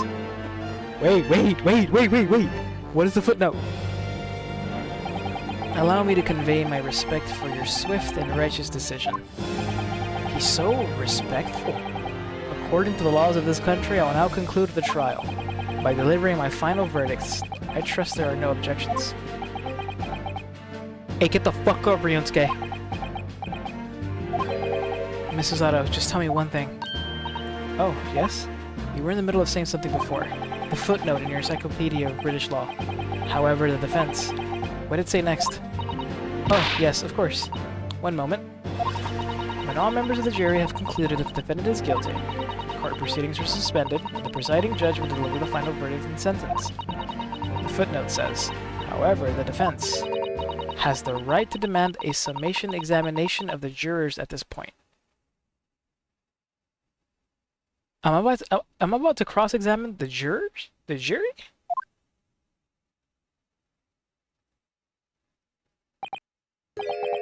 A summation examination? Objection! I don't care how fucking hot you are. A summation examination. From which century has that tome you have there been resurrected?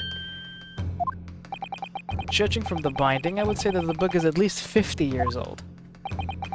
Any modern text on British law wouldn't even give such an antiquated procedure a mention.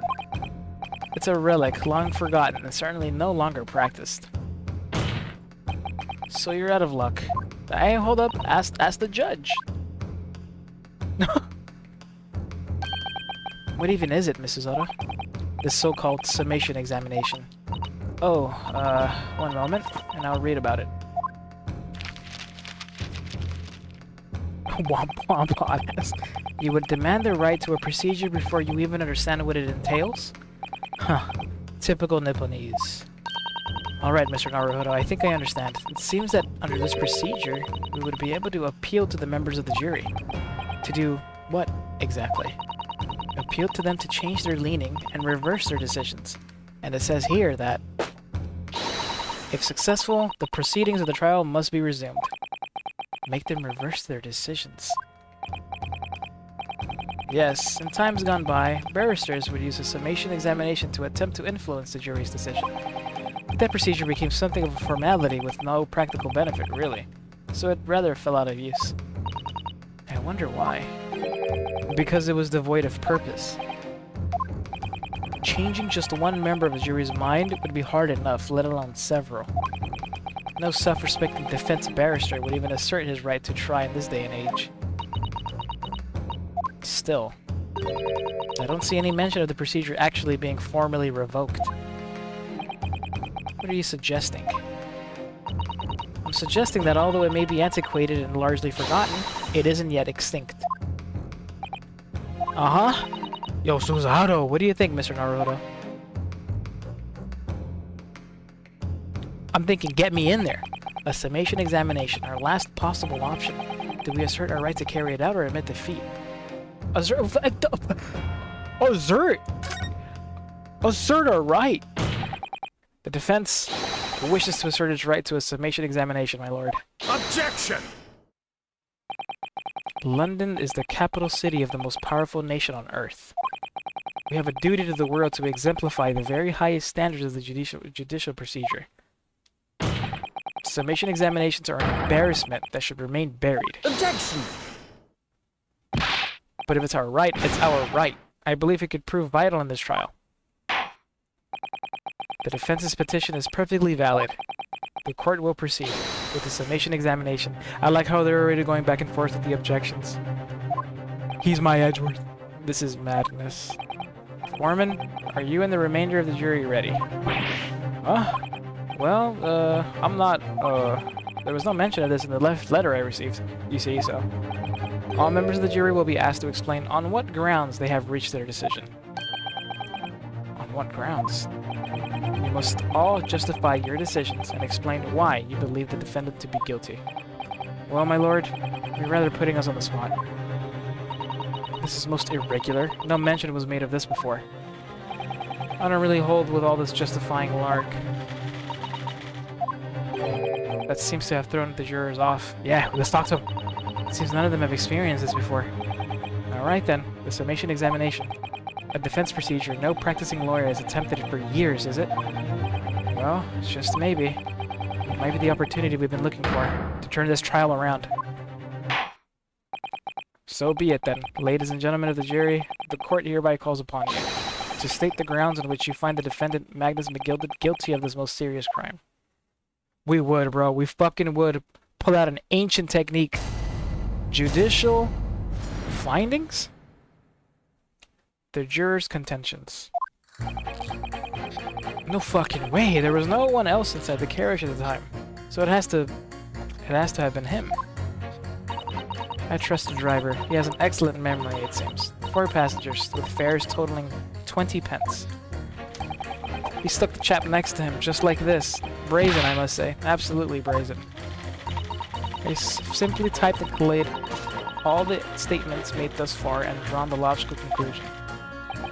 You can trust the guild. Fair fares is our motto. We haven't raised prices above 4 pence for years. The scoundrel stabbing that poor man on the floor. It beggars belief.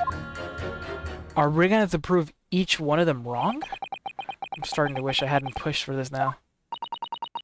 Some of the juries don't seem to have wonderfully formed arguments, though, do they? Well, let's see what we can do. We need to get these 6 people to change their minds. I'll have to throw everything I can at them, and use some very persuasive language. Just a moment, Mr. Naruhodo. According to my book, that's not quite how it works. Huh? I thought I was gonna have to thaw their icy minds with some heartwarming rhetoric about the defendant. Unfortunately, once the jurors have decided the defendant is guilty, they're unlikely to heed anything the defense says. But then, they've reached their conclusions by their own reasoning, you see. Their pleas will sound like excuses. In fact, it could recoil on you. The more you try to persuade them, the more entrenched they may become. Then what on earth am I supposed to do? Evidence, dude. Oh dear. I'm just citing what I've read about British law, Mr. Naruhodo. Right, I'm sorry. You have any idea how to make this work then? Well, from what I can understand, the key to this procedure is using the juror's own words to make your own. Oh, okay. What do you mean? Well, the 6 members of the jury are randomly selected members of the public. They may appear to present a united front, but the truth is, they are complete strangers who just happen to find themselves here in the courtroom together. And that's the way to break them down, you mean? Yes, exactly. We must listen very carefully to what each member of the jury says, and see if we can identify any contradictory statements. If we can, we then contrast the statements and pit the corresponding jurors against each other. Okay. I see. So it's contradictions in what 2 or more jurors say that we're looking for. In a way, then, this is similar to a regular cross-examination. Oh, yes, I suppose you're right. So we use our own words against each other. Oh, this is gonna be funny. Alright, let's see. Find contradictions in their statements and pit the jurors against one another to break them down. Okay. I might be able to pull this off. No, that's not right. I have to. I have to pull this off. Can we start proceedings, counsel? I would ask you to take the stand for this.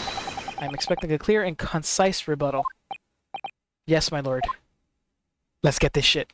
Okay. Ooh, look at this. Jury examination. The defense's rebuttal. So first, what did you see, bro? The people who hate rich guys. Okay, let's see. What does he say? He stuck the chap next to him just like this. Brazen, I must say. Absolutely brazen. So we have to use what they're saying against each other. Look at that. Pit. Pit. We can... Okay, wait. Okay, hold on. Let's go back to the beginning. Oh, you have an idea? What do you think? The knife was in the belly. Uh-huh. You saw how they were sitting. Yeah, they were sitting. Mm-hmm.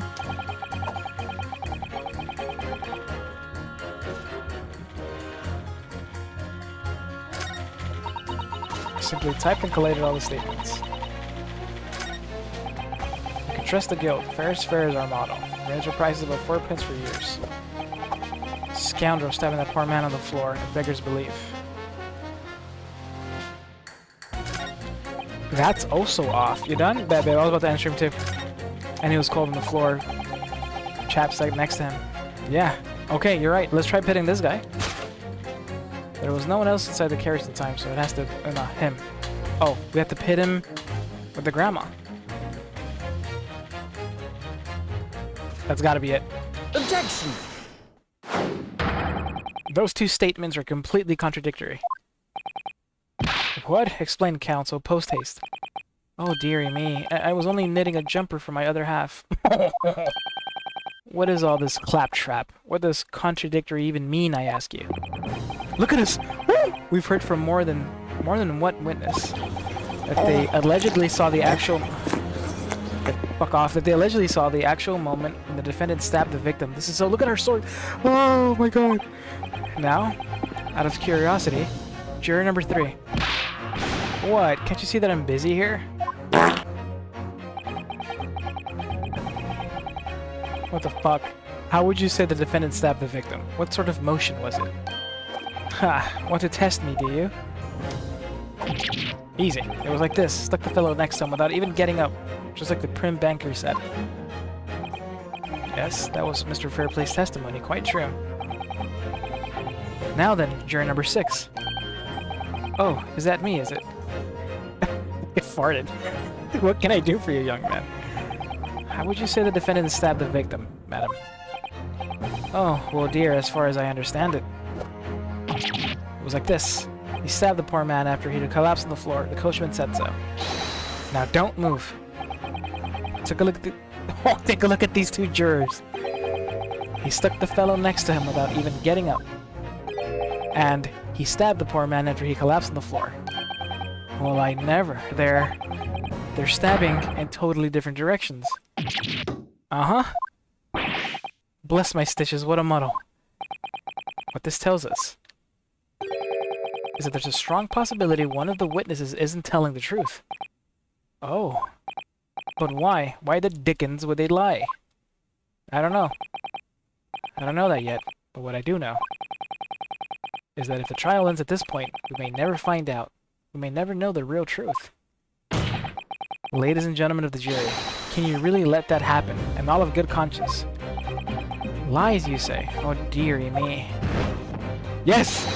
I can't abide people telling lies. Let's go, let's go!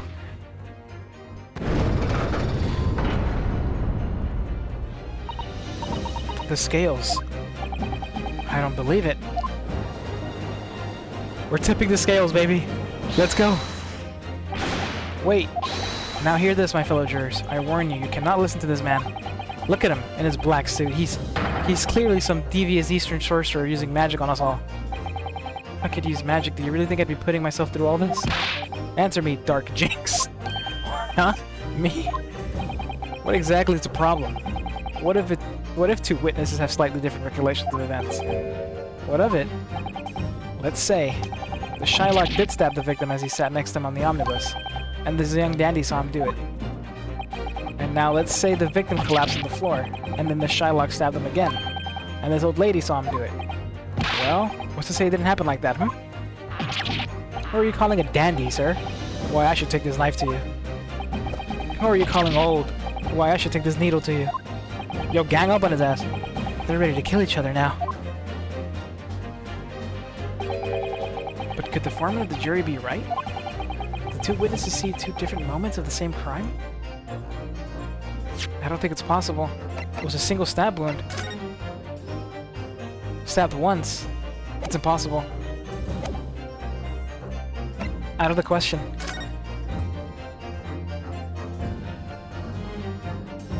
Let's get this shit. Let's get it. Unfortunately, Mr. Foreman. What is it, you Dark Jinx? Come on out with it. I love this music. What you're suggesting is impossible. It's out of the question. What are you talking about, man? How can you possibly say that? You do realize that I'm only doing my job. As foreman of the jury, I have a responsibility to steer everyone in the right direction. So where's your evidence, man? That's what we want to see. I say the two witnesses saw two different moments of the same crime. If you say that's out of the question, show me some proof. Looks like the only way I'm going to convince him is to present him with something he can't dismiss. Some irrefutable hard evidence. As you wish. What? I'll give you the proof. It's out of the question that the two witnesses saw two different moments of the same crime, as proven by the autopsy report. Take that! This is the victim's autopsy report. According to what's written here, Mr. Mason was stabbed in the abdomen. Only once. Huh? Only once? It's quite simple. The victim was stabbed precisely one time. Which means these witnesses can't possibly have seen it happen two different times. Alright. I concede defeat. Wow, bro. Tip these fucking scales back. Bring me back. Bring me back. Well done, Mr. Naruhodo. You did it. Unless they have plenty of friends with the altar turn stabbing him, he's already dead. Just like that, he feels what I'm talking about, Seth. That's what I'm talking about. If we can manage to change two more jurors' minds, we can force the trial to continue. Two more. Okay, two more. Actually, there is something else that's bothering me about a couple of their assertions. That's where you must strike next. So I need to pit two more jurors against each other, other than to show there's another contradiction. Wait, there's two. I need to pit two more jurors against each other and show there's another contradiction in their assertions. But whose? Wait, who? Hold up, I gotta read again, bro. I wasn't paying attention. Who? The scales of justice have shifted, but they still weigh heavy on the side of guilt. Counsel, you have the floor again. Continue with your summation examination. Two more. Who? There was no one else inside of the carriage at the time, so it has to have been him. I trust the driver. He has an excellent memory, it seems. 4 passengers, with fares totaling 20 pence. I got him already. I have simply typed and collated all of the statements made thus far and drawn the logical conclusion. She's giving me nothing, man. You can trust the guild. Fair fares is our motto. We haven't raised prices above 4 pence. Oh, bitch, it's right there. The maiden. Yeah, you're right. When are you gonna let us voice act? Would you guys want to? You're right, though.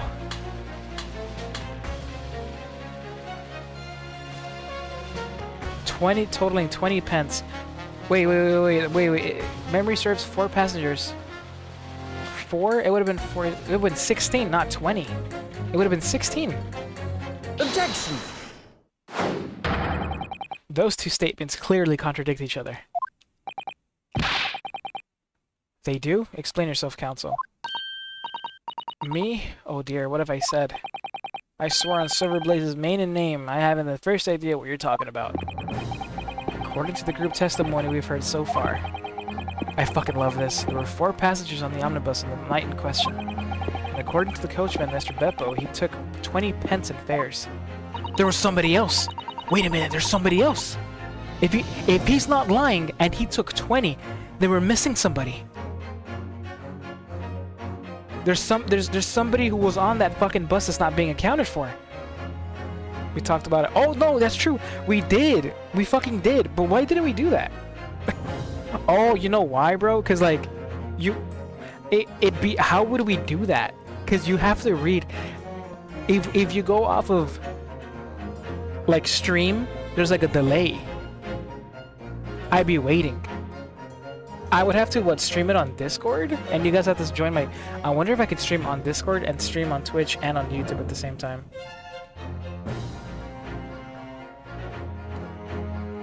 You can stream your screen on like a group call. If that works, I couldn't do it before because of my shitty internet. There's no way I could do that with my shit internet. But now it might be possible. But yeah, we'd have to do a. Well, there's a second game we're gonna do of this. There's 2 games. We could try the second one if you guys are down.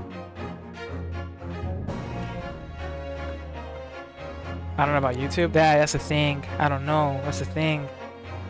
We'll have to give it a shot. We'll see how bad it gets. I'm down, because if I can do it now... Yeah, we'll do Ace Attorney 2. Yeah. If you guys are down, I'm down.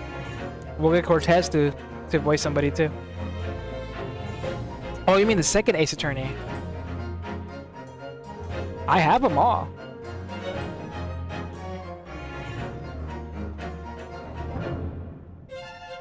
Cortez, he's about to go to work, bro. Cortez, how'd you sleep, bro?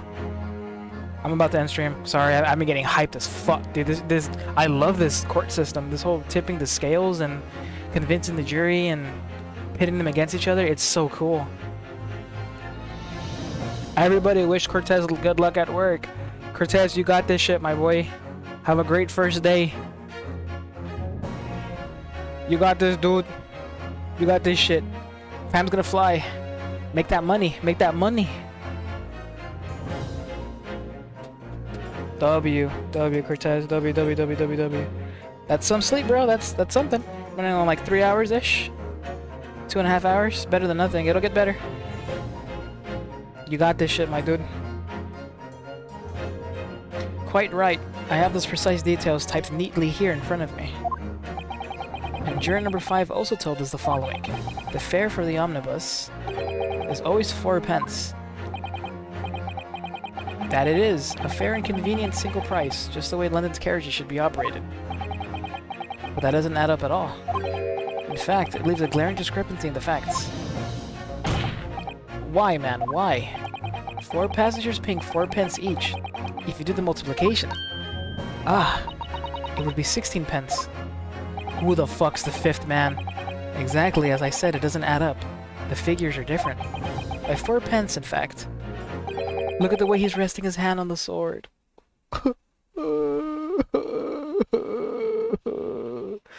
Or precisely 1 person's fare. 1 person's fare. Yes, in other words, on the omnibus that night, it's distinctly possible. There was another passenger we've heard nothing about. Let's fucking get it. Let's get it. Oh, I'm hyped, bro. Oh, fuck, I love this game, dude. This can't be right. The coachmen of the guild are good, honest men. One and all, trustworthiness in our watchword. The figures your coachman claims most certainly do not add up. Your watchword, good sir, is a fallacy. Yeah, fight each other. I beg your pardon. I will smack you in the mouth with my dick. Mr. Guildmaster, I think you ought to consider that if this trial were to end now, the news would surely spread all over London. The news that one of your coachmen tried to hide the fact that he'd let nefarious characters ride in his omnibus. Alright then, how do I make it so this miserable trial doesn't end,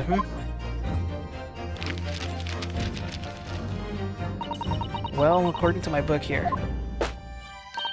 you simply launch a ball of fire into the innocent side of the set of scales.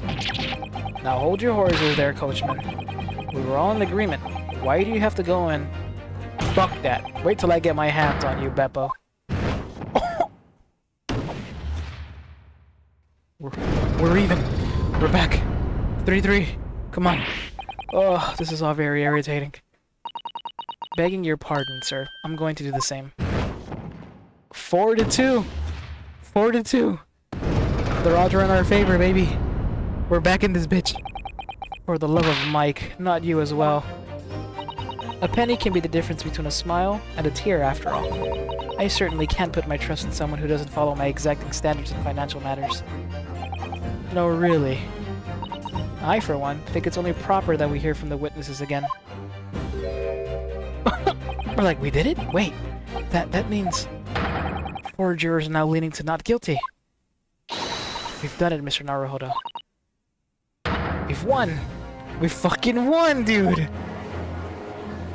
This is crazy, man. We won the right to continue the trial. We're not even done. What are you playing at, you dandy fool? Shut your trap, sir. No one deceives me. But we had a consensus.